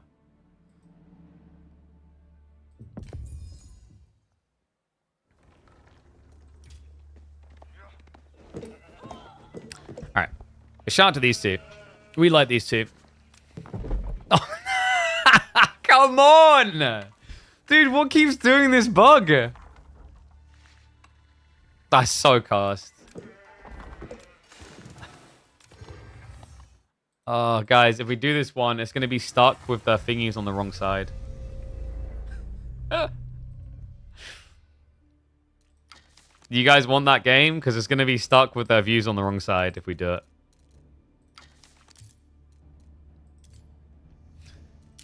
Can you stomach it? I'm going to make a note to the devs.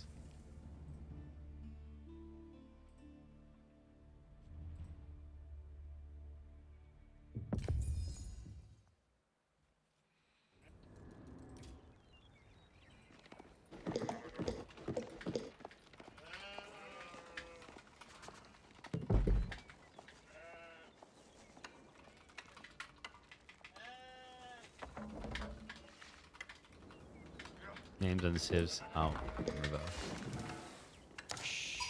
Ne? All right. Oh no! I do it again.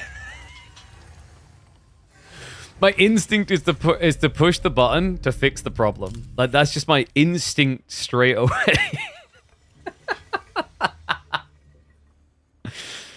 Oh, so cursed. All right, let's get ready to go.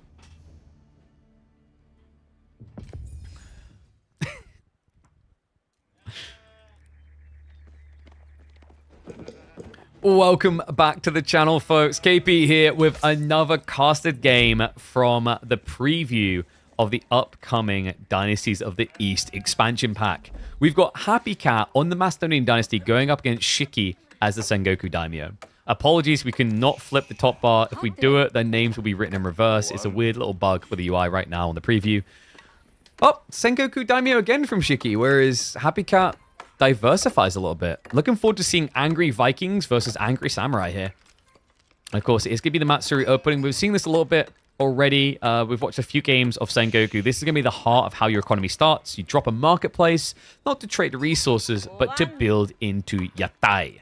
The yatai are going to be the backbone of your economy because you will use them to passively generate food, and in return, they will gradually buff the marketplace to provide a gathering speed aura around it. This is how you inflate your economy as the game goes on.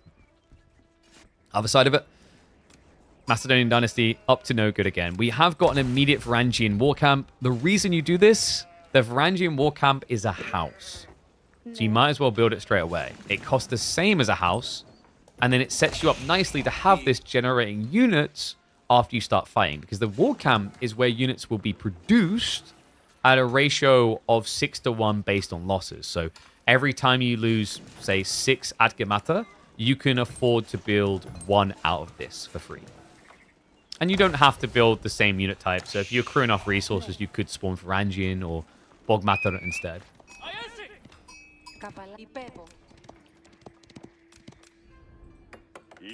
And moving out already. So the Yatais, they benefit with more food nearby, so he's moving out to deer packs. Boar is also a good shout. That would be a phenomenal one right there. Just getting an extra 12 plus the boar, which is 40. So that'd be 52, 72 food per minute, as the Yatais do also generate 20 base food per minute if they have no resources nearby. Remember, the resources have to exist. So if you started eating these deer, they wouldn't get the resources for it anymore. It's not a snapshot like hunting cabins. It's live tracking. It's not capped at 60. Was it capped at 60? Yes, you're right. Yeah, it's at 60. But going over here, yeah, actually, you only need the boar. Good catch. I keep forgetting that. The thing that keeps throwing me off is you get 20 food as a base. So, like, actually, like, spamming your tie is always worth it. But yeah, good eyeballs, rare card. Good grab. So the interesting thing about these, then, is, like, technically, they always pay for themselves, even if there's no resources in range for them to have. So it's not a bad idea to build more your tie, especially if you don't have a timing attack in mind, because just building all these up will just benefit you by scaling your Matsuris quicker.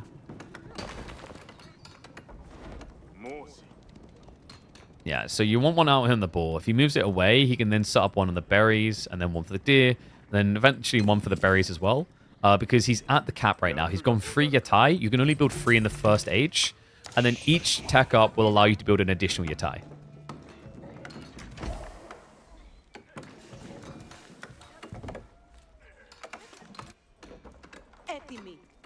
Okay, so Happy Cat straight under the stone, actually. Are we getting a 2TC game? From Angry Vikings? I'm sorry, what? The impatient Vikings that are meant to just attack people are just going to chill?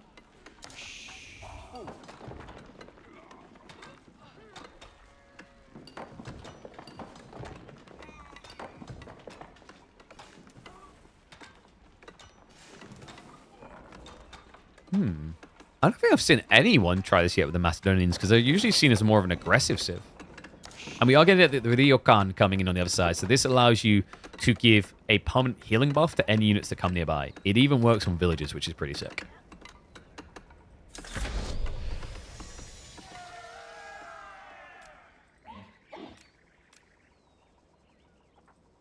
Not a peaceful start. I don't know, so far I feel like we've always had one player trying to do something aggressive on the opening, but it just feels like this is a chill pill game. I wonder, is Happy Cat... Is he going to TC drop the deer on the north?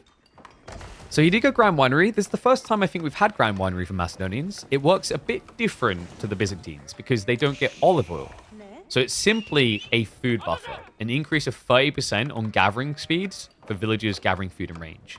And then later, if you garrison relics in it, instead of providing you with gold, they'll provide you with silver that you need for all of your blacksmith upgrades. And there are indeed brown sheep. There are brown sheep, black sheep, grey sheep. And then there's even, if you're really lucky, it has like a 0.4% chance to spawn, pink sheep. I love the fact there's pink sheep.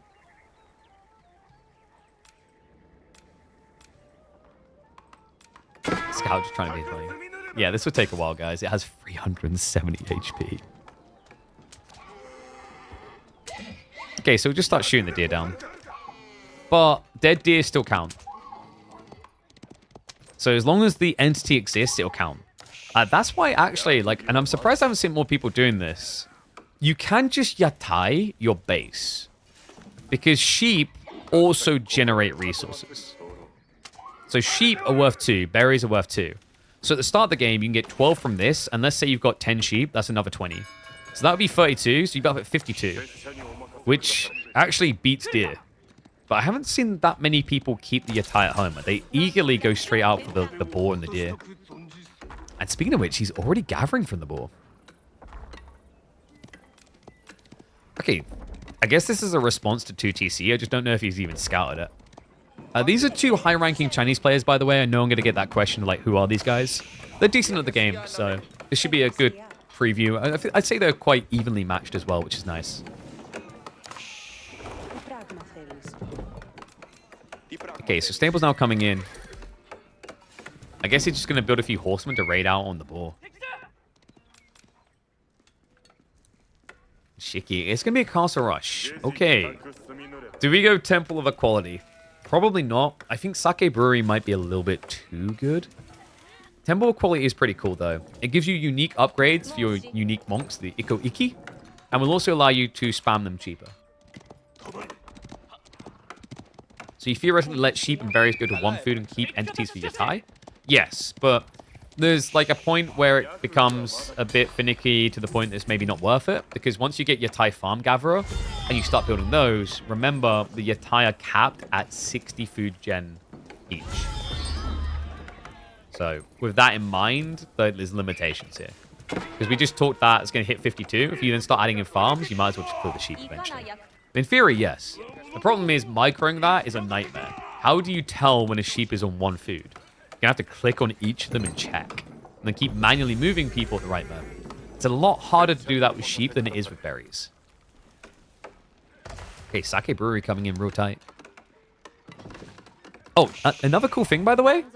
Did you guys notice the order in which Shiki done this? He pulled out to the boar after the ryokan completed, which meant that these villagers started healing up afterwards. That was a really cool little detail. If he went beforehand, they never would have clipped this aura and wouldn't heal. Shiki with some clustered up clans. Oda and Takeda in the same neighbor. I can't. The same neighborhood? Outrageous. What's the strat here? Maybe just cavalry? Meantime, we are going to get the Akimata coming out. Happy Cat building into the unique spearman of the Macedonians. Just a guard, though. Because it looks like he might be interested in aging up himself.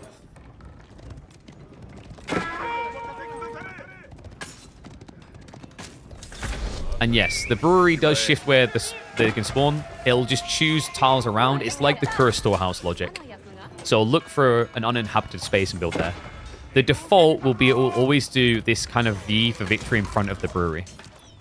Yatai going down, by the way. Wait, that wasn't Yatai, right? That was a long, long death sequence, actually, considering Horseman hit for 9 and Yatai's have 370 HP. Daimyo being really annoying. Wait, what? His deflective armor didn't go off straight away there. That looked a little bit weird. Like this raiding like this, though, just chip damage and then you move away. And then the Ryokan healing can kick in. So he'll just gradually start to stockpile health again. The Daimyos look badass because they are badass. Look at those stats. Take a chance. And they're about to get a lot more speedy. Horse training on the way now for the 10% increase to all cavalry movement speed. Remember, you get that by going for the Takeda estates. Of course it's 30 damage. He's in Castle Age, and this is basically in Night. You do pay, remember, to build these 250 resources. It's even more expensive than Mounted Samurai.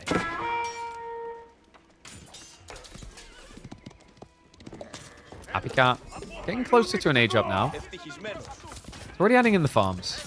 Yeah, so just trying to get as much food buff value as possible. Never felt safe to go out into deer, especially now that his opponent has reached castle.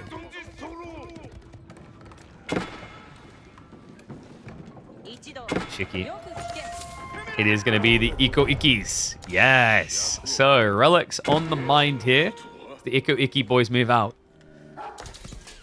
Such a cool unit. It's such a long weapon as well, actually. So remember, these are really cool for fighting after you've collected relics, because when they attack, they'll provide healing to all nearby units. I think it's +2 every strike. Yeah, so nothing too crazy. They attack every 1.38 seconds. But they can attack a lot quicker if you have the Daimyo. And there is some buffs here. The only one you can get with the Buddhist Temple normal is the increased movement speed. But if he went for the landmark, the Buddhist landmark, he would have got access to increased AoE healing and also a way of buffing the health and damage. For the first time ever, we'll be able to show off the Golden Horn Tower. The Golden Horn Tower is a little bit different than what Byzantine players might remember. You don't generate mercenaries out of this necessarily, although in a way you do. The Golden Horn Tower is actually now the ultimate tower rush. You could build this in your enemy's tree line because it's a giant outpost. It has crossbow emplacements in it, and it will also, every 2 minutes, produce crossbowmen for free. Yeah, you'll get free crossbowmen every roughly 2 minutes. I think it's 1 minute 52 if I remember correctly. And it will have 2 crossbow emplacements by default. They're buffed up versions, by the way. I'll show you the stats in a second when it completes. So here you go. Golden Horn Tower in. So 30 damage times 2. But it doesn't get bonus against heavy for that. It does, however, get bonus against ships. You see the first group already queued up. So 1 minute 40 away now. Good choice as well to counter out the Mount Samurai strat. The difficulty with the walling here, man. Happy Cat is not able to secure himself for free or easily. Other side, I imagine Shiki's thinking about farm soon. I mean, he's got a decent amount of food still left, actually. The ball hasn't been cleaned yet. I love this. Is he going all the way for the other ball? He is. All the way north side.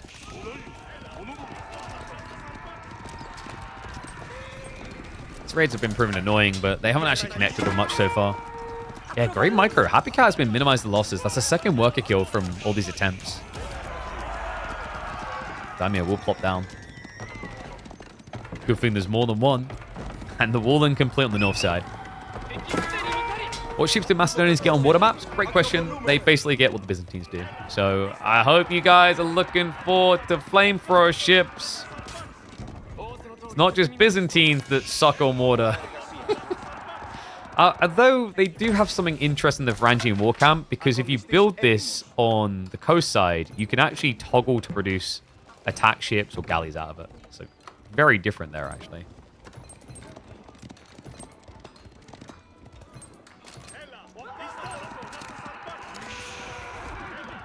Okay, 2TC now. So Shiki delayed 2TC after getting relics. It's a 5 relic game. I think Happy Cat, this has been a little bit slow, no? I don't think that second TC really achieved enough. Like, if it had been out on the deer, he has a great timing to tech up. Shiki, pretty good position right now. Food gen is looking great, as it should with all this passive food gen around him. Although it is starting to deplete with the arrival of his villagers on the deer, the boar, the berries, and so on. He has scoured the back. I'm surprised he isn't actually capping this with a Yatai. Buff is looking good as well. He's almost capped it out. One more transport back, and he'll have the maximum 30% gathering rate on the Matsuri. At which point, it's a great time to start adding in farms.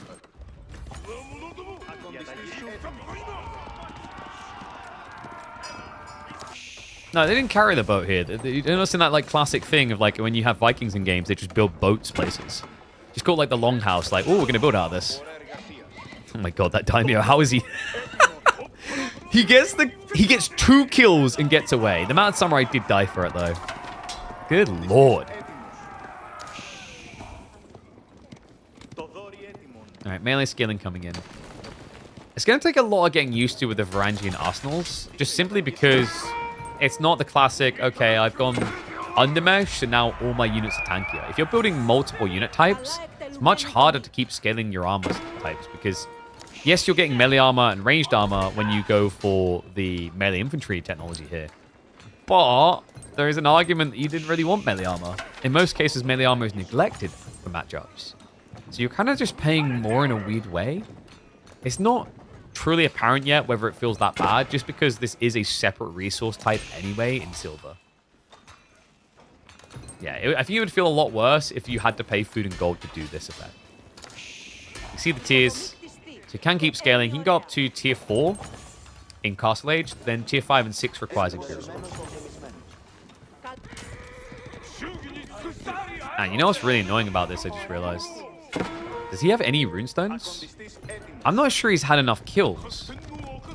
Because Shiki's been avoiding death a lot to Varangian units. Yeah.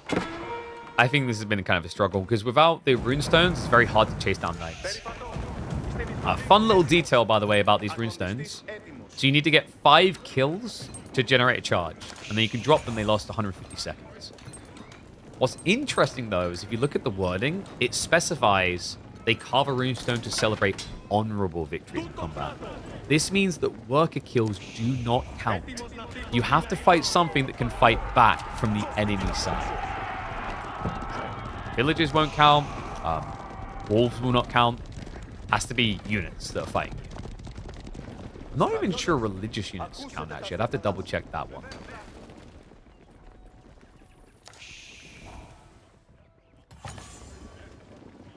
Age up now coming in. Shiki in a pretty good position here. It's going to be the sword hunt statue. Yeah, most people have been going for this, so I guess we'll talk about the Castle of the Crow because I don't think I'm going to see it. Castle of the Crow is very different to the Japanese one. It's not an economical booster. It's actually a buffer towards siege. So you can see right there, it decreases the cost of castles by quite a lot, 33% cheaper. But then also increases the damage and range of siege nearby. So it's great when you're in a position where you're trying to break into a base and end the game. And no, taxmen kills should also not count as it's a worker use. Even though they are doing an honorable thing, making sure that normal people are able to afford their builds by getting rid of that scumbag. Apicat, not too far behind. Foreign engineering company on the way. Foreign engineering company basically functions the exact same way as the Byzantines one, but instead of using olive oil, you will use silver. The only negative compared to Byzantines, of course, being with Byzantines, they would also get buffs to their mercenaries. You don't have mercenaries to buff.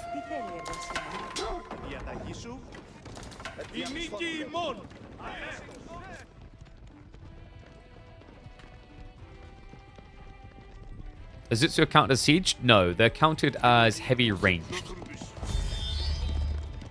And gunpowder. But they are not counted as siege.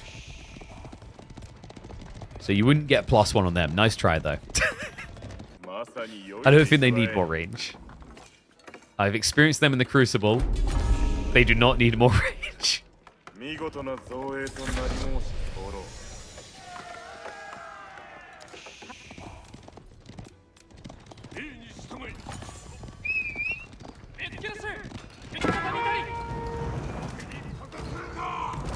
Okay, so Apikai is still struggling to do anything but spears. And Shiki is starting to get Yumi online. He's already got level 1 Oda, which will give him the +1 their attack as well, which he's already taken. Man, this is the thing I talked about that I think is very hard with the silver system. It's very difficult to diversify your blacksmith types with the way they designed this. I think Macedonians might be the biggest sufferer of one unit type at a time, which makes them, in theory, quite easy to hard counter. However, when your opponent's building Mount Samurai, talk about building the counter perfectly. Elite upgrades did just come in, so we'll mop through the rest of the Mount Samurai, but Yumi should be able to carry this now. Thank you, Scarecrow. Yeah, we put a lot of work into the video. We've done a lot of recording, and also shout out to Mega, who done the editing to get that ready and done. I told him it's crunch time, and he took it seriously, so I respect that. We should have a showcase video, a high-quality showcase video coming for each of the new civs every day on the YouTube side, so be sure to check it out and support the channel and watch it all the way through, as it should have a nice breakdown and details on all the unit types, so you guys will love it. I would wager, I don't know if anyone else is going to have gone that far in the quality. Like, I know in the last like showcases we had, basically a lot of people would just basically open a private game and click on units and tell you about them all. With Age of Noob not doing stuff for AoE 4 anymore, I thought it was only right that you guys got something special on that level of production. And hopefully, we delivered that for you guys. Okay, Nesta Bees coming in. And yes, Nesta Bees, they come from the foreign engineering company. So remember, you spend silver to build these. Although the UI, if you don't have the correct size selected, shows olive oil still. Yeah, 600 of silver for Nesta Bees, 1,000 for Huipi, 900 for the Royal Cannons.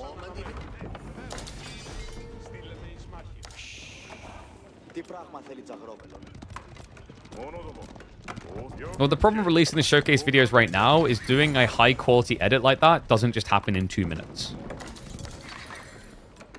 I think you're really not understanding the nature of things. Like, I don't have enough money for me to be full-time safe in content creation. I definitely can't pay my editor enough to eat up 10 hours of his day every day. And also, if you release all the videos, they can just kind of kill each other is the problem. And yes, the other choice you have is the Palatine School. It allows you to produce cataphracts by spending silver. So everything is silver-based. We have Varangian now coming in. These Varangian are such badasses, by the way.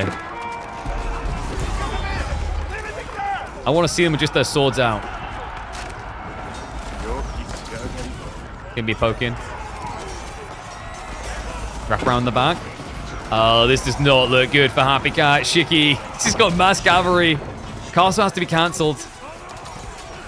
Just enough archers to start bludgeoning away at the Akimata.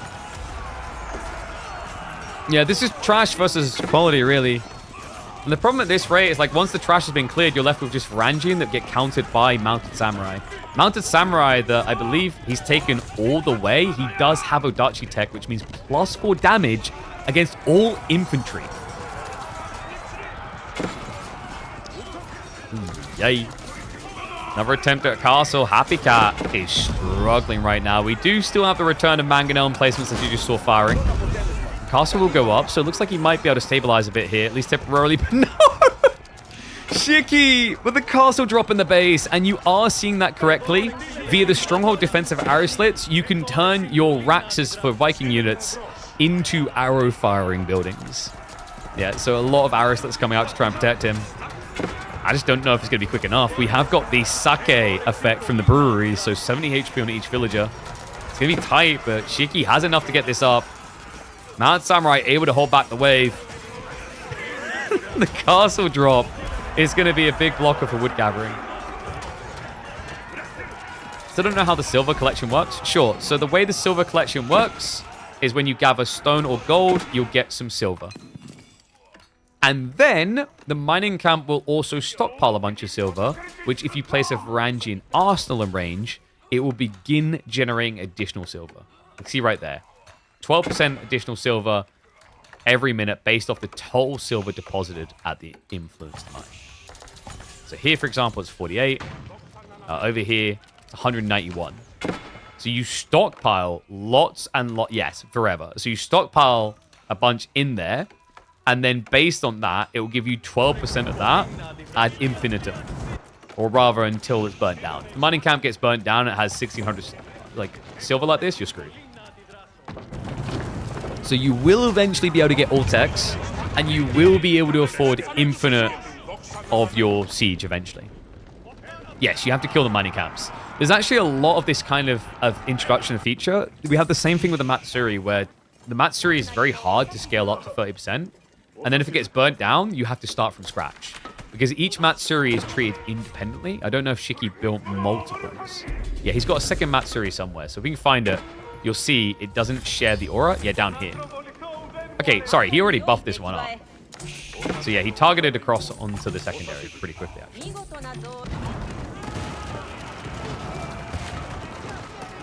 That's why, by the way, the Yatai have a set home Matsuri. Good micro then that he's switching across. Yeah, Happy Cat with a big death push, by the way. Shiki, uh-oh.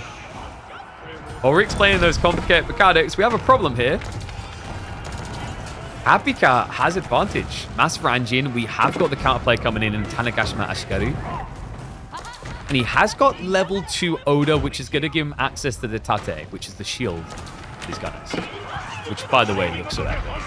I also love the goofy shield for the Mounted Samurai that you get from tier 3, which gives the ranged armor. Actually, no, was it? No, I'm thinking of the melee armor, yeah. Stonewall mining camps? Probably. Yeah, and it will only do this as long as an arsenal is in range. If the arsenal isn't there, this won't happen. So you're going to get in a habit of building a mining camp and then building a Varangian arsenal next to it.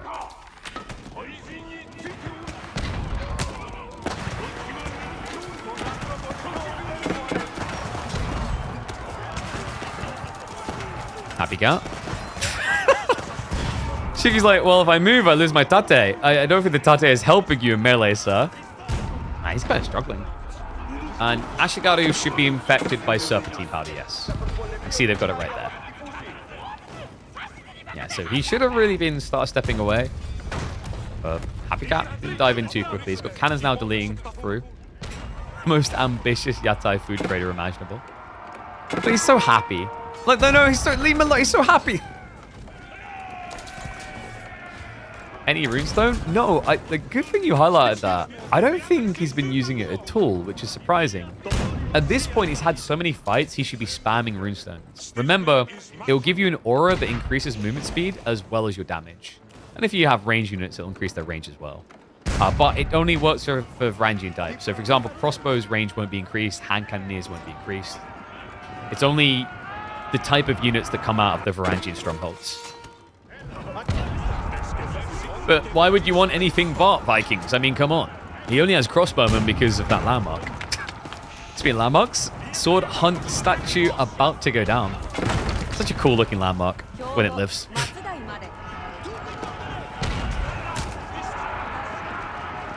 What happened with the stables? Didn't he go... I'm pretty sure he went level 3 Takeda and then deleted it.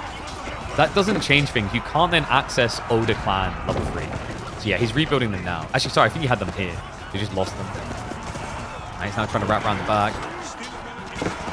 Varangian, not even bothering the Berserk. Still no runestone at all. This is really inefficient from Happy Cat. Yeah, and by the way, losing those estates was really pricey at this point for Shiki. They're not cheap. They do scale to rebuild them. See, to get the third one in, it's going to be another 1,200 resources. And by the way, yeah, I'm glad we do have the Ashigaru noises that I've been waiting for.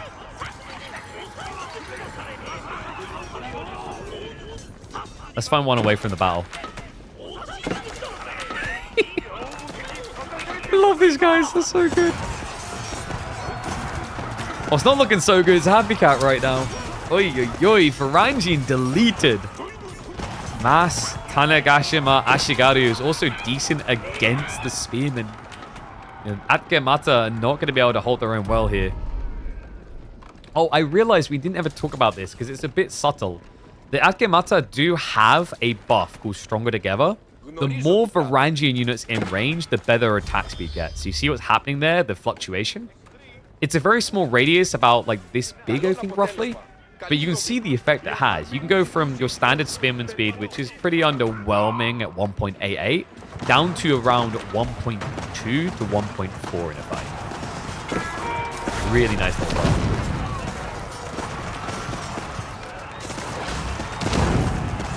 Gonna try to push out. 8 noises begins from the Atgemata. And runestone's being used. Okay, this is big. Look at the movement speed. 1.44 now by default. Plus extra melee damage. But I think it might be a little bit too late for this. And the gunner mass a bit too big. Man, seriously, I think they might actually have to change the sword hunt statue. We'll see. Like, it's early days. But my initial feeling is it is a very powerful Imperial landmark. The Daimyos already scale up to 20% increased attack speed. This makes it 40%. We're kind of rinse-repeating the toxicity of English outpost auras. I mean, I guess the thumbs up there is at least it's not just English that gets to do that dirty anymore.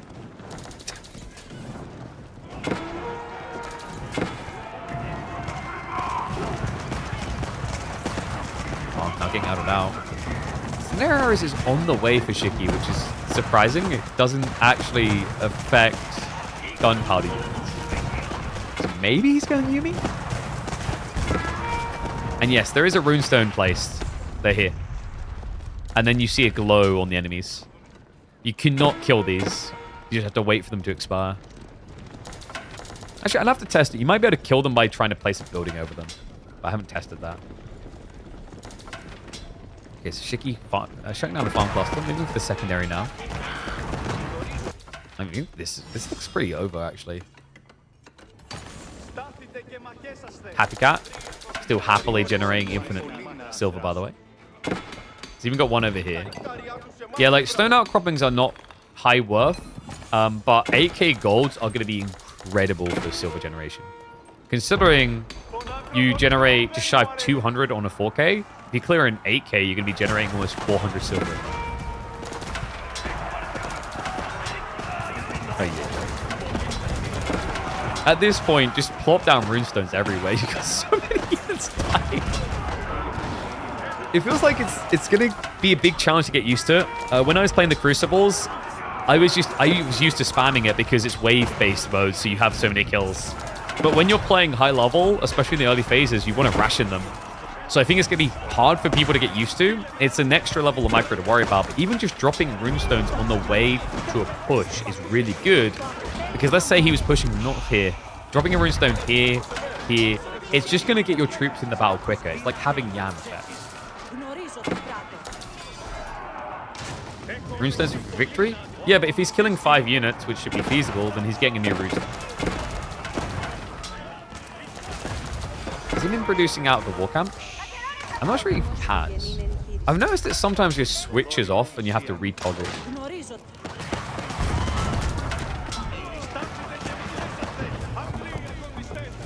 How's this game not over? Man, he's scrambling to try and stay alive with mass spears only.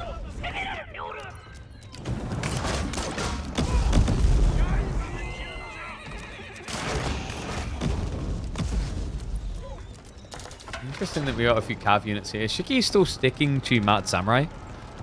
It's weird, you'd think he'd want Samurai, but the argument against it is that he's Mad Samurai much quicker, much more impactful per unit, and they have the Adachi tech, so they're doing bonus against infantry.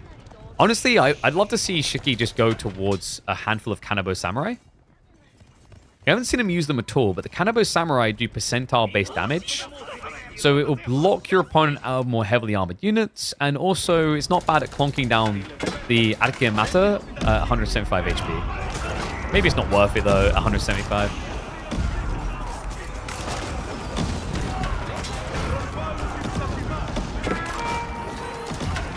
Chicky. He's going in for the farms, isn't he? Oh, the Sacred Site timer is ticking. We're 5 minutes away from a victory for the Sengoku Daimyo. By the way, is it me or is the game quite loud? I just realized. I could have sworn it had the same settings as the main, but it does sound quite loud.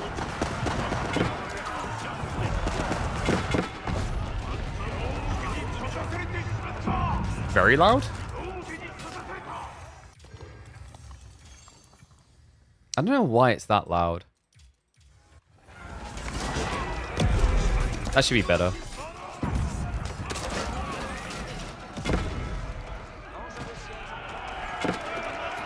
Is that better, folks? Let me know. Ones if you prefer that, twos if you preferred before.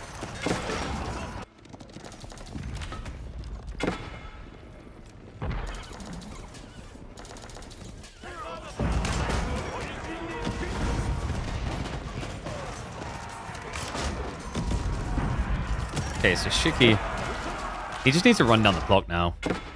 He has got castle drops in some of these locations. Did lose the one in the center. North side is unguarded. He's just splitting his troops.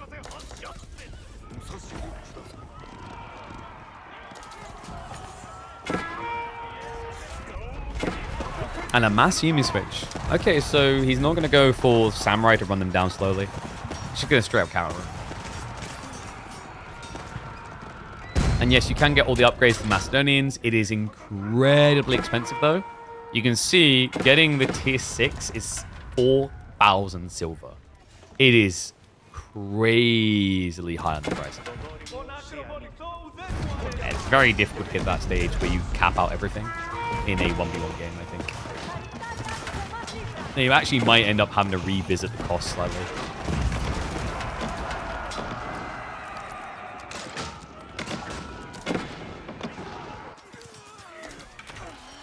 Habitat. He's not doing well on food. I think we're just going to see the clock get ran down here.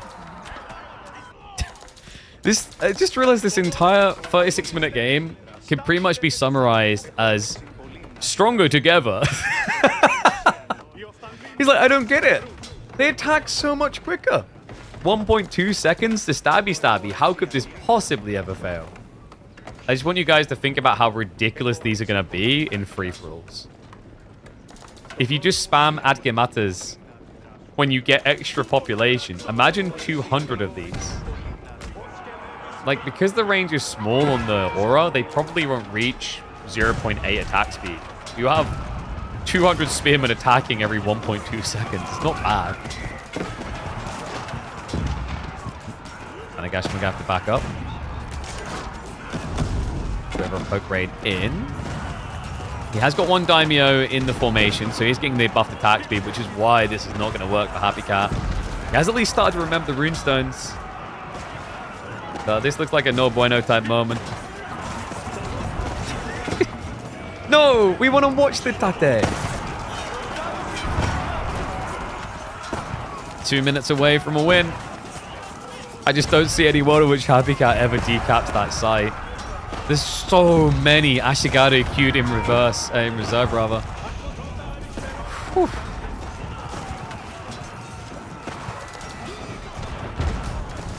The fact that he's just building cavalry into them, like, whatever. The spears? What was that counter? I guess that's meant to counter other spears? I guess I just want to build spears. Wouldn't archers be a good counter to Ashigaru? Yes. A little yes and no. Because of the tate, if they tate, you're going to get countered out pretty hard. Because you can go up to 6 tar range with your angry Viking bowman, but the Tanagashima Ashigaru will have more tar range. So, like, you're probably looking at mangoes. Horseman would have been a good shout here as well for the Macedonians. Definitely wouldn't want to build into heavy cav. The Radari would have got countered pretty hard. But there you go. GG. Another Sengoku win. I've noticed a pattern. Yeah, it's almost like if you only build spears, it's not that good. Downloadmorespears.com is a bait. Time for patch notes? What, do you guys want to read through the patch notes? That sounds kind of boring. You want patch note reads? Lame. Is it Crucible time?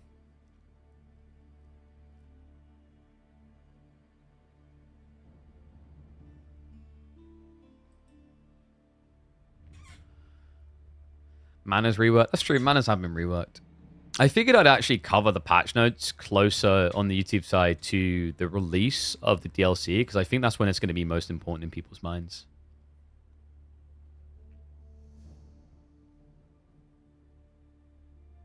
Because they have actually reworked Manners, and honestly, the change is pretty good.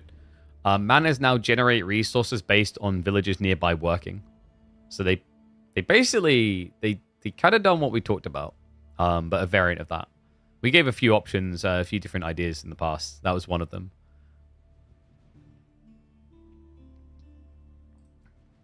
Has anyone got the patch notes to link to?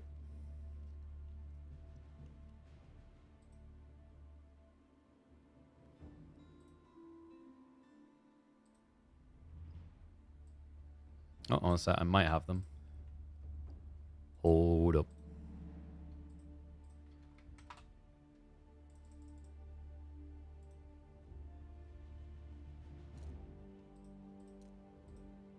All right, 1s if you guys want patch notes, 2s if you guys want the new game mode.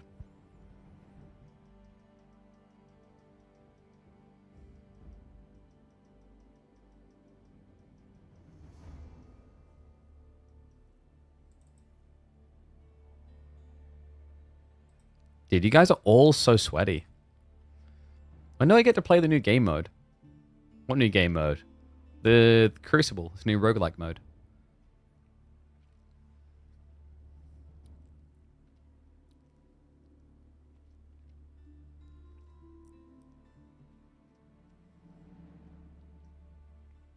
All right, 1 sec. Need a window cap then.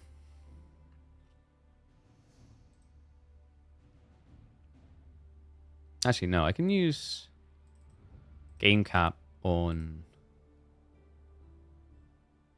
Oh, you can't actually use game cap. That's weird. 1 sec. So I need to do a screen cap? No, window cap.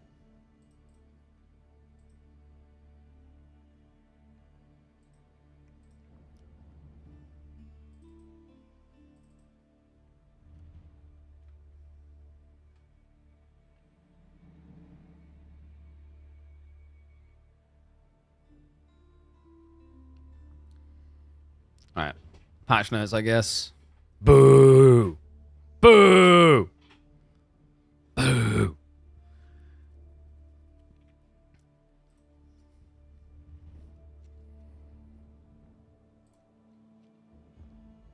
Actually, do we have this set up right? No, I kind of want you guys, you little chatterbugs, elsewhere, I think. I'm going to temporarily remove you guys. The patch notes just dropped for the upcoming expansion pack, Dynasties of the East for Age of Empires 4, and we're now going to be going over them, highlighting the new maps, a few other details, and focusing on the big Civ changes, including a much-needed nerf and rework to a toxic Civ. Let's get to it.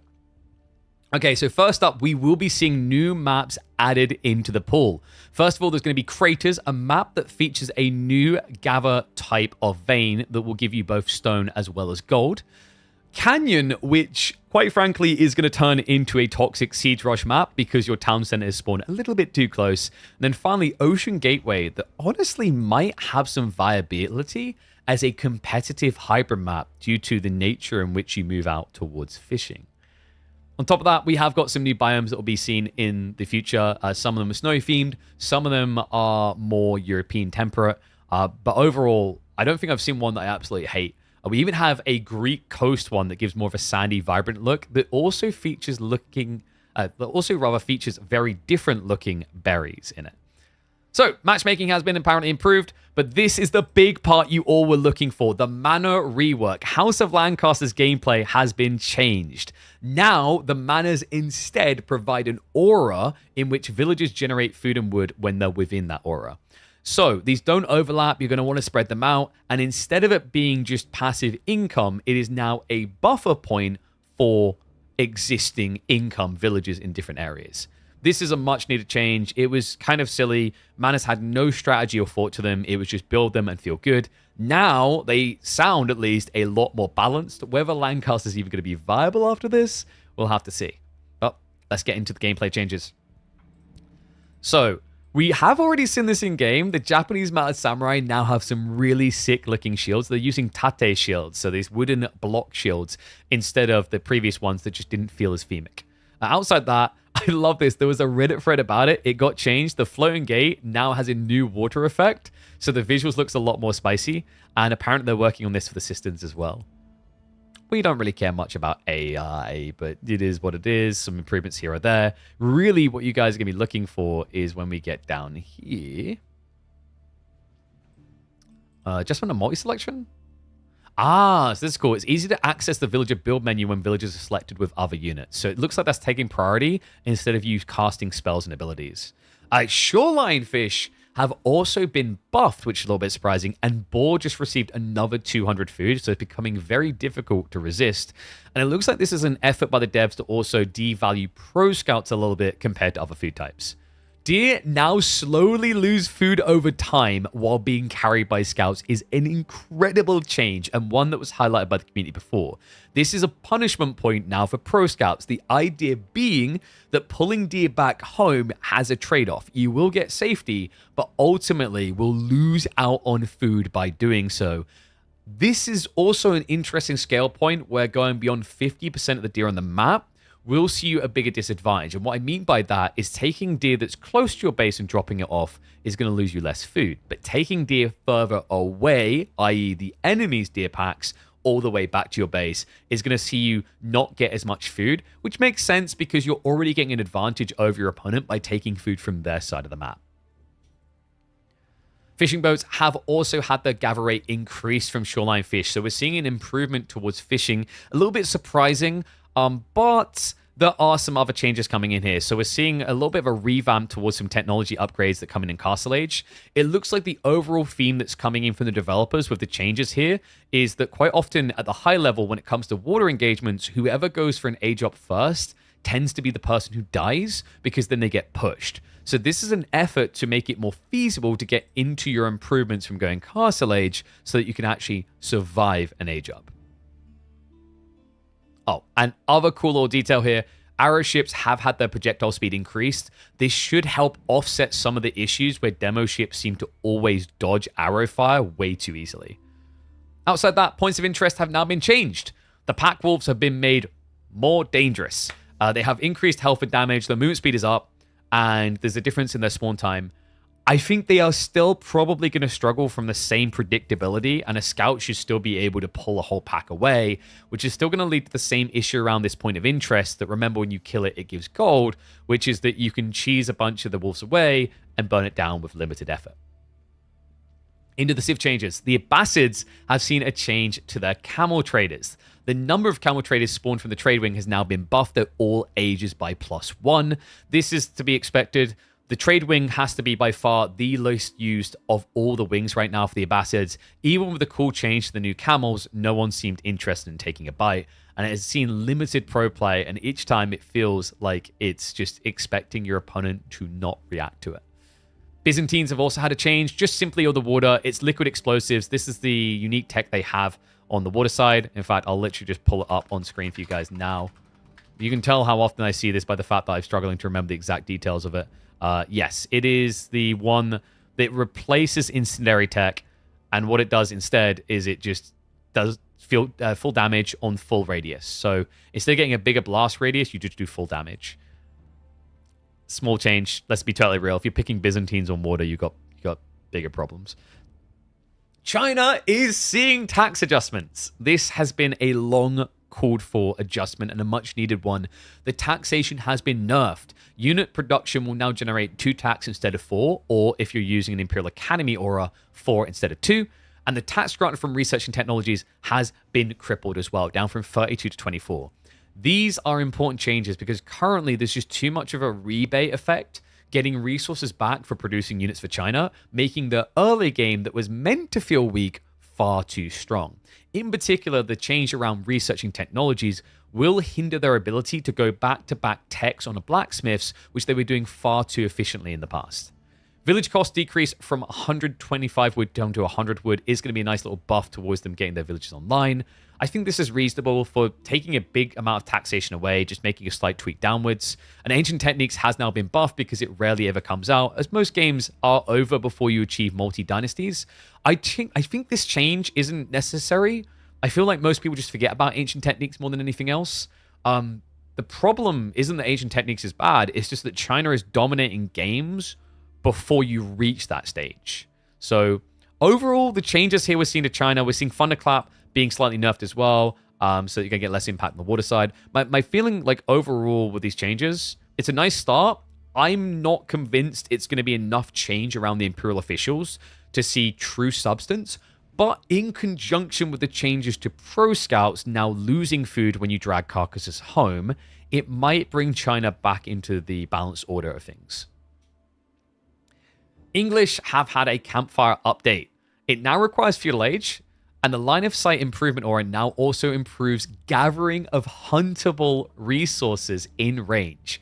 What an awesome change. We're actually seeing English receive an economical buff that doesn't just focus around their farms, instead buffing your ability to play on the map, something that has been rudely lacking for English for a long time. With their farms being so discarded, they've always been encouraged to go there.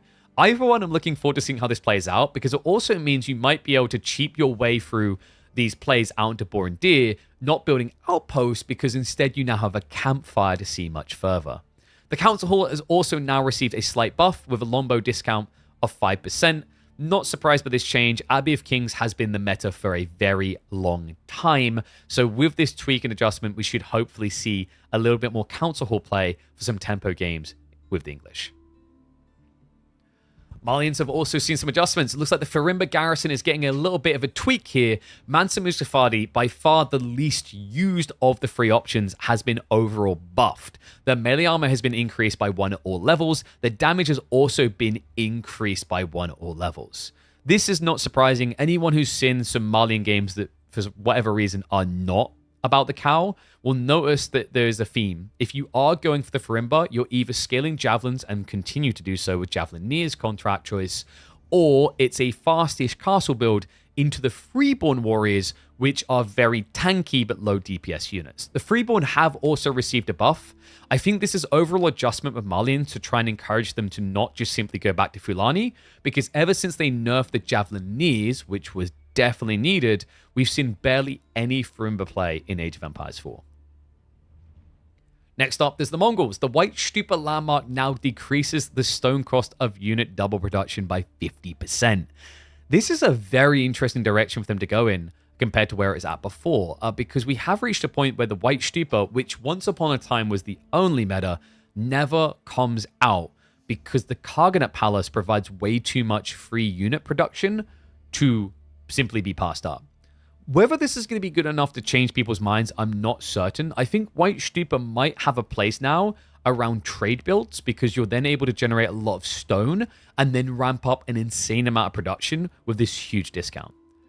It might also play into some sort of semi-fast castle, fast imperial builds where you can start ramping double production in the TC, but I think this is more a case of White Stupa might start to appear in games where Mongols do not rush the 4th age. We have got improved gather rate tech, so it looks like the improved horticulture, fertilization, and crossbreeding have been merged into a single tech improved horticulture.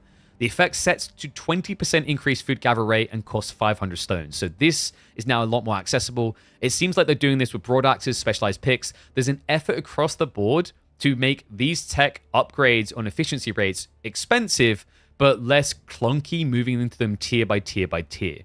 I, for one, am a big fan of simplification. Mongol players, they want to keep things simple in life. Outpost their resources and ooga booga them out of the game. There's no point giving them 15 more buttons to worry about. They're not going to press them.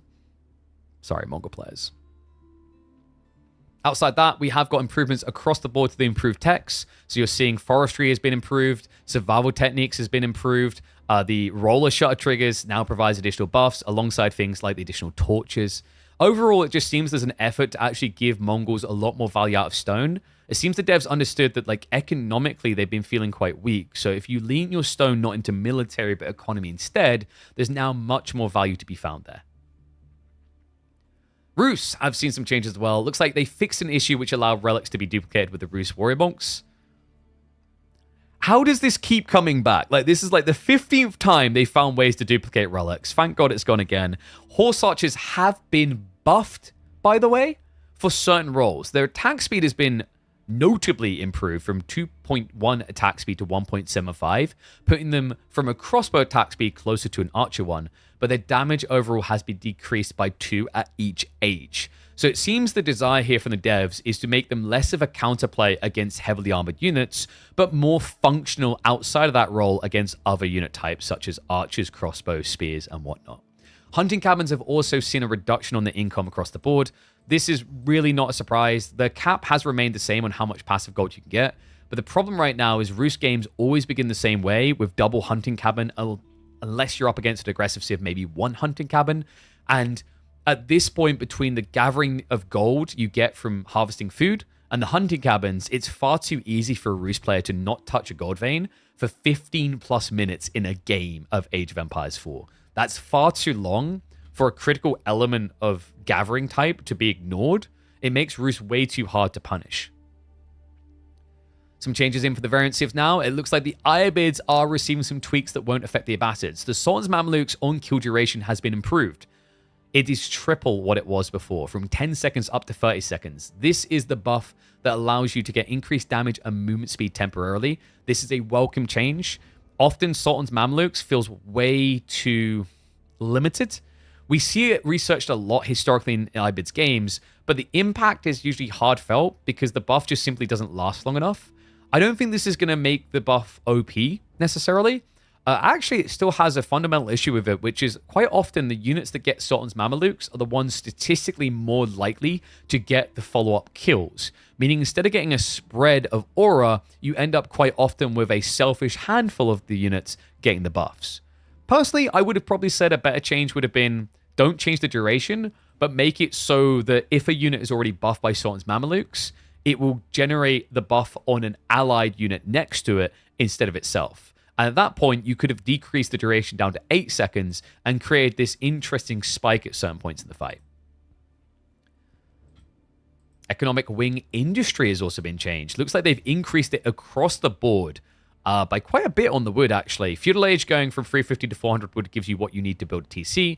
And the Castle Age improvement should be nice for getting some siege balls going on early on. Honestly, overall, a reasonable change. Industry Wing did seem some play, just not a lot. This is to try and balance it out against the Growth Wing that still feels really good when you're rushing Castle Age to get those extra villages. And then finally, Trade Wing Bazaar is a bit of a bizarre buff. They have buffed the health of the Bedouin swordsmen and skirmishes, but this doesn't actually fix the underlying issue with the Irbid Tradewing. The problem with Tradewing Bazaar is it's simply too random. This is the equivalent of gambling at the roulette table in Age of Empires 4. You either win a game or lose a game based on your initial 2 rolls of units. If you get a lot of Bedouin, easy to win. If you roll stone and wood, you're probably going to lose the game.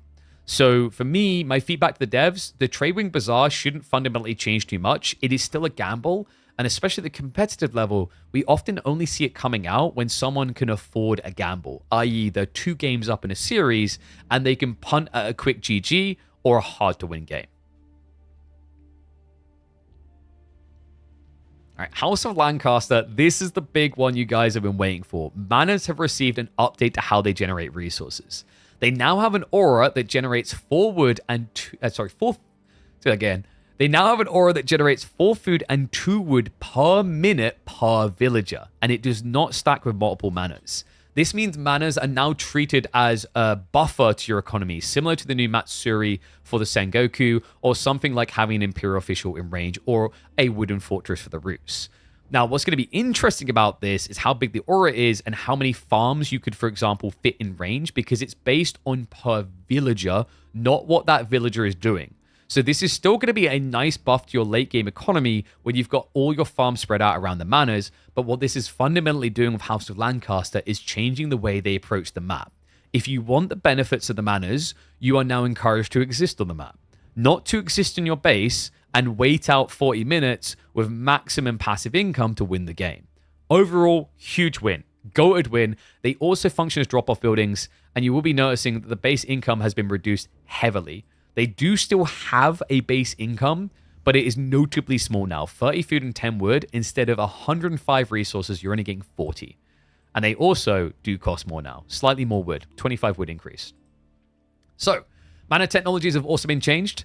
The cost to upgrade has been reduced. This is a reasonable change overall. I don't mind them doing this because I think the mana techs aren't going to be as high of a priority early on. You're going to want to have villages in range to justify it, because before, when you built a mana, it took 3 minutes to return its cost. Now, if you just built a mana and didn't have any villages in range, you're looking about an 8-minute return on investment time, because it's only generating 40 resources per minute, meaning it will generate 400 resources in 10 minutes while costing 325 resources. So big win, smart play by the devs. Yes, technically this thing can pay for itself still, but it takes over 3 times as long. It's not as worth of an investment as it once was. You're actually kind of noticing a theme here as well. Like between the hunting cabin changes and this, there's an effort to try and cripple the value of ROIs on passive resource generating buildings, which I'm a big fan of. Lancaster Castle also now functions differently. It no longer has an influence range, but will instead increase the health and add arrow slits to all manors regardless of the location. So guys, now if you want to win games with Lancaster, your goal should be to rush the enemy side of the map with a Lancaster Castle, gather what you need for manors, and then build the manors right next to their base. Now, I know they nerfed the ability to build Lancaster Castles next to the base, but no one said anything about the manors. And now, you get rewarded more for gathering from your enemy's tree line. There we go. We solved it. They've gone from being an Imp Civ to being a Dark Age Rush Civ. Wingard Garrison has also been nerfed. It requires an extra 50 wood to generate the Garrison command, which gives you 8 Spearmen and 1 Ulfgard. I still think this is a little bit too good. I personally would have preferred it to be buffed up on the cost, so instead of 150 wood, it would have been 250 wood. I think you might still run into issues here, but we'll see if in conjunction with the manors, it's good enough. And scouts can no longer use the campfire ability. It is exclusive to the English, you rebel scum. All right, Knights Templar has got some interesting changes here. So the Antioch Commandery has been improved from 10 to 15% melee. The Genoa Commandery has been improved, decreased rather, and now providing only 20% gold instead of 30%. These are much needed changes. Antioch is by far the least played feudal landmark choice, and Genoa is by far the most played. And not even for the unit type, it's simply for this passive. They've also changed commandery units. The Hospitalier have received a buff. And I'm not surprised by this. They've improved their movement speed to be the same of spears and archers. The reason they've done this is we have been seeing some Hospitalier play from the Knights Templar, but it is never about the unit. In fact, you will see it taken just for the movement speed and the health on villages. People won't build a single knight.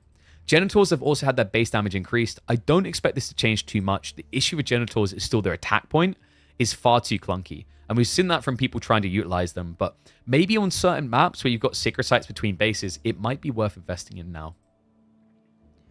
Next up, we have got the Slasher, which I've been told I say wrong all the time. I think it's Slashta. Slashta? Apparently it's like Ahan. It's a Slasher. Should be the Slasher Cavalry. Slasher Cavalry. There we go. That's what we're going to call them. Their damage has been increased. Their health has been increased. This has been needed. The Slasher Cavalry is way too good at what they do. At the late game, if you can afford it as a Knights Templar player, you will build only that unit and that unit only. Teutonic Knights have also been slightly buffed. No surprise there either, as they are the least represented of the three Imperial choices, with even the Condottiero from the Venetian choice seeing more presence than the Teutonic Knights.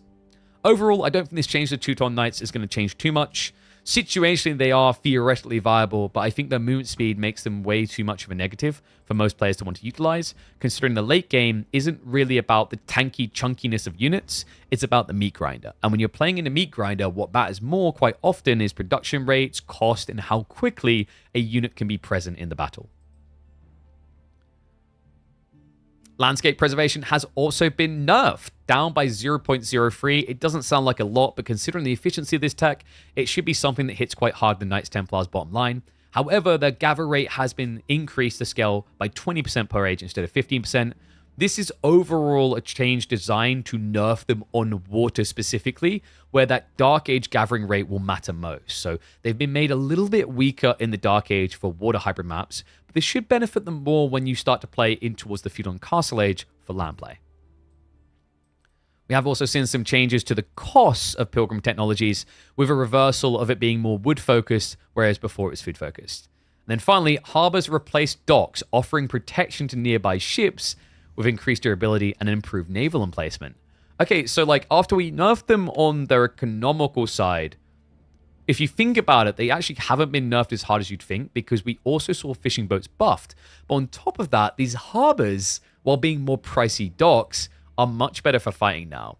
They have decent fire armor, and they also provide a big healing aura and increase the health of nearby ships. I think... Wait, they have naval spring on emplacements? Okay, presumably in castle only, otherwise that's broken. I think that they're trying to redefine Knights Templar's role so they still feel functionally available and useful in water fights, but don't just win because their economy is better.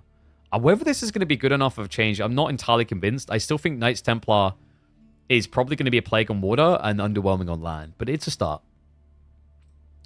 Chushi's Legacy receives the same taxation nerf as China, and same changes around everything else. So it's just a copy, paste, and repeat. And that, folks, is going to be everything from the patch note read. So let me know what you guys thought about this. Overall, the big takeaway for a lot of people is going to be Lancaster has been nerfed, and it looks like the nerfs, in theory, should be good enough to bring them in check instead of making them a completely broken civ. Time will tell, though. A little bit surprised the Lords of Lancaster didn't get adjusted, but I think they didn't want to change too much at once and turn it into the worst civ in the game instantly. Then again, it's been the best civ in the game for a few months, so maybe it's deserved. I know some people would have probably expected more changes to come in with these patch note reads, some epic changes to underwhelming civs, but the reality is we are on the cusp of adding 4 new civs to Age of Empires 4, which means the devs wanted to temper the way they adjusted the game around other civs, because you don't know how these new civs are going to play with the existing ones. Some might already hard counter old ones. Some might be hard countered by old civs. If you adjust everything at once, you create a pure chaos zone, and you also make it harder to gauge what is truly broken and what is not. A more tempered, regular patch approach is something I truly prefer here, because we first need to see the impact of these 4 new civs, as well as the Lancaster change, before we can then measure them up against all the other civs and decide what is broken and what's underpowered. Guys, that's going to be it for this video, though. If you like what you've seen, make sure you subscribe to the channel. We've got plenty of content coming. We've got showcase videos of the new civs. We cast games all the time, so make sure you tune in live as well for those. But that's going to be it for this video. Make sure you like it. Comment down below what you think is the biggest change, and if you think Lancaster's been nerfed enough, and I'll catch you all in the next chapter. There you go. Got to make it a YouTube video. Nah, dude, we're not going to do, like, patch no reads. I don't think people want that.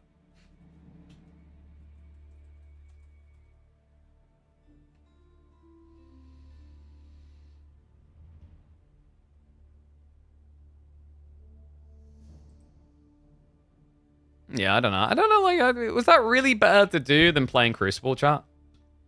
We could have been playing Crucible. Which would have been more good, no? Do you guys not want Crucible? Crucible. I should really go eat food soon. I don't know if there's other games to cast, really. I can now play Crucible. Oh, thank you, thank you. Louis might have some game. Oh, no, they're like, I think they just checked the maps. Instead of playing to fight, by the looks of it. Yeah. Sage. Alright, guys. I need to quickly grab some water. And then I think when we come back, we're going to be doing some of the Crucible. Okay? So, bear with me one sec. Whoopsie. That shouldn't be showing anymore.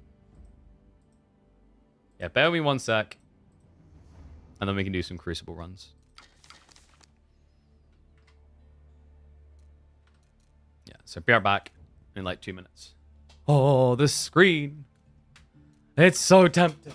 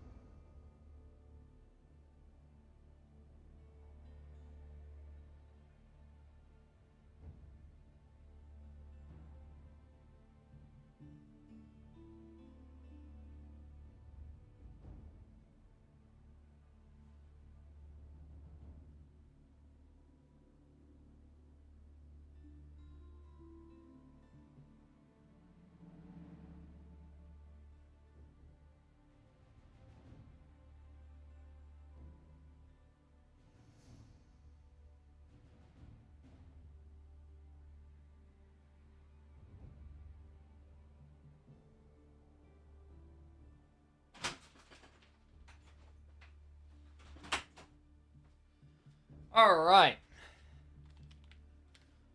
We're back. Did everyone hide their data? Yep. Not everyone, but a lot.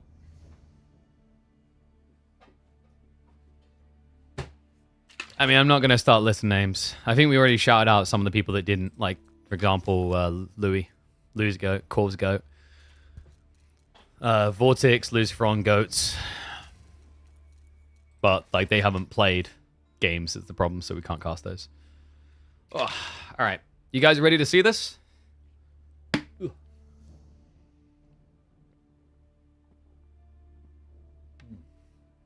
I need to get some liquid meal in me because these are 45 minutes long, you know.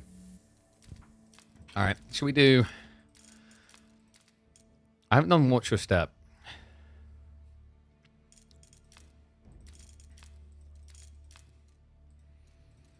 Which shift do you guys want?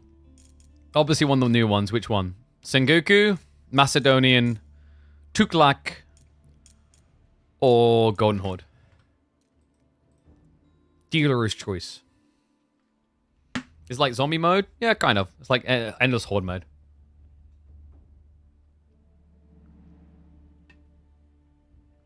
Canyon was in game for 9 months. Really?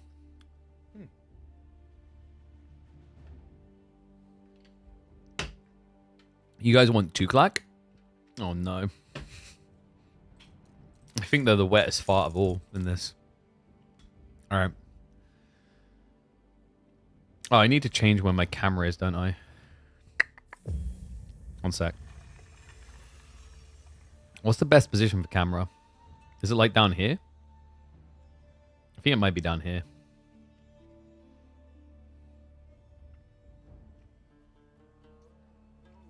How can you only be only level 35? It's a test server and I cast games, dude. Instead of getting to just enjoy playing the game, I provide entertainment by like casting games for you guys. I think we put it here, don't we?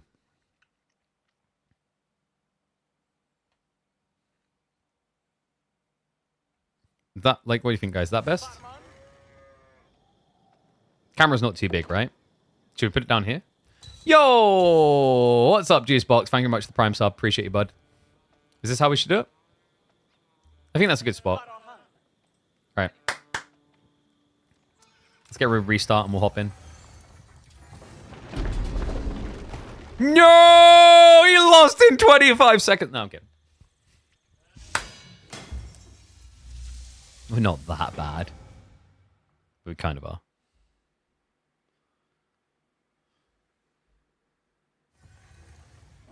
I just realized I need a way... I need to change the scene for... TikTok, because TikTok's looks really weird.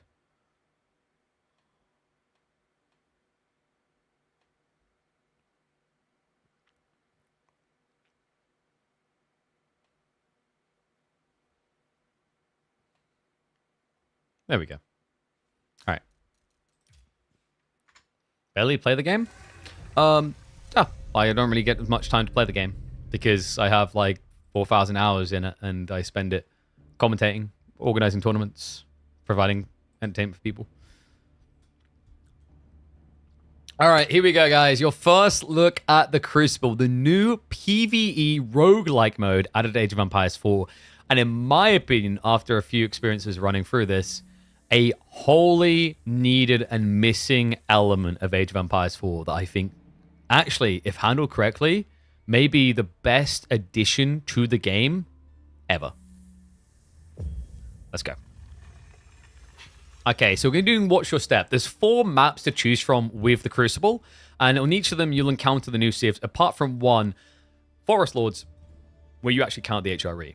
So your goal here is to survive. You're going to have a wonder you have to protect, and there is a bunch of interesting variables that can be randomized here, such as secondary objectives, boons which provide buffs, and so on and so forth. You'll also have a perk system that allows you to get extra things between modes and runs.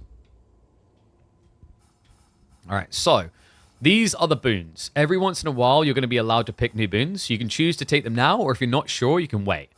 Honestly, looking at these, I'm a big fan of Permanent Garrison. It just turns all outposts into Gatling guns early on, which is really useful for saving on investing in defenses to begin with.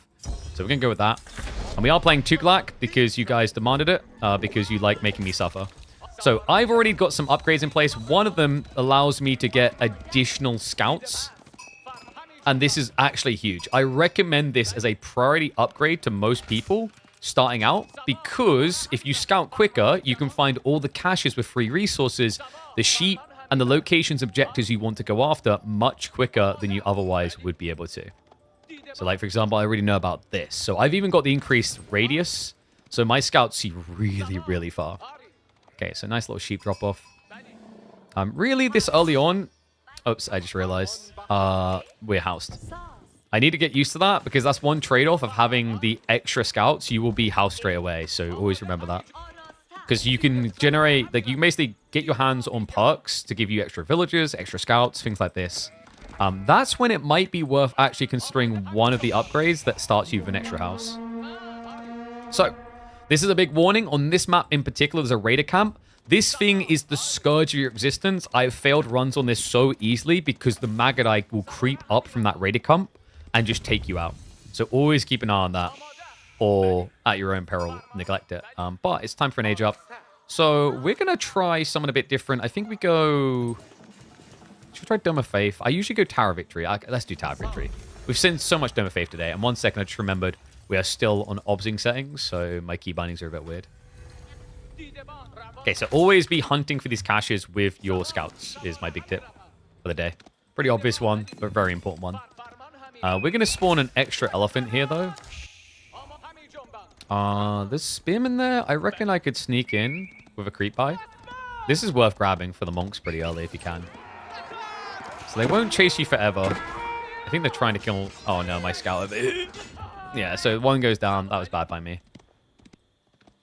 Okay, so this one got away. I think they clipped my sheep, though, which is quite annoying. We did just spawn out the elephant over here. We'll get a few villagers over on that side. And I just realized I've stopped gathering a little bit too long. This is like a scuffed beginning. You can tell it's the first session of the day. And that I have not eaten all day. That's my excuse, chat. We waited until we were deep in hunger mode to do this. Okay, so that's worth getting. The healers are pretty nice early on. We're just going to creep by these guys. Yeah, you're just looking to pick up as much resource as possible and also scout objectives you want to go for. Secondary objectives will generate more perk points at the end of a run, which you need to get upgrades. But the more important thing is figure out which ones you want to go after. There is a relic cart, which allows you to garrison up to 5 relics in it, and it provides a health buff to nearby troops. Be careful with that one, though, because it's very easy to lose when you're like not set up to defend yourself. All right, so get these guys back in. We're going to want to build straight away into... I like archer ranges to begin with. Archer ranges are probably your best friend. Just because archers, it's something easy to scale that you won't lose. Now, I've got my outposts upgraded via the perk system, and that's going to be a big boon here because these things actually start with cannon emplacements in them. Yeah, so they're not going to die easily. And they'll definitely be able to take out a few troops early on. So we're just going to keep scouting around. I reckon we could creep in for that stone. I just don't really need it right now. Rather stay at full HP and try to find something more worth around here, if I can. Once again, it's just stone. Need to be careful because there will eventually be raids coming in from the east side here. So you want to keep an eye out for the Magadite. They are a pain in the ass. Wolf Den is an easy run by to pick up resources. Always just run past those, ignore them. You have got a trade post down here. There shouldn't be much risk of you getting raided down here. Now, we're playing this on the hardest difficulty, which is ironically not the hardest difficulty. There's higher difficulties than hardest, but you have to do that to unlock the next one. There's also a Conqueror mode you can unlock that is, quite frankly, brutal. So the Conk mode... Oh, have I not got enough wood? Yeah, I'm not paying attention to my resources. So the Conk mode is disgusting, guys. So what it does to you is it's very bullish. You have to deal with a lot of crap. So, for example, all of the resource deposits will be half resource. So, for example, a gold vein will start half depleted already. Your deer will be half depleted already before they've even been shot, and so on and so forth. The other awkward thing you're going to have to deal with is there's like a giant trebuchet that will randomly snipe your buildings all the time. So, yeah, it's a very bullish mode. I definitely recommend getting to grips with the other modes first. Okay, I've got way too much gold gathered right now, so we're going to move across. What we need is wood, really. He's already checked over there, so we'll scout around now. First wave's almost here. Usually, I'd like be spamming archers to guard that area. I don't really have to worry about that as much in this mode, because remember, we have got the towers. So these towers that we've already upgraded, because I've already done a few runs, are going to be a godsend. Maybe I should have shown this without any upgrades, but you know, I needed to look good. So far, I've done a bad job of that. I've got a lot of gold. I'm going to start getting woven baskets, which will increase the amount of resource dropped off. Remember, with Tuklak Dynasty, you research text really fast. It only takes 5 seconds, but you are paying 20% more than a standard sieve would for those texts. Okay, I'm a little bit paranoid here. I don't really care about this wave because the cannon placement I have will deal with it easily enough. But I'm just building these guys to deal with Magadai because Magadai are going to be the scourge of my existence. Oh, speaking of, there you go, on time. So there's the cannon emplacement, an easy solution to this. Okay, I don't know why I shot the other one. So we're going to sneak that gold there, most definitely. Just want to keep scouting the map. Oh, and I should always get fortifications. It's worth fortifying because it's a cannon emplacement outpost, so it's your best friend. So we're going to want to build some more archers here. The Magadai take a chunk out of me there. And we're going to go for a blacksmith now, because blacksmith's more expensive to get those upgrades in, but like imagine getting your blacksmith techs in 5 seconds. How good of a feeling is that? Oh, music to my ears, man. We've all been, I'm sure I'm not alone. I'll put my hand up a minute. I always forget about my blacksmith techs, and it always costs me games. Right, I think I'm going to creep in for the food there. New wave's coming in. This one's just spears with a few cavalry. Not a problem either. Uh oh. So we got seen. I think I just run away from you. So this is going to be the camp I'm worried about. Yeah, and if you kill this, it'll stop these Magadai raids. But as long as you don't kill it, they'll keep coming. So you will eventually want to get rid of this. Of course, it's a spring emplacement. I should have seen that coming. Yeah, the elephants are a really interesting like element, though. Not sure entirely how I feel about them compared to standard. And no, these elephants cannot fight. But we can build elephants soon. We're just not building them yet because, honestly, like most openings, you're going to want to prioritize getting archers. Archers are your best friend. Because it's something you can kite with that you're not going to lose as easily. So just snipe these out.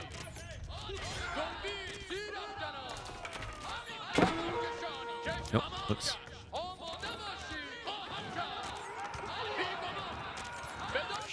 Okay, so they're diving in, but like we've already fortified, so that's just not going to die easily.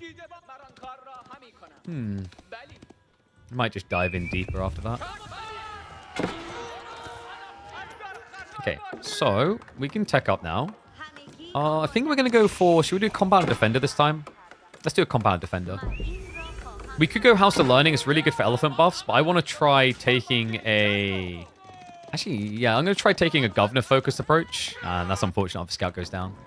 Because the governor system is really important to buffing you up as the game goes on. And that does mean we're going to want to start prepping people out here. I love this about just spawning elephants straight away. So you already like then clicked allocate people and you're already on the way to what you're looking for. Okay, so because we got a nice little army, this is always good. You want to be scouting out for objectives early on, and some that are really good are ones like this. The champion provides an aura that increases range units damage by 4. That's incredible at this stage. Always recommend going after these type of objectives. Some objectives just aren't that valuable in the early game, but ones like this are incredible. And because we got a men-at-arms from this early outpost objective, it's not the worst idea to go for. Although I am getting kind of smashed a bit. I think probably I should have just built a few raiders instead. Also, I screwed up because I don't think I got... Yeah, I did get undermesh. Okay. Okay. So, bring those out. Archers.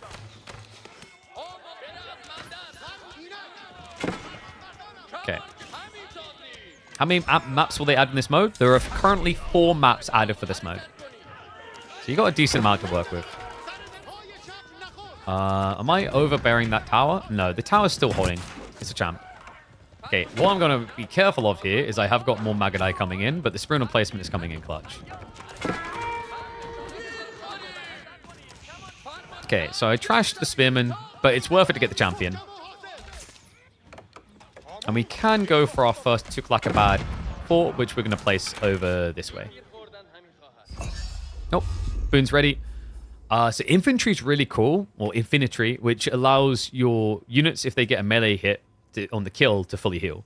That's really good with elephant comps. I'm going to take that for war elephants down the line. So some of these tech choices are really good early on. Others are going to be something that's useful once you upgrade later in the game. So you're really kind of balancing out, like, do I want advantages now? Or am I willing to sack my skill, like my power now for some down the line? So look, now we've got big buffs to our archers here. They're doing double damage. And of course, we still need to vet these guys. I've been neglecting that, actually. We should rush across the goals. I'm going to set up a few farms. So the elephant boon that gives increased gathering, it is applicable on town centers as well. So I am going to benefit from dropping off at town centers and getting more food there. So it's not bad to build around it like this. All right, we're going to get more and more farms set up, I think.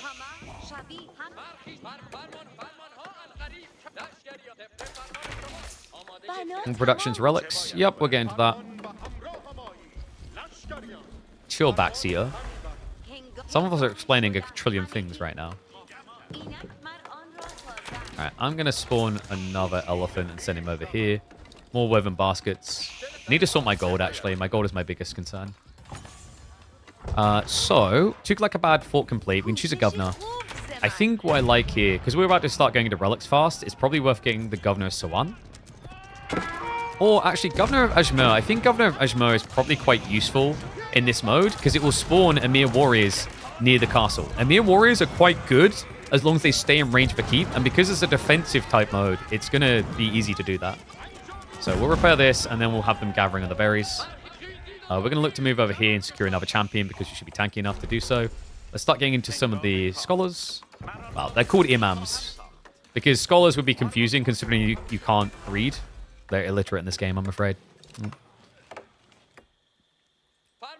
Yeah, I appreciate you. All right, so I want to keep some archers back here anyway because I will get slapped on the backside. Whoopsie. Keep moving these guys. Yeah, these guys kill really easily now. And then we're going to get access to the Men-at-Arms champion that buffs all melee armor on nearby infantry. The only challenge with these champions is unless you get them from the boon system, they will not respawn. So when they die, they're gone. So yeah, be careful of that. Okay, so Emir War's coming in to defend. Good. Relic's being picked up now. Just going to spam some of these so I don't have to worry about it. And then we'll walk over this one. Let's get additional scholars out. And we're going to want to start adding in something other than just our archers now. Yeah, because we're going to have to start countering multiple unit types soon.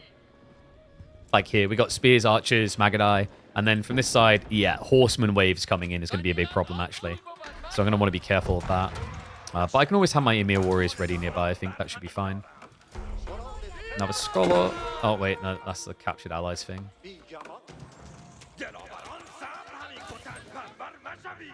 Okay, so we want to get our troops back because with the champion archer, I'm going to do a lot of damage in the trades. Let's get our archery upgrade now. It only takes 5 seconds. That's a nice thing. You can kind of just delay these type of plays and it doesn't feel terrible. Just got to make sure you got enough gold gathering at all times for it. Okay, so definitely got enough gold gathering there. We need to add in additional keeps here. We're going to add in another one, I think, here. Yeah, that's quite nice. And these Emir warriors, I'll show you what happens. When you walk away, they get a decay effect. So once they're out of this radius, they will start to get worse. Oh no, we're good. My archer's already there. So look at this, the decay. So their stats start getting worse and worse every run of the decay. So don't keep them away from forts for too long is the idea. Okay, so I might actually upgrade this. Let's go for Shahi walls. That'll give me more Emir warriors, so more free units to defend with is always a good thing. And by the way, those Emir warriors don't take up space either. Okay, so let's also upgrade our Raider elephants, and we're going to start queuing up a bunch of these bad boys. Raider elephants are fun. So, next up, we want to actually head over to Sacred Sites, I think. Sacred Sites are a really good objective to head for next. Okay, we've got 2 waves coming in. I want to be mindful of that. Okay, so these guys are going to come diving in. We just want to stay near the forts. And I'm going to pull these guys back because I know it's going to become a problem in a sec. Yeah, we had the right call. I'm going to move them to the backside so I don't have to worry about it. I'm going to send these archers over to deal with this now. So Ram's going to get cleared up. And Emir War is just really good for this. Tuklak gets 5 elephant. I think it's 5. There's quite a few elephant types. It might be more than 5, actually. You get a lot. Okay, so let's make sure we're sniping these guys out. Yeah, these aren't upgraded, so it's easy. And now I'm going to get a bunch of scholars. Always go for sacred sites. It's just free gold. In my experience, the AI never tends to decap them, so you only win by going for them. Okay, so we're going to want to have... What's that? Let me do that. We're going to want to have additional farms coming in soon, I think. So what we'll start to do... This is where, like, I'm really not sure what the optimal layout is on these things, because your elephants will sit in the center anyway. So it's a little bit janky the way you're probably going to set up farms with this Civ. We'll see what the meta ends up being gradually. But let's also set up a new mosque. We don't need it. We already have a bunch of these elephants. There's a lot of spears coming. Let's get our boys up there. Okay, so second one, which one are we going to go for? I might look to make this one about gold generation now. Ah, that one is guarded. Okay, unfortunate. We'll move over there now with these guys, though. I think I want to get probably... Let's get double War Elephant. War Elephant should be pretty good. Gold Vein over here is going to be good. Let's move there now. So I'm going to send these guys over to deal with the Keshiks, even though it's not really their best use. But they should do fine. And if we Stampede, we can do this. Just run all the way through. It's much better to use this to reach units you really want to counter. Yeah, these are Castle Keshiks, right? No, actually, they're just feudal. Surprised they're doing that well. But it's fine. My elephants hold on. Okay, we have got... Oh, wait. Where did my other workers go? Oh, so stone's been gathered up. We should spam a few Tuklakabad forts, I think. So half and half. And then these guys are going to go over here to capture this. We've got most things now. I need to figure out where the final relics are. That's my big thing. So let's make sure we get, I think, a few more of these guys, because there's definitely more relics on the map. We're up to 4, though. It's pretty good. All right, we've got 3 scholars here, so we should be able to kind of chain heal our way through this. Lamau. Then we'll get more scholars. I haven't shown you guys the healer elephants yet. They're pretty cool, though. We'll maybe add in 1 or 2. It's an easy way of rejuvenating my team. And I still need to go deal with this. I'll probably send the war elephants down there soon to deal with that, as they should make short work of it. So I'm going to split the Emir warriors up here, because they'll be able to hold all that back. And then... Next up, let's just go Governor Mutan and Governor Ook, and we're going to upgrade the Ook. Okay.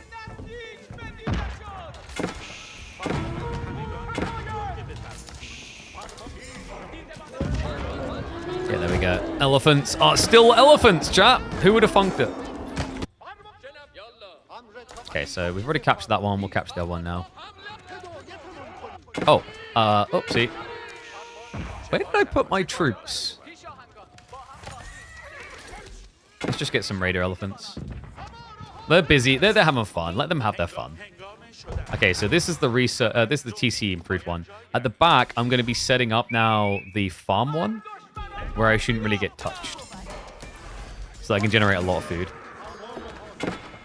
Reminder: we have got tiers upon tiers. We went with Compound Defender, so we're getting these cheaper. These castles are meant to be 420, we're paying less. But we can also keep upgrading our governors to very high levels. So we're going to do this with this one here.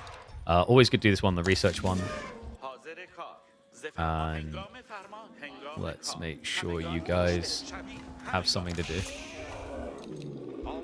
Okay, so we said about sending the war elephants over here, because we want to clear some objectives. Let's add in some more war elephants in their place. We'll get the healing going as well. I'm probably going to pull one of these healer boys down over this way. We've got a lot of healers over here as well, so I think we can just clear more objectives with these boyos. Oh, and let's always just stick more people to wood. The classic solution when you don't know what to do. We'll just add those in. I think you can drop off at that one. I think some tickler bags. I'm not sure if all ones allow you drop off. Okay, so just keep doing little objectives. Got lots of raider elephants here. This should be enough to clear. And now, over here, governor-wise, we're going to go for the Governor Bakar. And then we're going to set up a bunch of farms. These are pretty cursed, though. Thanks, game. So, 4, 8, yeah. So we need 1 more. Okay. Village and traders, destroyed outposts, rebuild. These aren't great ones, to be honest. The Reflect is kind of cute, but I just don't rate it that highly. I'd probably go with either just straight outpost rebuilding, but I just don't think that's that good. We'll go with it because we've got the garrison effect thing, which is nice. We're just going to spam up the rest of these houses because I can't be bothered to keep remembering this. This is why you play Golden Horde, am I right, chat? Am I right? Best Civ, Pog. Okay, so my heal elephant seems to rejuvenate everyone. And Emir warriors are looking pretty good. I can get the next layer soon, but I need to start gathering more stone. There's a lot of stone over here, so I'll probably move a group to gather stone there soon. I still need to send the scouts out, I just remembered. I'm just going to sack them in several different directions. And it is time to tech up as well. Where have I got a cluster of workers? Probably at the back. Palace of Sultan's cute, but we're going to go Hisar Academy because we've got most of our governors anyway. So that's going to generate gold and food for each governor we have. So we can get an extra 500 straight away because we've got 5 of these Tuklak forts. Oh, I just realized actually that's going to be a bit of a threat. All right, in we go. Vamos! To war! I love these guys. They're so fun. Alright, gonna want to pull the Raider elephants back. In fact, actually, you want to stampede them in and then go straight after those guys. Kill the back line. Okay, so we have found additional relics over here. That's great. Now we know where to go. Found another relic over here. Did not find another... Oh, found another one here, I think. Actually, no, you didn't. I just picked those up. You're going to die anyway. Sorry to be negative, Nelly, buddy, but you did. Okay, so we're going to be able to stop the raids. That's great. I won't have to look over my shoulder and worry about my economy dying. We're still adding more farms here soon. We should go for the extra woven baskets shortly. We're about to get Imperial, so we'll be able to. Might as well get forestry while we're at it. It's cheap tech. Okay, and I want additional imams. Do I have one here? No, I don't. New army coming in. And we could really up our production. In fact, we should up our production soon. We haven't gone for the final Tuklak fort yet, have we? So we need to get that. All right, we're getting rid of that. That's great. The final Tuklak fort is going to buff the effectivity of our elephants. One sec. So you can just cast elephants like this. It's actually a lot cleaner. And I'd recommend it quite often. But we're going to head over here now, start gathering. Uh-oh. Oh, didn't pay attention there. Go, little elephants. No, not my expensive outpost. Leave them alone. Ah, they're going to die. I think I pulled too many troops down here. I didn't need this much here. Big siege weapon, though. Pog. We want that. That was bad micro by me losing one of those towers. Shouldn't have happened, really. Okay, I don't think I can claim that yet. That's too big an objective, but we can wrap around here. There's relics over here we definitely want to go for. And then we noticed this other relic right out here. That's just a free run for us. Is this Crucible? Yes, this is indeed Crucible. It is a lot of fun. It's really smartly made. I love this, by the way. So your worker elephants get field repair site, which allows you to build a little location that will auto-repair siege and range. That does, by the way, include the Springwood elephants, which we haven't actually shown yet. Should we get some Springwood elephants, chat? I think we should get some Springwood elephants. You guys, you seem like the type of people that my beef Springwood enjoys. I know, I'm sorry, that was an insult. I can't believe I said that out loud. Alright, let's get our elephants over here. I just realized I've been misrallying. So... we want the final Tuklak fort. Probably place it here. And then we'll look to set up some stables. Because it does buff cavalry is the idea. Uh-oh. Damn. I sniped my boy real quick there. Oh, dude, I didn't cancel it, I don't think. Oops. It's because I haven't got, like, I just realized I've still got this army out here. I just need to bring them home. And then we should be pretty clean. Oh, what the hell? Yeah, those guys are going to get clapped too.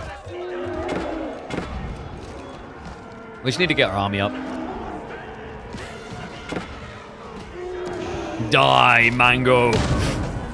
We need to get our Mir warriors back in range of a fort. Otherwise, they suffer a lot. So, this time, let's actually try that for real sizey forts. We also should really start getting Unitechs. So we're probably, and this is glorious. This is where it's great. When you've got governorship of Ulk, because it offsets the extra cost, you're just getting Unitechs in 5 seconds, which is freaking wild. Let's go for biology. And I just realized, actually, whoops, we're getting siege down. No. Go, my people, go. Yeah, keep an eye out for Trebs, because they get ridiculous fast. Okay, so final tier would give me 45% discount. We're going for that now. On the Burning Castle. Yes, I am aware what I'm doing here. I'm not grossly incompetent. I'm just mostly incompetent. It's different. Okay, so Forgotten Ruins over there would actually be a good objective as well. Let's send some of you elephants over. And let's get under mesh increase, melee increase. We've got a lot of resources. Like I said, we just need to fix our production rates. It's because I wanted to set these up before really doing it. Let's stick one of those bad boys out there. You can spawn elephants that you saw from the Tuklakabad forts. And there we go. That's now going to increase the health on elephants nearby. And that influence does also affect around the Tower Victory. So all my elephants will come out with more health now. Look at those war elephants. We should go for armored beasts as well. Just buff them up. War elephants are going to be our best friend for sure. Spears are meant to counter me, but not when I got this many elephants. Whoop, whoop. Okay, so what we got coming in? So we want to lead the war elephants here, and then raider elephants over this way. Yeah, the raider elephants will chow down easy there. Okay, there we go. Okay, our economy is close to where we want it to be anyway. So we want to get tithe bonds, and we can upgrade our heal elephants. I actually might prioritize 1 or 2 heal elephants here. We need to find our way out towards that relic, but we also need some troops to make it easy to get to. Oh, by the way, these guys also have Stampede, so have fun with that. Don't let anybody stop you.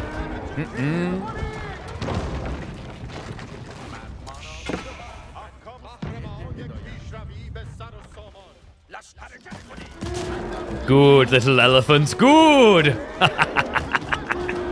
Yeah, even the healer elephant attacks, by the way. So we want to set this up. This giant mango is as good as it looks. It's actually really, really strong. We still got an MM out here as well. I might go for the relic cart soon, actually. I'm not sure if I'm going to fully use it, but might as well try. I got way too much gold, not enough wood. Yeah, let's go with this. Okay, so we upgraded the Governor Ook one, so now we get huge discounts. So here, the uni, like we're paying like 700 resources for Unitex, which is crazy. So we'll go for elite army tactics. We might try and add in some infantry soon, but mainly it's the bio approach right now.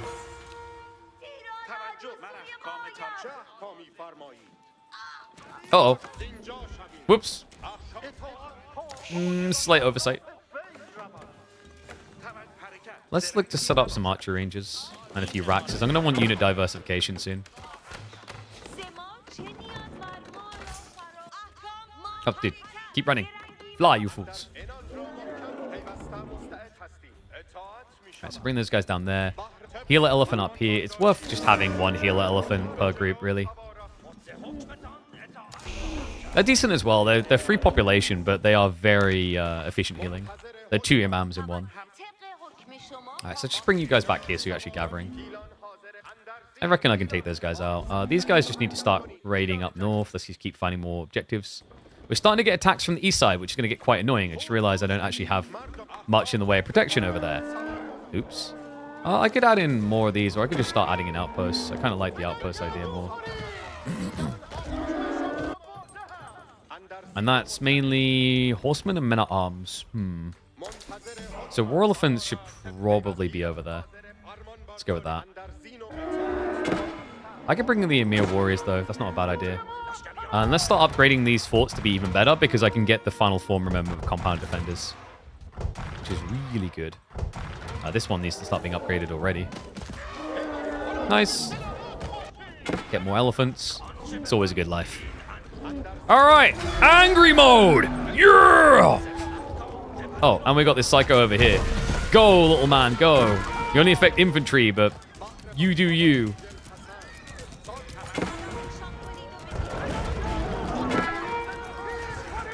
Okay.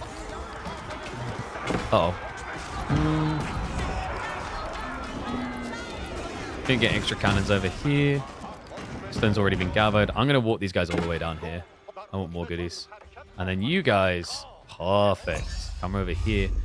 So, crossbows damage ignores all damage, don't care. I like this one, the critical hits. It's only a 2% chance, but it's 500% damage, so it's more like, you know, double damage at a 10% rate, which isn't bad.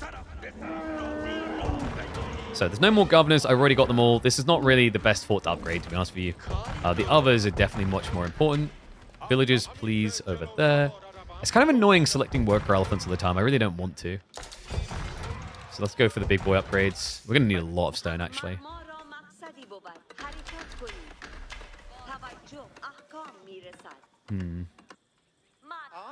Yeah, I guess we're just going to head over there. God, moving Eureka all the time. Okay, so... actually might get a hand cannoneer wave together soon. Yes! Do it! Kill them all! Uh-oh, we're out of range of the buff now, so it's a bit more awkward.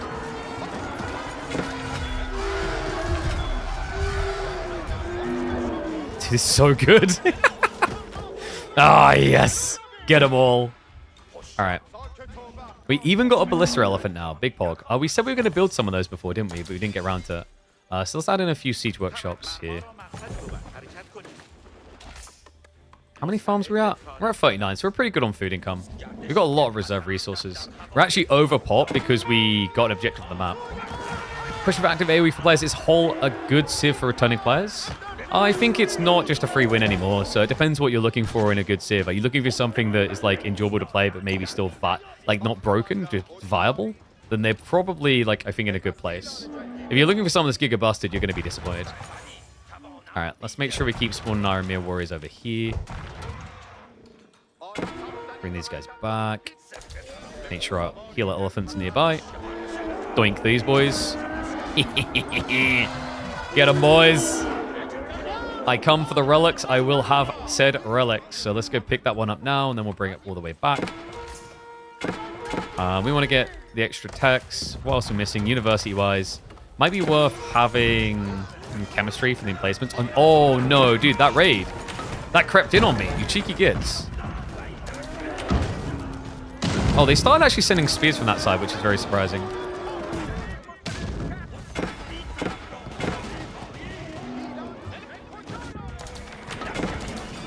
Okay, nice.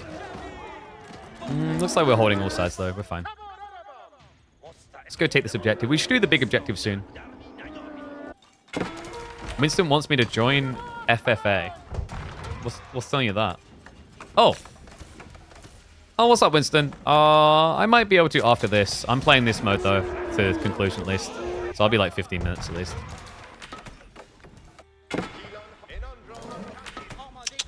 Good old Winsty. He just wants to clap me. That's what it is. He's like, oh my god, KP willing to play the game? Well, I didn't say that. Now, hold on. No, you definitely said that. No, I did not. Hold on. All right, so let's upgrade our ballista elephants. We'll try and get a few of those out. This should be fun to play with. And then, I guess more raider elephants. I like movement speed. Haha. Okay, so trample like this. Let the men at arms deal with the Keshiks. I'm sure it won't end badly for them. XD. I don't know if we actually kill this. The feudal Keshik, so we should be fine, actually. He can just go die. I don't need a scout there anymore. Just wasting my time. We do, however, need to upgrade, update the health bars on some of these castles. So let's go through all of them and upgrade them. You don't just want to rely, by the way, on having outposts to defend you. It's not a great plan because you'll just get clapped. So nice. My Emir warriors are going to have health and reinforce much quicker. Nice. Oh, we still got like some boys over here, huh? Oh, we'll clear the other side of it. Whoa, boy. Whoa. Okay, we need to be careful of that. That might be problematic. Our war elephants might die fast. Who am I kidding? They're war elephants. They ain't going to die quickly to that. What am I worried about? I need more stone. Where's the stone at, man? Alright. Go, Springle, go. Go, Springle, power.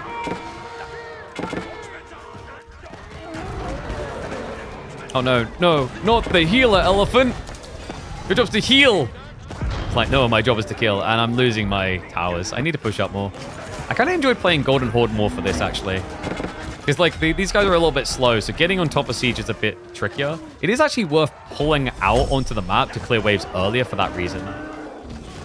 Otherwise, you'll get them coming from multiple directions, and they can kind of overwhelm you. So it's not a bad idea to actually, like, just push towards these objectives and these units. I guess we'll go... Get Serpentine Powder. Core Architects would have been nice earlier. Queue up everything, in other words. Okay, so Woodline done there. Okay, so we've got the Siege Camp. The Siege Camp has 3 Thunderous Barrages available. So it's a limited use type building. So don't expect it to just keep carrying you. But the Thunderous Barrages, I'll show you one towards the end. They are ridiculous. They are so, so powerful.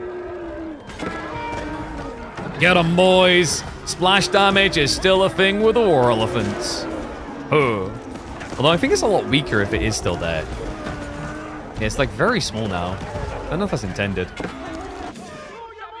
Oh, no. Okay, that's fine. That's fine. I wanted more military anyway. Like, I kind of just sent them out into no man's land because I didn't care. I'm an abusive owner. All right, bring these guys back a little bit. These guys can start marching out. Actually, no. The Emir Warriors, you guys need to stay over here. I think we need to start getting more hand cannoneers, actually. And let's try some more Springwood Elephants. Let's do it.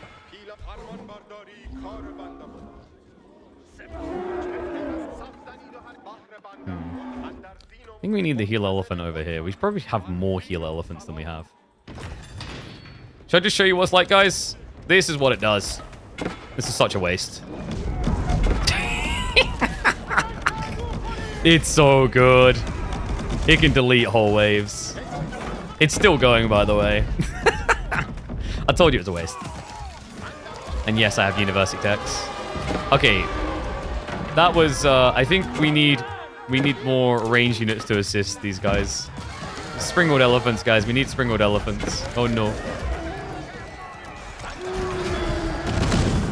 Go, get that nest of bees. Get him. Yeah. Boy, I said boy.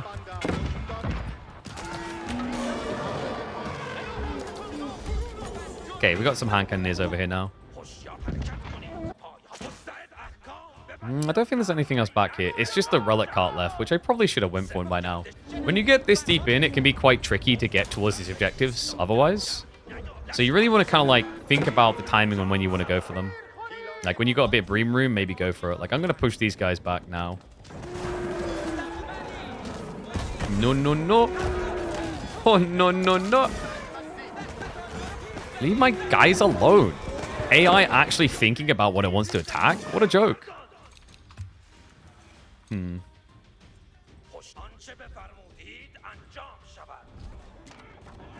Okay. Go, Emir Warriors. Urgh. Yes, good War Elephant. Do the business. Clap cheeks. Good boys. We can upgrade more of these, can't we? I don't think I want to upgrade that one max level. That one's definitely worth upgrading max level. Go, little elephants. Be all you can... Well, it's not a little value, but be all you can be. Eat everything. Be that person at the eat what you want buffet. We don't call it an all-you-can-eat buffet, though, because that sends the wrong message. Should we get Curse of Olia? It might be nice for actually just keeping these alive. So, Eye of Sauron time, guys. You'll see why I call it Eye of Sauron soon. It really is actually Eye of Sauron. Like, clearly the devs wanted to call it Eye of Sauron. They just didn't want to get sued. Right, I'm going to send these elephants over here while we've got a little bit of time. Actually, let's not send this many war elephants. That's a lot of population not defending the base that's slow. Kind of regretting not having mahouts, actually, because of that. Probably would have been a good idea.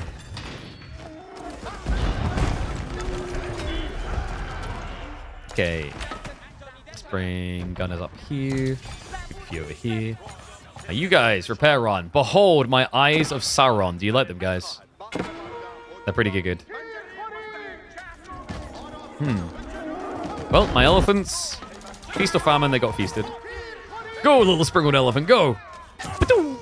I feel they need to work on the animation a little with these ones. To be honest with you, it's a bit lacking. I think there needs to be more of a like movement with the elephant, like it recoils. The elephant, like I don't know if recoil is the right word because it shouldn't really do that. Nice. So we just got the pikeman ability. These do not cost population space and will spawn here again over time. So it's just an extra 25 military pop. It's great. And no, you do not get Ghazi. You don't need them. Who wants lame little Ghazi anyway? Alright, so we're going to set up some more of these. I want to set up some archery ranges around here. Raxes as well. Just want to have more units ready to go on the front line.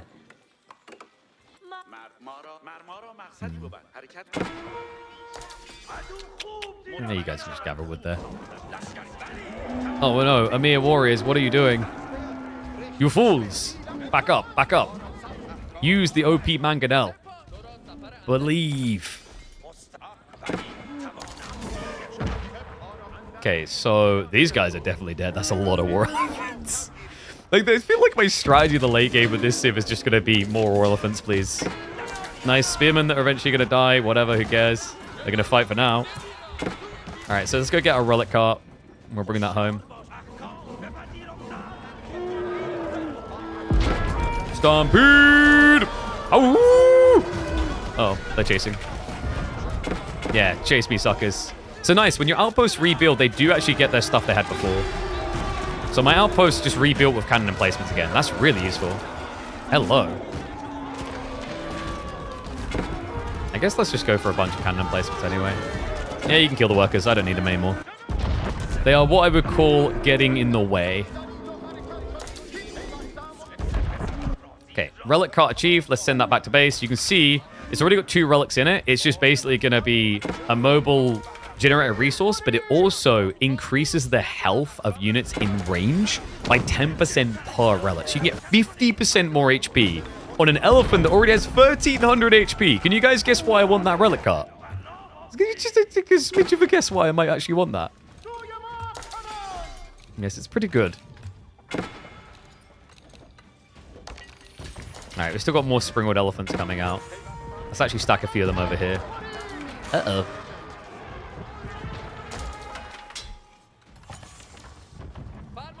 Let's bring this army home. Let them clear those. Good boys. You know, I reckon you guys can deal with all that. I mean, there's a few cannons in there, but you're an elephant. Have some self-respect. Go eat. Yes. Eat. Eat. I don't think they do the splash damage anymore. I could have sworn in an earlier test they were, though. I don't know if that was a... I could have sworn when we recorded a video they were doing splash damage still. Uh-oh. I think those elephants are dead. It's a them problem. Like, someone's gonna blame the owner, but I'm just like, elephants are their own independent people, y'all. They don't need to have an owner, alright?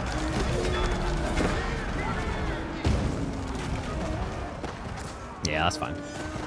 Yeah, springlets are actually not bad. Like, the ballista elephants are pretty good against archers because they have decent ranged armor, so archers don't really count them. Alright, guys. We've almost completed gold, at which point we can pretty much die if we want to. You can go beyond, and it does get a lot harder, a lot faster. It's quite interesting, actually, when you do that. Let's go for the big gold vein now. Okay, so let's pull the relic cart across. Do I have any scholars still? I've got one somewhere weird. I don't know what he's doing or where he's at. Go, big mango, go. And then, guys, just do this, and then go like this. Wow, healing. It's very easy, very strong. Okay, so I think we're going to switch into a bunch of elite raider elephants now. Alongside ballista, not a bad idea. You kind of deal with most unit types, and then hand cannoneers. Hand cannoneers, like, I mean... Am I the only one who feels scammed? For some reason, the civ that's all about elephants did not get gunpowder elephants. Do you guys notice that? Like, of all the things you could have taken away from us. You took gunning elephants. We've got so many war elephants. I was about to send some elsewhere. I'm like, why? They're fine. There's plenty. All right, guys, let's send these over here. Oh, that actually might be threatening. Yeah, because they actually have crossbows. Including for my ballista elephants, weirdly enough, because they get countered by heavy. We done it! And now you can click endless mode and then die really, really long.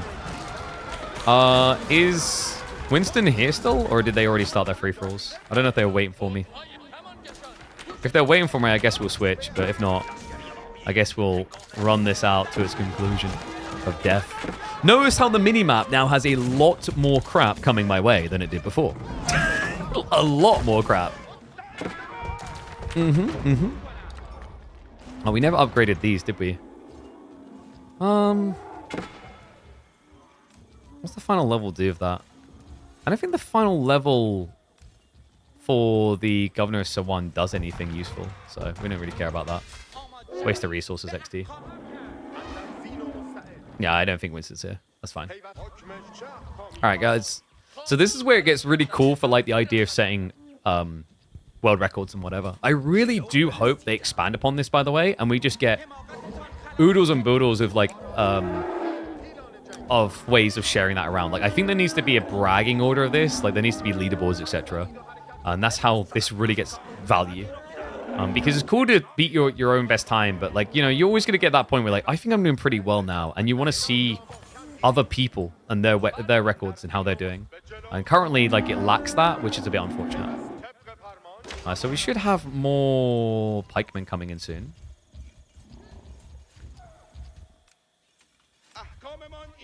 We do not. So why have I not got more pikemen? Oh, so sorry, I got this mixed up with something else. You don't get more. It's a one-off 25 pikemen. That sucks then. Okay, avoid that perk. Avoid that boon, rather, like the plague. I don't think that's worth it. Then again, I think at the time the options was like get 5,000 wood, get 5,000 stone, which is not really better. So, options just kind of sucked all around for us there.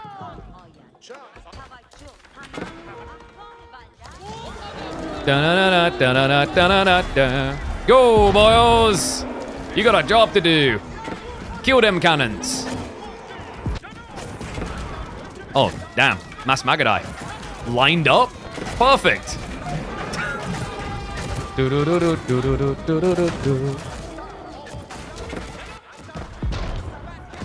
Lamau, you think cannons counter elephants until you realize I've got too many elephants. And then, they don't counter anything. Yeah, I still don't think the Springwood elephant's that good, but maybe for the north side fight, they're kind of worth. Which is weird, because it's the one fight I don't actually have them in. Which is actually quite comical. Oops. Oh no, my warriors got way too far away. They're super debuffed. Such an annoying thing to have to keep it on. Like, don't stray too far, boys. Children, children. Now, now.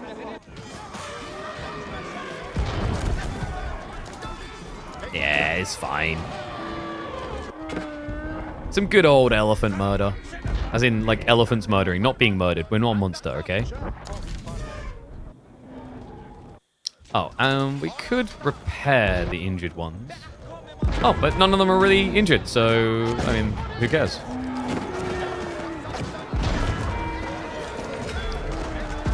The Stampede is going to take some getting used to, because, like, obviously it delays them going and doing things afterwards. That's so good. That's so good. I love the Raider elephants. Okay, so this is going to be good counterplay. We should be fine here. Need to be careful on this side, actually. We need to get more troops out there. Because these elephants are going down soon. But that's what all that food and gold we built up's for.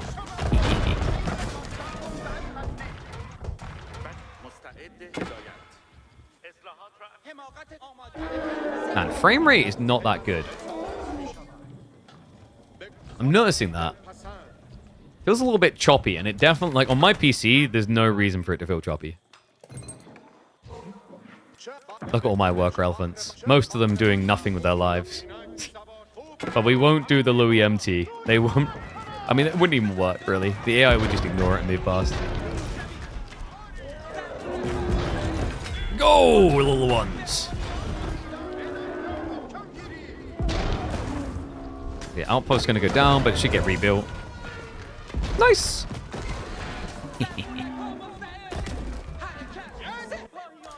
Alright, march out, boys. Go kill them all. Go kill them all. Go kill them all. I think we'll defend close on that side and then push up on this one. Yeah. Go on, then. Spoil yourselves a little. I just realized we never switched over the relics, so if we do this, might come in clutch in the end.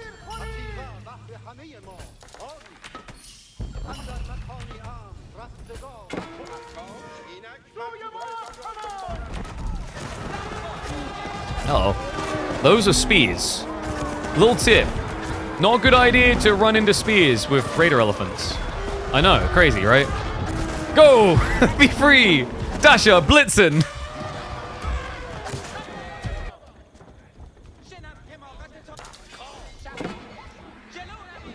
Do do do do do do do do do do.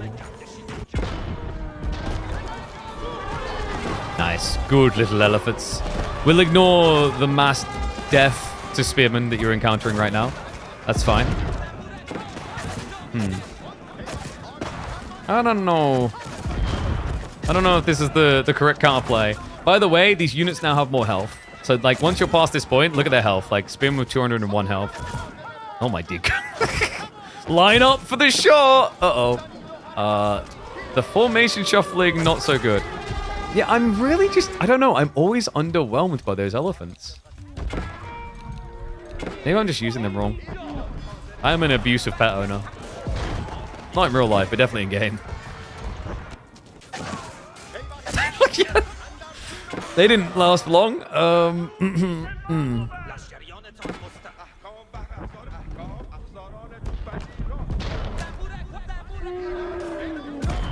Yeah, you guys got this. Oh, nice. Kite them for a bit. We've got a new wave coming in.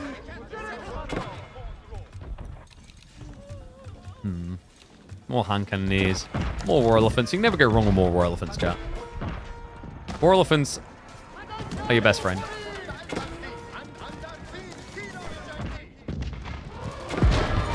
Uh-oh. Oh my... Leave me alone.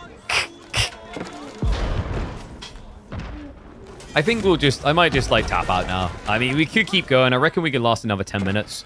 Once you reach past the hour mark, it gets ridiculous. Everything gets so tanky. Obnoxiously tanky.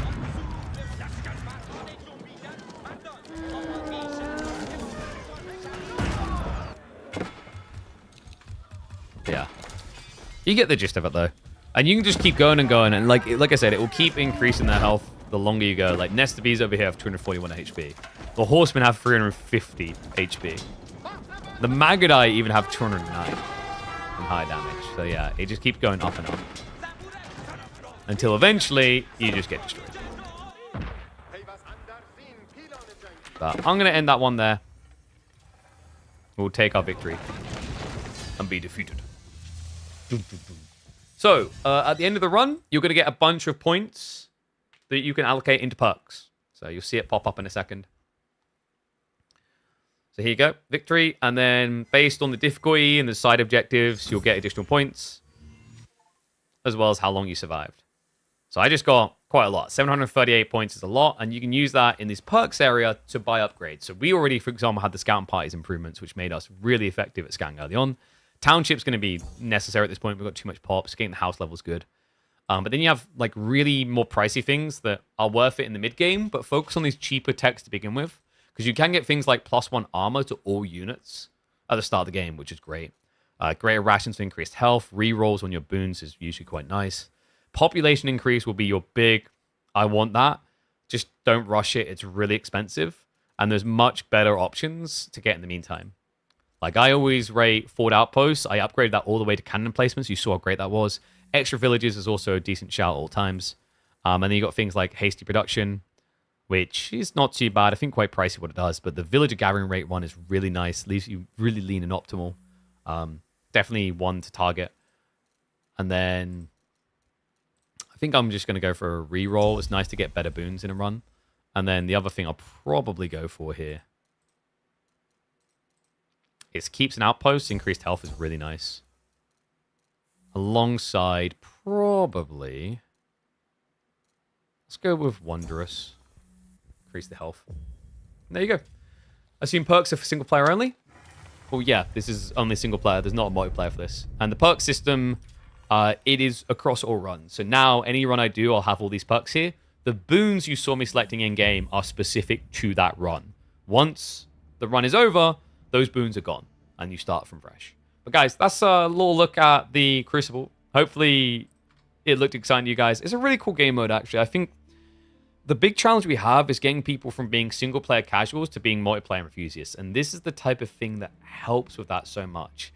It's scalable. You can choose the difficulty you want to work with and work up from there. You can choose to turn on Conqueror mode, where all of a sudden you have less health on your veins, rather, or less resource in the veins. You have extra things hunting you down. You have to worry about harder siege weapons trying to kill you. It creates a whole new dynamic once you've completed the initial ones. Like, the ramp up in difficulty is kind of crazy. Like, standard difficulties going up to absurd has a challenge. Adding Conqueror mode, I don't know if we're going to see any of the players actually do absurd Conqueror anytime soon. But if you guys like this, I don't know if this one will be turned into a video. We should have some other stuff coming related to Crucible. There'll be a video breaking down all of it on the channel, giving you tips and tricks and letting you know everything you need to. So be sure to check that out and keep an eye out for it when it arrives on the YouTube. All right. We already looked at patch notes. We've done like some casted games, some patch notes. We've had a look at the Crucible. What else? Wonder if we call it and get ready to do some more tomorrow.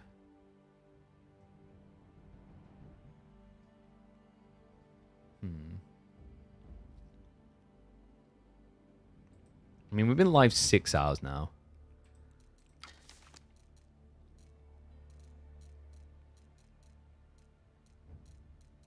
Apparently, there's like some free-for-alls going on.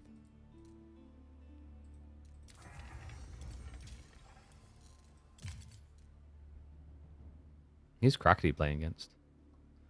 Magic and Crackety. Oh, what a combo.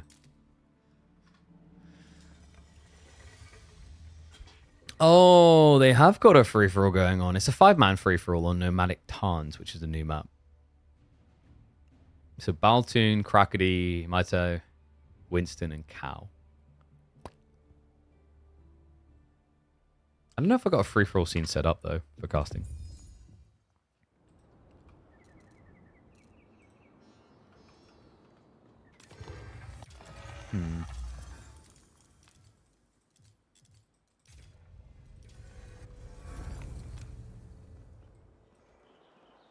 I don't know. I'm kind of tempted to call it for now, because we're going to be streaming tomorrow. I'm trying to figure out if there's a way that we can have the third place match play out on the test server, but I don't believe that B has access, which would make it impossible, because it's Anatan versus B. I'll check in and see if there's something feasible. But yeah, well, they're just playing good old-fashioned Regicide? Seems so.